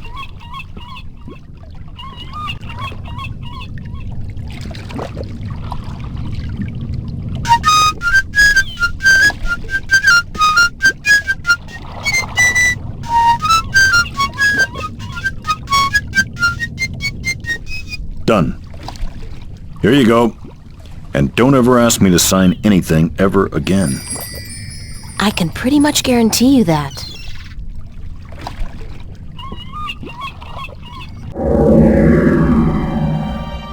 It's Captain Nebeve's, signature. Can't believe I went through all that just to get a simple X.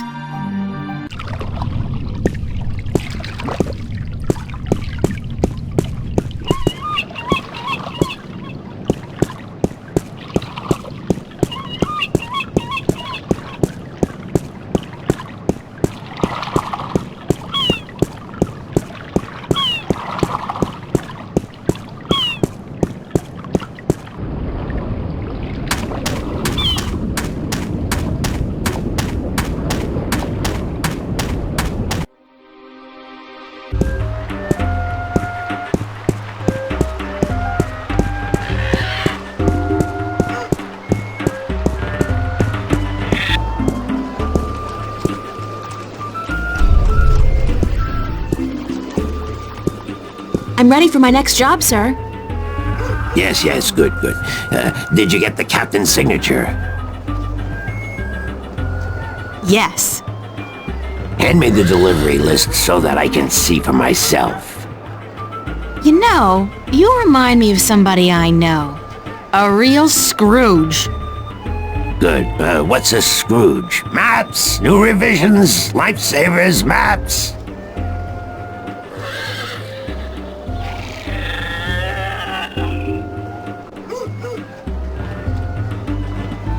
Right. Your next assignment is a map of Shangagriel to the Rolling Man. Hold on. Did you not ask me about him earlier today?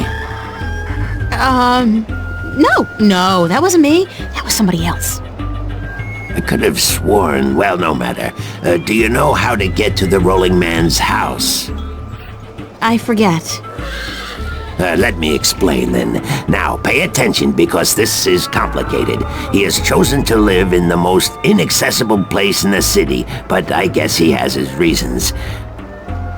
First, you head west off the marketplace on Oak until you get to a tiny little apothecary, Mrs. Cassop's Herbs and Oils, where you turn north on South Street. Confusing that, for about 4 minutes of brisk walking. That's when you see a large grove of trees. It's a memorial to those who died in the last war with the tyrant back the balance knows when. Can't see why they choose to remind us of that, where you'll turn left. That's west? No, left. That'll take you back south, but onto North Street instead. And that keeps you out of the Dalmari neighborhood. Down that way, nasty neighborhoods. Keep walking south for about, or was that north? Wait, north on South Street, south on North Street, or the other way around. Anyway, find the Rose Bridge off Iread Avenue and cross it. There's a river? No, just a bridge. The river disappeared 500 years ago. No one knows what happened to it. After you've crossed the bridge, you'll be on the western slopes of Marcuria. And that's where West House... I mean, the Rolling Man lives. No, far from it, but you need to pass through that part of Marcuria to get to the Rolling Man. Keep south and watch out for the livestock. They're likely to attack in that part of town. Eventually you'll get to a large circular square. That's where they used to hold executions back when the city was civilized. You call murder civilized? Better than locking people up for years, as any level-headed person would tell you. Our freedom cannot be curtailed. Real men choose the honor of death to the shame of incarceration. Yeah, sure you do. Circle around the square and head down Tandak for half a mile. Or should that be Parrock Lane? Yes, Parrock Lane. Head west on Parrock Lane for half a mile. Then turn right at the Maiden's Honor Tavern. North again? No, west. Parrock Lane has a few twists and turns. Anyway, you should now be able to see the Ivory Tower. Is it a big tower? No, only about 5 feet tall, but it's ivory, straight from the coast of the Southlands, bravely cut from the drooling jaws of the gruesome Kandar. Big creature, 4 legs, large ears, long snout, sort of grayish in color? Yes, the horror of the Southlands. Many a brave hunter has fallen victim to its ravaging hunger. Good grief. Okay, then what? Pass by the tower to the edge of the cliff and look down. The rolling man has built his home on the cliffside. It's a wonder he's not been washed away by the storms. I hope I got all that. Basically, go west until I hit the edge, right? Yes, that would be correct.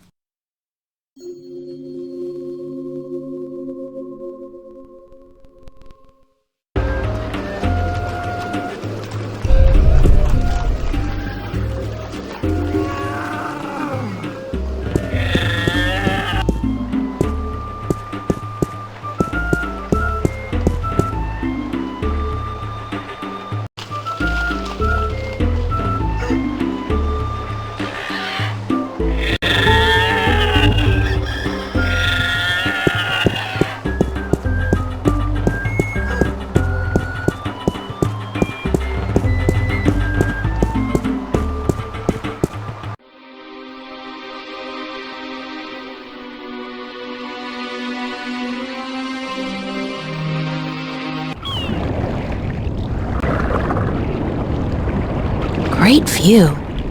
Back home, a place like this would easily set you back tens of millions. Here, it's probably free. Great view. The sunsets must look spectacular from here. April Ryan, you have got to get past yourself.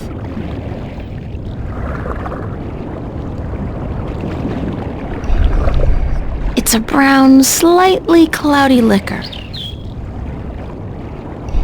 I can't hold my liquor. I'll be spending the rest of the day doubled over, staring into the ocean, and, I'll just not have any. That's probably Mr. Westhouse.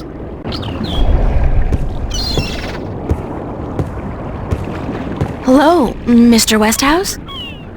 Damn, Mason, what is it now? Oh, well, guess you're not calling on behalf of that son of a bitch Sanya, are you? Sorry, I don't know who... No, that's very unlikely. From what I hear, he doesn't much enjoy the company of women. Well, who in damnation are you? April Ryan, sir. Ryan? Doesn't sound very Northlandian. Are you by any chance from the coast of... Yeah, hold on. Ryan? April Ryan? I'll be damned. You're from Stark! Apparently. Until today, I thought I was just from Earth. I had no idea there were 2 of them. Takes you by surprise, doesn't it? Well, goddamn. Sit down, Miss Ryan. Let me get you a drink.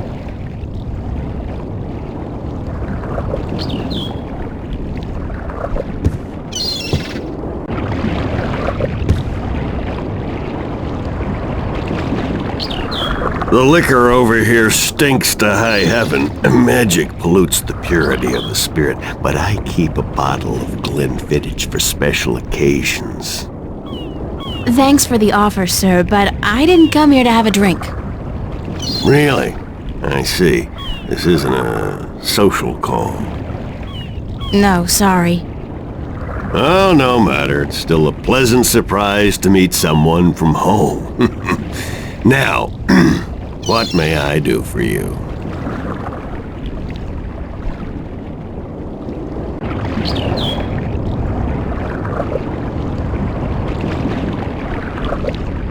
I have a delivery for you.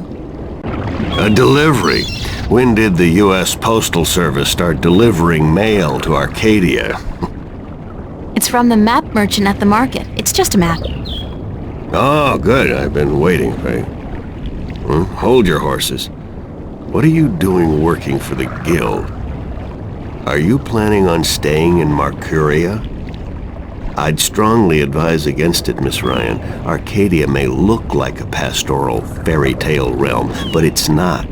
You bleed as easily here as you do in Stark, and magic can do more damage than a gun. I'm not planning on staying, but I had to find you. The map merchant was the only one who knew where you lived, and he wouldn't tell me.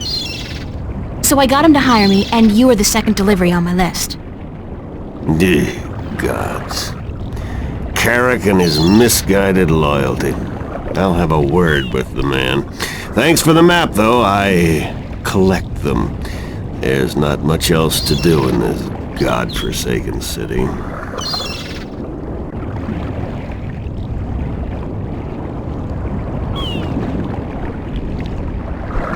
Cortez told me to look you up. He did he? I see. Who's Cortez? You don't know him? I think not. I'd certainly remember. Did you say Cortez? You wouldn't be talking about old Manny Chavez, would you? Well, he ought to be dead by now, but then, by all rights, so should I. I don't know his first name, but he calls himself Cortez. Tall fella, mysterious and elusive, rarely answers a question with a simple yes or no. Smokes like a chimney? Aside from that bit about smoking like a chimney, it sounds exactly like Cortez. Manny. I'll be damned. That old crook is still around. Well, how the devil is he? He's good. Where do you know him from? Oh, my whole life back in Stark. We had some exciting adventures, him and I. Actually, he's part of the reason I ended up here. I last saw him in the winter of 1934. But that's almost 300 years ago. Yeah. Funny, isn't it?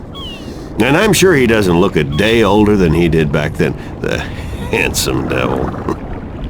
Well, if I'm going to accept magic in parallel worlds, I might as well accept people living 300 years. Oh, no, you misunderstand. I'm only 46. I arrived here about 15 years ago, but I left Stark in 1934. Between the worlds, where you dream time has little meaning, I was trapped, you see, for quite a while. For 300 years? Time went by pretty fast. It didn't seem so bad at the time, but now that you mention it, 300 years, quite disconcerting, really. Quite disconcerting.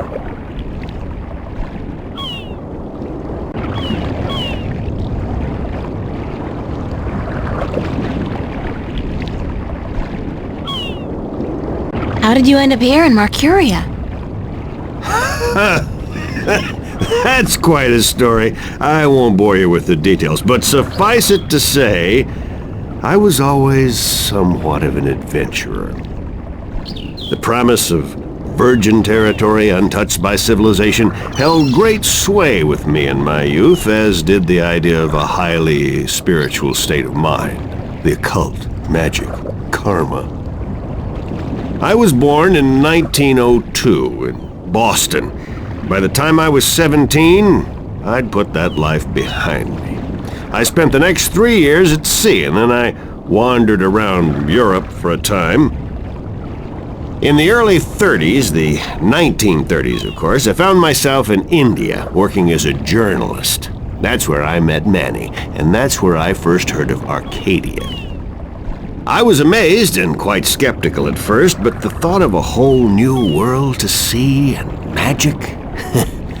I was a fool, of course, but who knew where my curiosity would bring me? So what happened in India? I've tried to forget about it, to be honest. If I could go back and convince myself not to... but I still wouldn't have listened, of course. The unknown attracts.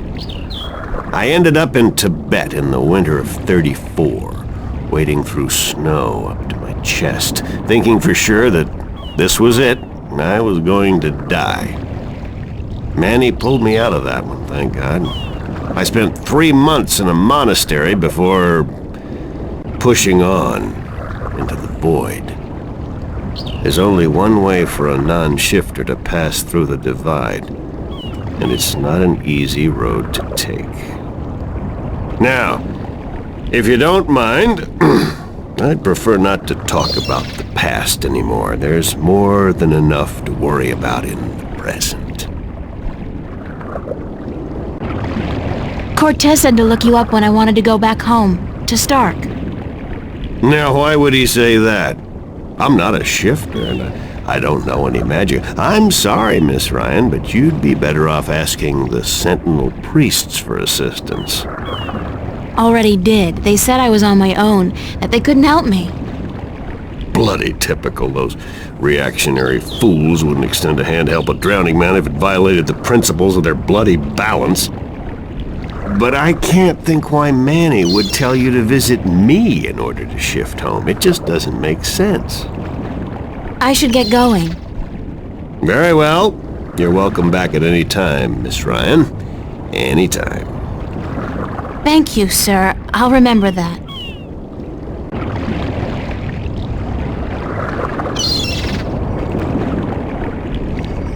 Sign this, please. It's just to confirm that I made the delivery. Certainly.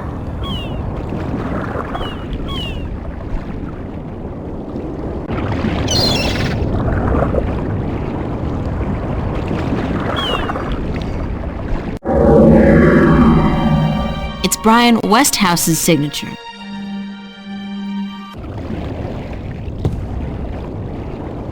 Hold on one second, Miss Ryan. I just remembered something. It's such a long time ago, I'd almost forgotten, but Manny did give me something that might be of interest. What is it? It's a pocket watch.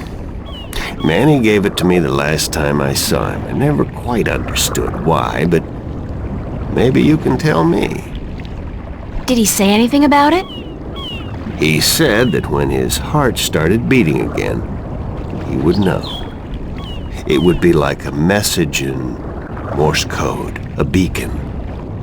Damn watch never worked, and the winding mechanism is broken, so it's probably not worth much.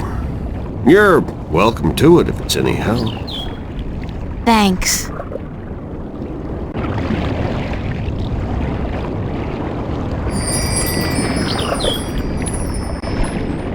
It's an antique pocket watch.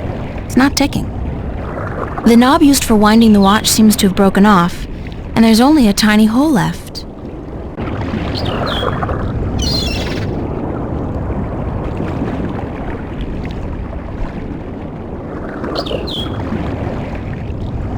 Great view. Cortez said something about Mr. Westhouse being the key to shifting back. Maybe there's something magical about the watch he gave me. If I insert this pin carefully into the hole, like so, and then slowly wind it... It worked! It's ticking!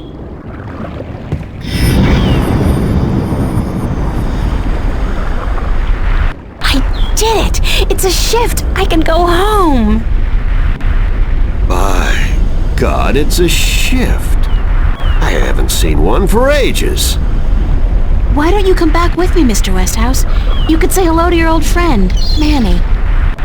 If I tried to step through that, Miss Ryan, I would suffer a most unpleasant experience. And I would be lost in the between forever. Besides, I built this house with my own two hands. I wouldn't want to leave it to these barbarians. And what does your Stark have to offer me? This world is more recognizable to me now. Now you go ahead, Miss Ryan. Go back. And don't let your curiosity of the unknown tempt you into making another shift. Thanks for your help. Say hello to Manny for me. Tell him I'm doing all right. And then I said, thanks.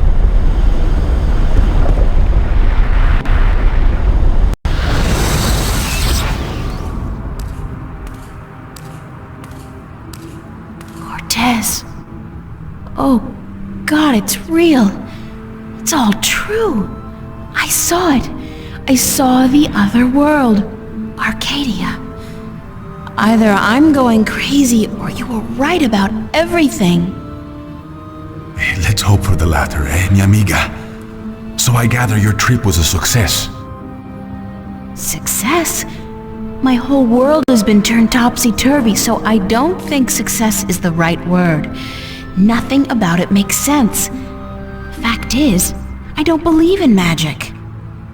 The sun does not need you to believe in it to rise in the morning, señorita. You have seen the truth with your own 2 eyes. I can do nothing more to convince you. It is up to you now. Well, do I have a choice? I have to believe at least some of it. My life wouldn't make much sense otherwise. You are a true skeptic, April. Está bien.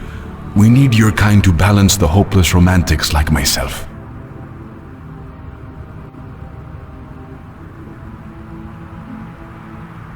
You helped me back, didn't you? To shift? See? The power is yours, yes? But for now, you need me to focus your powers to call forth your dreams. Dreams? Yes. To travel from one world to the next, you must pass through the world of dreams. It is the only way. You are capable of opening a shift on your own, but you might not be able to. What do you mean? The power, the magic is within you. And when you sleep, sometimes you open the portal without even being aware of it. But when you're awake, it's more difficult. With practice, you will do it. I don't think I want to do it. You must. The worlds depend on it. Who are you really, Cortez? Excuse me? People knew you over there in Arcadia. Tobias.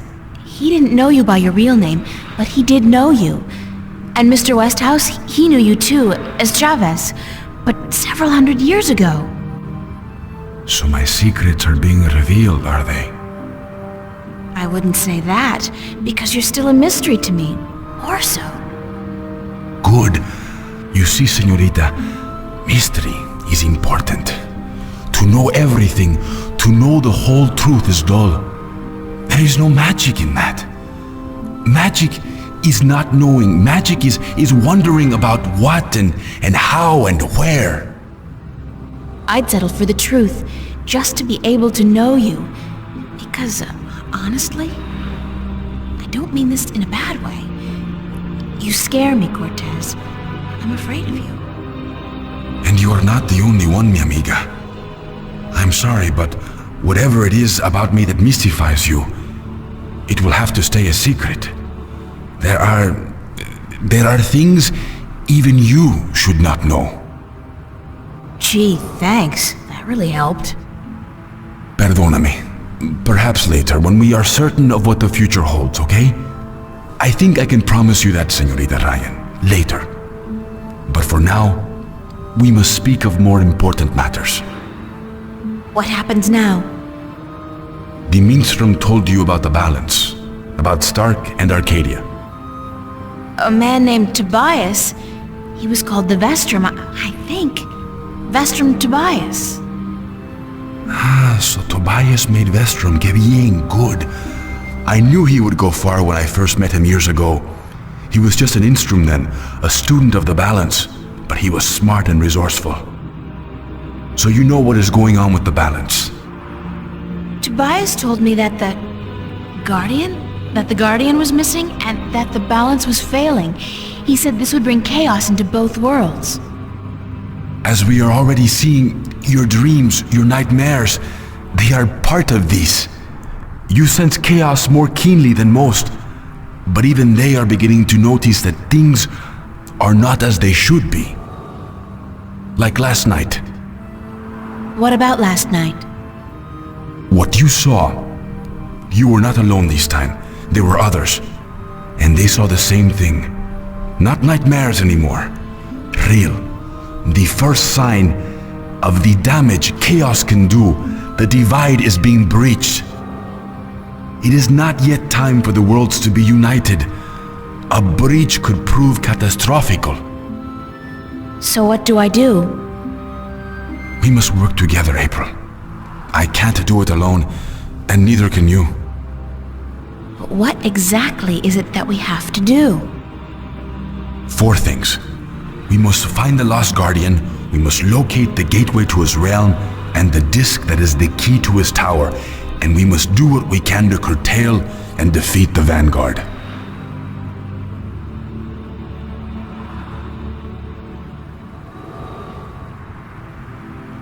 How do we defeat the Vanguard? The Vanguard are strong here and growing stronger. Even in Arcadia, they are gaining a foothold. And with the Tyrant on a leash, the future looks quite bleak.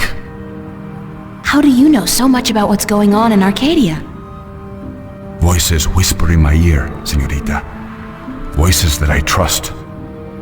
You're saying the Vanguard are strong here. How come I haven't heard about them? They don't go by that name here. Did you ever hear of the Church of Voltec? Sure, they're... Oh, that's the Vanguard? See. Then they're big, very big. But why do they... Why assume a different name here?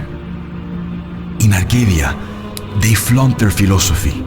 They preach the destruction of the balance under the pretense of returning humankind to the glories of the past. Here, they cannot do that, so they have integrated themselves slowly but surely into society under the subterfuge of the New Age religion, and they've built a financial empire to match governments. They have that much money? The Vanguard own multinational companies. They own planets, April. They own armies. All they need is the balance, and they will own everything. The twin worlds will be at their mercy. So, we basically don't stand a chance, do we? Against an enemy like that. If we hold at bay the forces of chaos, and if we ensure the natural continuation of the Guardian's role within the balance, then they will have lost.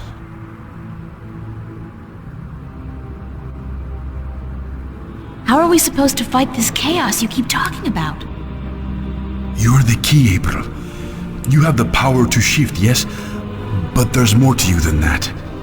You are a child of the balance, and no, that will have to wait. By just being alive, you counter chaos. Without you, last night might have turned out much worse. That tiny breach might have been permanent. I didn't do anything. Then imagine the power you wield when you really do something. Trust me on this, amiga. It's instinctive to you to fight chaos. You see it so clearly, and you will know what to do. You are most needed in Arcadia, where chaos is a part of reality. The tidal wave will hit there first, and unless it's subdued before it hits Stark full force, we'll never stand a chance. So you will have to travel to Arcadia after we are done here. Where's the key to the Guardian's realm? In Arcadia. The key contains 2 parts. One is the disc itself, the other is the 4 jewels, the eyes of the dragons. That gives the disc the properties of the balance and makes it complete. Where is the disc? The disc was left in the care of the Sentinel 10,000 years ago. In the beginning, it was kept in the open, displayed for all to see. But not anymore. Not since thieves tried to make away with it. They will know where it is. Ask Tobias, Vestrum Tobias. Where are the 4 jewels? The eyes of the dragons. They are kept by the 4 dragons themselves. 2 in Arcadia and 2 in Stark. The white dragon has 1, as does the old one. These you must find yourself. I'll help you with the others. Who'd know about the gateway to the Guardian's realm? That I do not know. That knowledge wouldn't be here in Stark. You must go to Arcadia, study the books, talk with the Minstrom and others who might know, but not yet. First, We must finish our mission here. How are we going to find the Guardian? The moment he surrendered his throne and left his realm, he stepped back into our world. This world, Stark. This is where he was born, and so this is where he must return to. But he could be anywhere, right? This city has power, April. Not magic, but the opposite of magic. And it draws people to it like flies to an open fire. All the pieces of the puzzle come together here. You, me, the Vanguard, the Guardian. I can guarantee you that he's here. But where exactly I do not know. I think maybe the Vanguard do. I think they... Why do we need him? He left his realm, but he's the last Guardian. And only he can open the doorway back to his realm to let his successor through. The Vanguard knows this. But what they don't know, yet, is how to get there. Okay, so that's it? Kick some Vanguard ass, find the Guardian, locate the entrance to his realm, and a 10,000-year-old disc and 4 Dragon Eye jewels? And oh, April, make sure you do battle with the physical manifestations of chaos along the way, because hey, that's your destiny. It's impossible, Cortez. I can't do these things. I'm 18, I'm an artist. No, not even that, I'm nobody.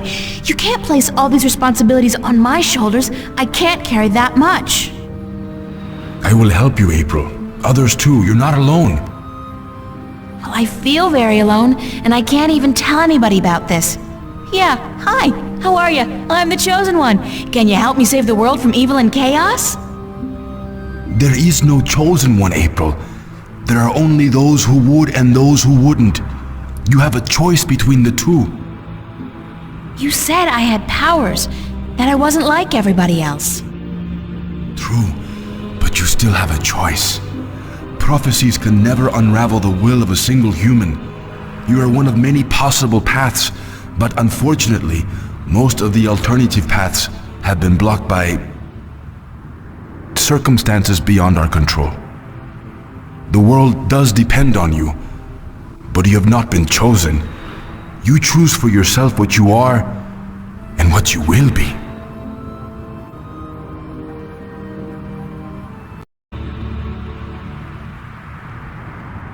What happens if I choose no way? I am not a fortune teller, nor am I a Venar. What will happen? Something else? That's all I can tell you. Something else. But I'm sure it won't be anything good. Not unless you agree to help. But I can't do it. I'm not who you think I am. I'm not your savior. I don't have any magic powers. I'm just this girl. I'm just me. The choice is yours, April. As always, the choice is yours. It's not much of a choice, is it? For what it's worth? Perhaps not. Still, you need to come to the decision on your own. Then the choice will have to be, yes, let's save the world. Where do we start? Here, in Newport. We must find out about the Vanguard. Their headquarters are in this city, but where? Do they have the Guardian under lock and key? What are their weaknesses? Once we've done that, you must travel to Arcadia. I cannot go there, and besides, I have things to take care of here. Right. Except, where the hell do I go to find out about the Vanguard? The library? The net? Valuable information is hard to find. Remember the painting I showed you yesterday? Sure. The artist, a boy named Warren. I told you about him, yes? Warren is involved in a lot of activities that aren't exactly legal. He has connections. He can point us in the right direction. All right, okay. Where do I find him? My friend, Father Raul at the Hope Street Cathedral, he's had some contact with the boy lately. Ask him. Wait, did you say Hope Street? Yes. As in the most dangerous neighborhood in Newport? Is it? I don't usually follow the civic affairs of the city. I remember Hope Street when they first built it, a clean neighborhood. That must have been a very long time ago. Still, I'm sure you'll be safe. You're a girl, no? A self-respecting gentleman would never harm a girl. It's the self-respecting gentleman part I'm concerned about. Still, I can handle myself. Father Raoul, was it? At the Hope Street Cathedral? Yes. He will lead you in the right direction, help you find Warren Hughes. When you're done tomorrow, we will meet up at the cathedral late in the afternoon. I need to speak with Raoul as well. Okay, good. It's a plan then? Enjoy yourself tonight, April. Who knows what the future may hold? Good night.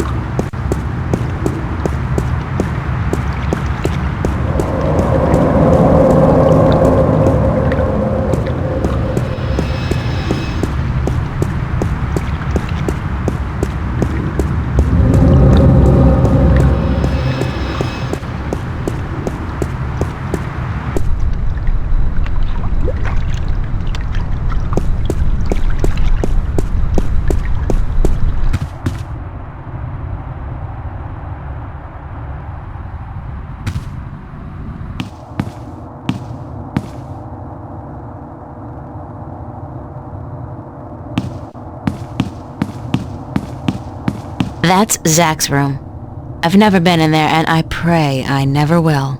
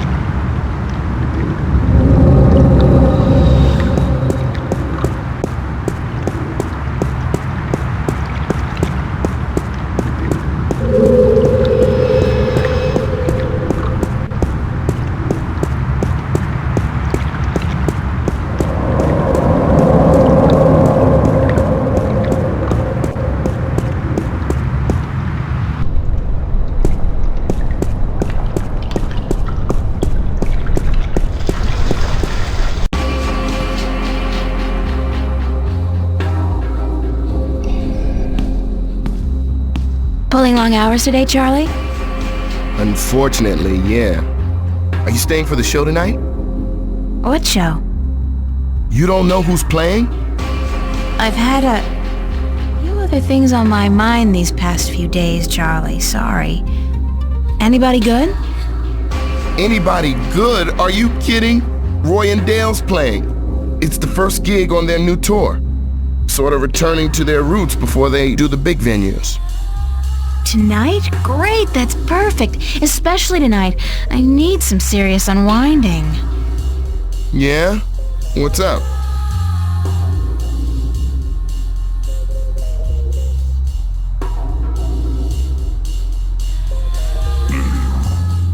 I just had the weirdest experience of my life. Weirder than last night? Much weirder. I mean, it sounded like what happened here could have... It might just have been mass suggestion, or a hologram, or even rapture gas. April. It's happened, I know it was probably very real to you, and I'm not saying it wasn't, but the alternatives... Are the alternatives so much worse? That there are things going on that we can't explain? That there's more to life than what science teaches us? I don't know, Charlie. I wish I did, but I don't. So what's this thing you were gonna tell me about the weirdest experience of your life? You wouldn't believe me anyway, Charlie. Try me. No, really, I can't. It's too much, too close. I don't know if I believe it myself. Okay. You tell me about it later then, alright? Maybe. When does the concert start? In less than an hour. I expect the place to be crowded soon, so you should find yourself a spot to sit down. Is Emma around? Haven't seen her. But she knows about the show, so she'll be here. Thanks, Charlie. No problem. Later.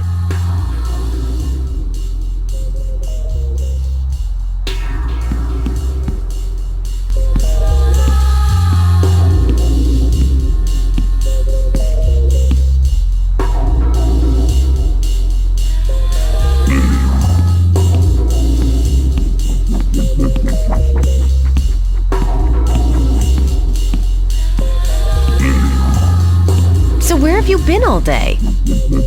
You didn't show up at school, you weren't at work, and then Fiona tells me you're out looking for Cortez again. And on top of that, Zach brags about bagging a date with you. What's up with that? Oh, shit! Zach! I totally forgot. He's gonna kill me. If I don't show up, that is. You mean it's true? You have a date with that asshole? I told him he was full of shit. I needed some information. And you sell yourself to get it? April, you're insane. Well, you're just going to have to disappoint him. I made a promise. To that sleazebag? That's a promise made to be broken.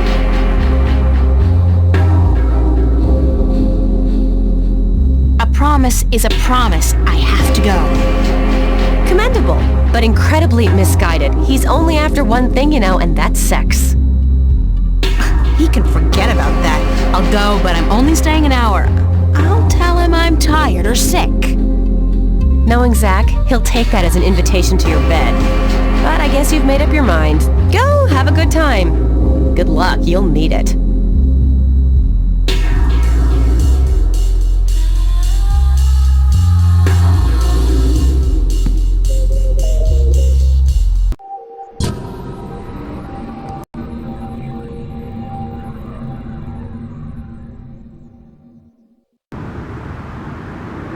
Oh, God.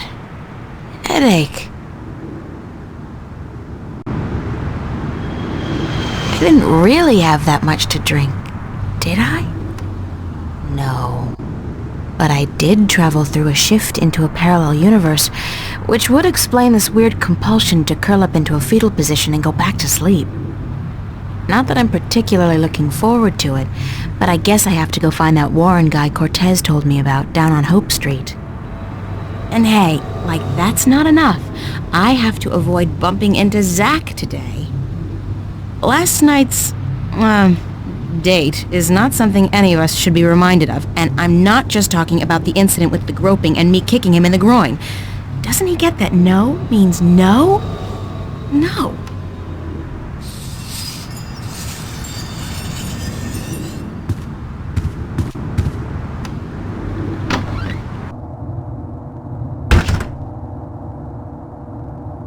What the fuck was your glitch last night, bitch? I'm sorry? What did you call me? I take you to a top-class club, wine you and dine you, and you slap me in the fucking face? Did you ask yourself why I slapped you, Zach? I don't fucking care. You'll regret fucking with me, bitch. I can promise you that.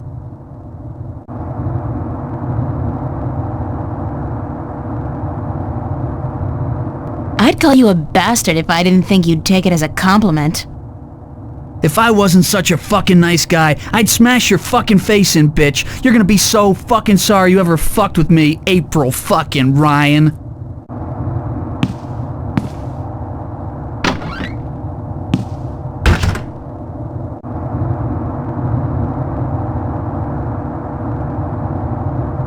I feel like someone's staring at me.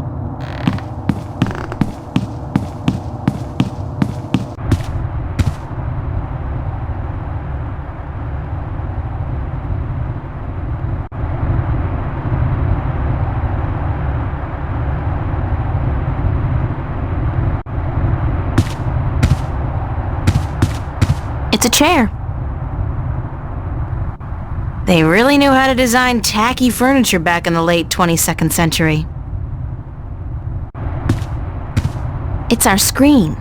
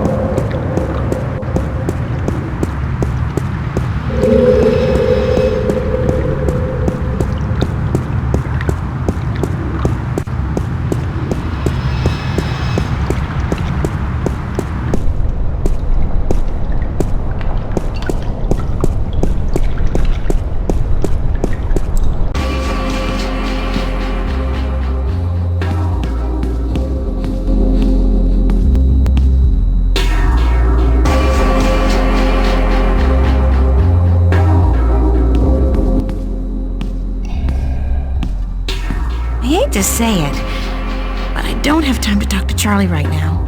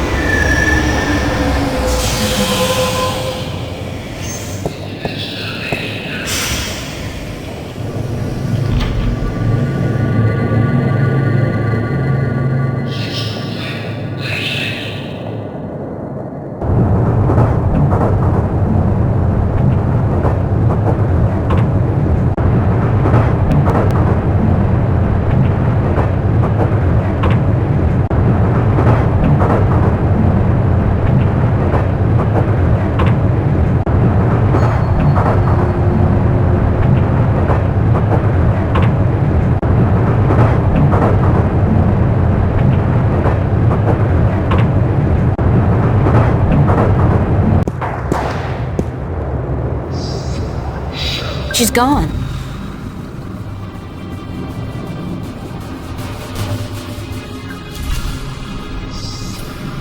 Gas or water mains, perhaps.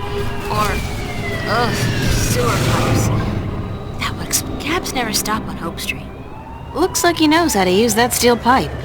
The boss man. From his uniform, I'd say he's one of the West Side Kings. They got recruitment posters all over town. I think he's in trouble.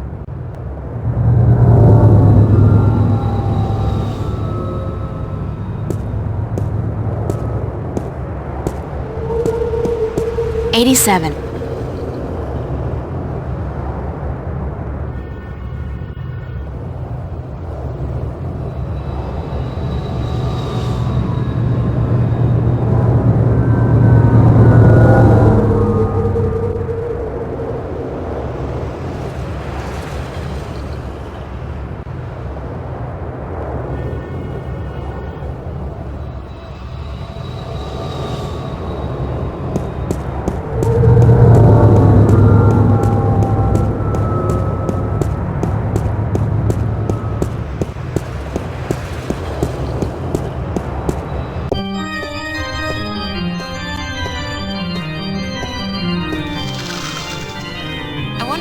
Those candles. Do they have ladders?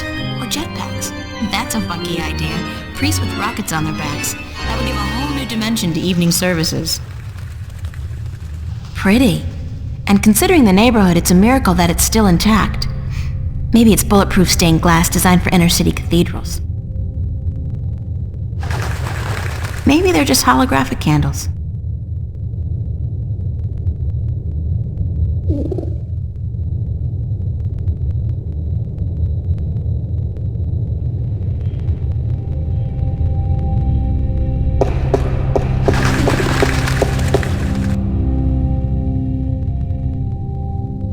It's a baby angel.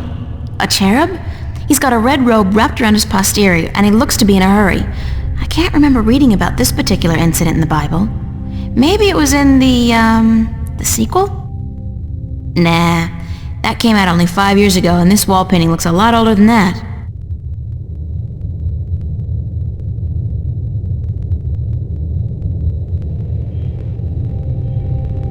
It's the confessional. It's been more than 2 years since my last confession, but no. I'm not in a mood to be counting beads right now, and with my list of, shortcomings, I'll be counting beads for a very long time. It's a priest. Good morning. I'm Father Raoul. You're not a Hope Street regular, are you? I haven't seen you here before. I don't visit the neighborhood very often, no. And why should you? It's not a very nice place. This cathedral is all there's left of the hope in Hope Street. I'm sorry to hear that, Father. So am I. But we cope. We cope. How may I be of assistance?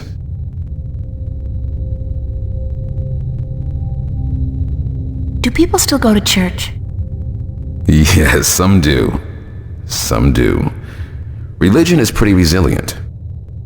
Religion, sure. But there's so many new religions, and people tend to abandon the old ones, don't they? They'll be back. The Voltex and the Manus of the world offer only a fleeting chance of material happiness. What they cannot offer is spiritual enlightenment. So you're not worried about the competition? We have over 2,000 years of experience and tradition to build on. I don't see us just rolling over on our backs and giving up. No. Do you know a boy named Warren Hughes? As a matter of fact, I do. The Hugheses were regulars before they traveled to the colonies. Poor Warren was left an orphan by his family. I haven't seen him for years. Where does Warren live? I'm not sure he lives anywhere, but he does belong to a Hope Street gang, the Razor Blades, I believe. They seem to congregate just down the street in Building 87. Be careful, though. Although they're far from the worst gang around here, they're not a particularly friendly lot, and they don't care for strangers. I can take care of myself. I don't doubt that. Still, be careful.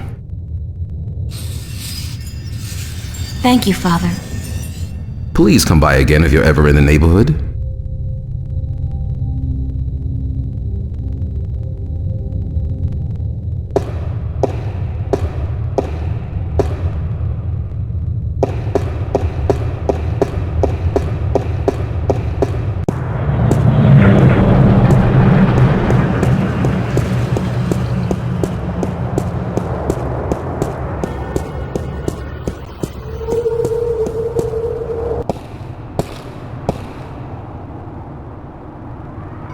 It's out of order.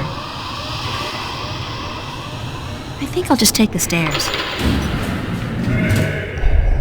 It's a boy. Looks to be about 15 or so. Man, he's sweet, but a little too young for me. Can I talk to you for a minute?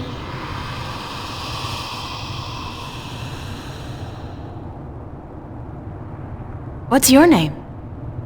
What's yours? April Ryan. Lucky you. You know where I can find a kid named Warren Hughes? Who's asking? I am. Warren Hughes. Never heard of him. Alright, well, I guess you can't help me. Nope. Nobody can. What do you mean? A nice, pretty girl like you in a neighborhood like this, asking all the wrong questions. You're heading for some serious trouble, you know. I can take care of myself. Mm-hmm. Sure you can. The thing is, there are 4 guys waiting downstairs for you to come back out, and they can take care of themselves real good.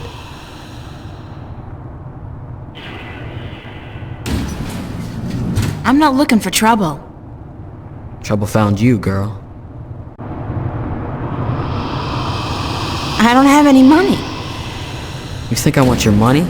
Shit, you can keep your damn money. Just 'cause I live in the projects don't mean I'm a thief, you know. I'm sorry, I didn't mean... Of course not. You people never do. What do you want from me? I should have asked you the same question. Except I don't care. You should have thought twice before coming after me. After you? I didn't come... So you're Warren? What, like you didn't know? No. Cortez told me your name, where to find you, but... Hold on. Cortez? Old Spanish-talking dude. Real crazy in the head? That's a fair description, yeah. Shit. You're not a cop. Social services? Corporate? No, I'm a friend of Cortez. He said to look you up. I haven't seen Cortez in a while. Not since before... So what does Senior Cortez want with me? We need some help. What kind of help? Look, I gotta stay incognito most of the time now that corporates and cops are stepping up their search for us. I can't go risking my ass for nobody. Not even Cortez. That's alright, I just need some information on a group called the Vanguard, and their leader, Jacob McAllen. Oh, sorry. Never heard of those guys. You wouldn't have. They keep to themselves, and they got some kind of cover operation going, but I don't know what it is, and... You need to find out? Alright, here's the thing. I got a friend who might be able to help you out. Great! Hold on. Before I use up my favors with him, I need you to do me a favor in return. Probably even help yourself out at the same time. Fair enough. What do I have to do? Easy. Break into the Newport Police Department computer archives. Get me some information on my family. Destroy my criminal record and get the hell out of there. Preferably alive.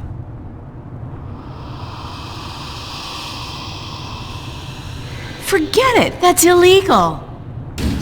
Damn, woman, is it? I had no idea. Listen, you won't just be doing me a favor. There's probably some information on the... Vanguards, was it? In the archives. And that information will be valuable to my friend if he's gonna help you. I'll do it. Smart decision. So here's the thing. My dad doped out on raps and seduced by commercials. Sold out our whole family to the shiny happy colonization program for a lifetime supply of the big R. The Rapture. He neglected to ask his lovely wife and children, and the corporates didn't care. One day they came to pick up my mom, my sister, and me. I got away though, snuck out the window, and I spent the next 2 weeks in a dumpster. And your family? And that's just it. I don't know. Off to the colonies, of course, but which one? I don't know. Sometimes they split up families too. You know, they don't tell you that in their ads. I don't give a shit about my dad, and my mom, she's tough. She can take care of herself, but I want my sister back. We were real tight. I'm not gonna let them use her in the mines and factories out there. So, you want me to find out where they took your sister? That's it. You're catching on. You do that for me, and delete my criminal record at the same time to get them damn corporates off my ass. I'll give you all the help you need. Where's the police station? Take the subway to Metro West. You'll come out on what they call Cop Street. You'll see the NPD headquarters down the block. You can't miss it.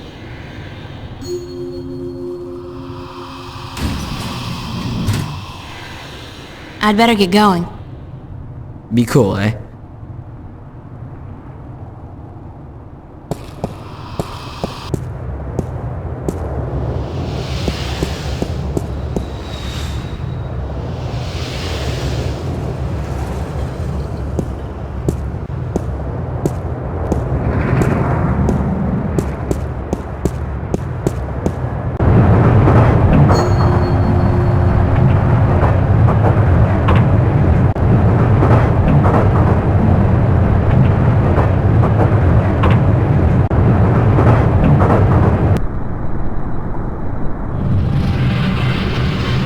Another unfortunate victim of the Anglo-Pacific Wars of the 90s.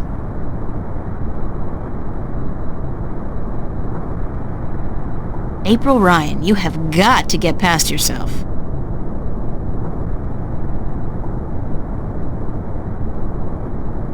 I do all my grocery shopping at T-Rex. Not that their food is particularly good, nor their prices particularly low. I just love their ads. They're pretty cool. Especially the one where they built an actual-sized robot dinosaur and sent it out to mangle a competing chain of grocery stores. For real. I don't know if anybody got hurt, but man, that campaign kicked ass.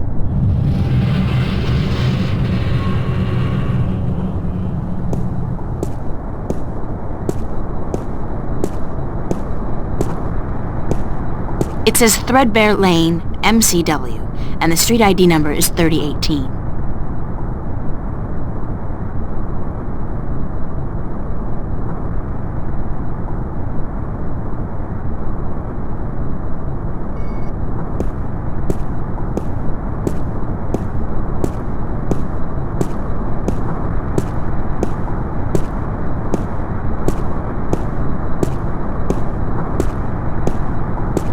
It's a garbage container, and it's mostly empty, save for a couple of sticky old newspapers and bottles.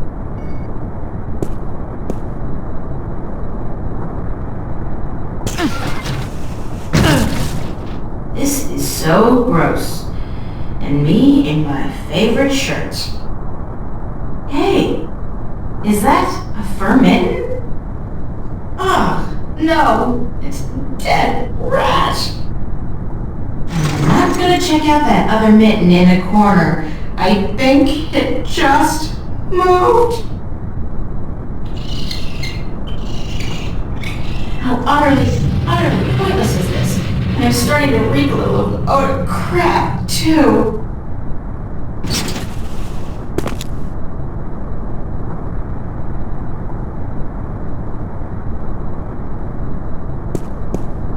It says Calavera Crossing MCW, and the street ID number is 0092.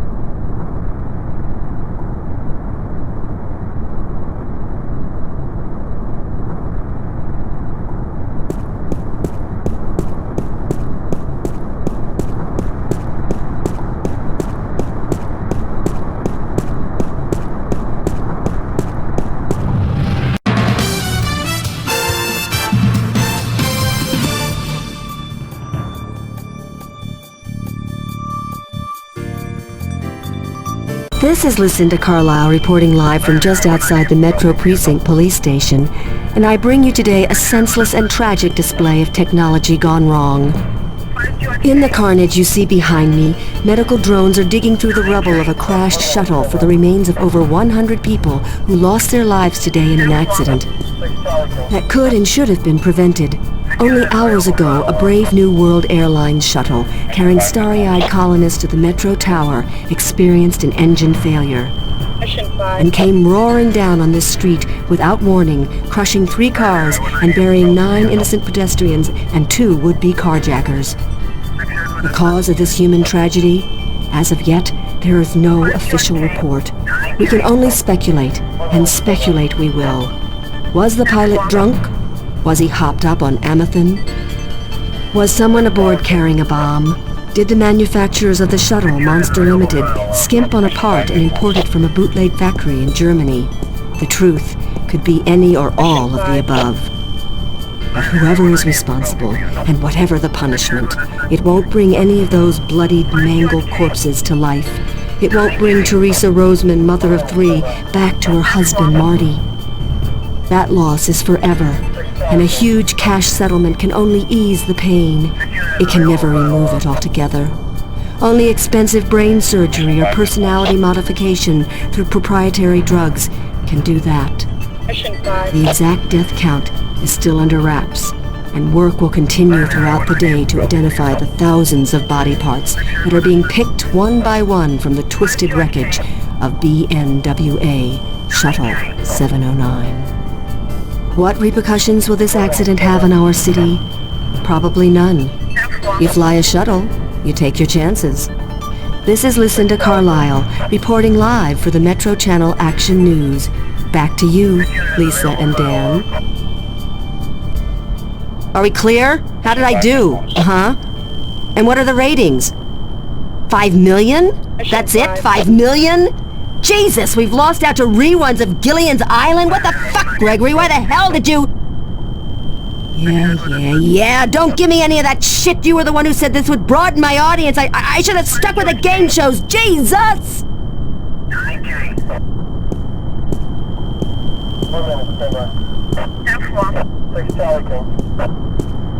This unit is available for an alarm.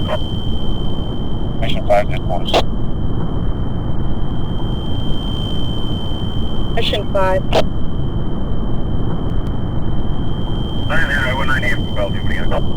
It's a high-voltage laser perimeter fence. The color indicates that they're using military-grade lasers. 5 QHK. 9K.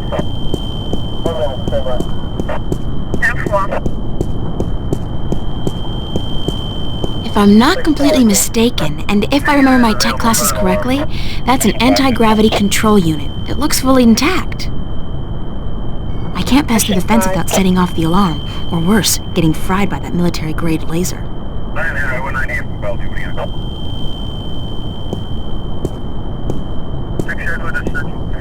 5 QHK. It's a police officer. He's guarding the wreckage. Move along. There is nothing to see here. Except for that crashed hovercraft. Nah. You see those everywhere these days. Sorry? Dime a dozen. Crashed hovercraft are a dime a dozen? Mission 5. 15 a week, ma'am. At the very least. In this city alone. But they say it's the safest mode of transportation available. Statistically, yes. Unless you're aboard one of the buggers. Then your chance of survival drops drastically. What? They're the safest mode of transportation, if you stay on the ground. The chances of being hit by one going down are relatively low. Thanks for ruining my trust in modern technology. We're here to protect and serve. Isn't it the other way around? Mission 5. Just keep it moving, ma'am. Nothing to see here.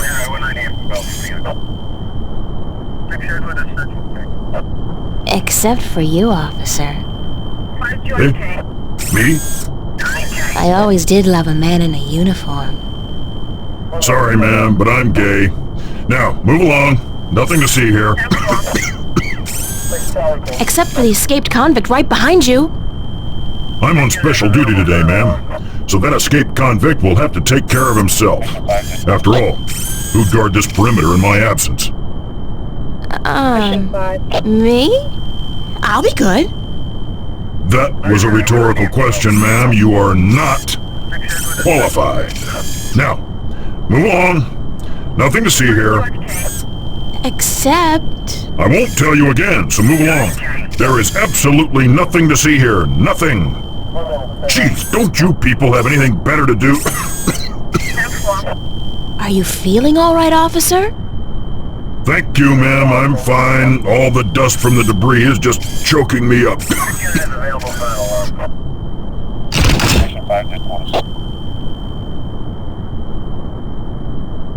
Mission 5. 198 from Bellevue, what do you got? 5 QHK. 9K.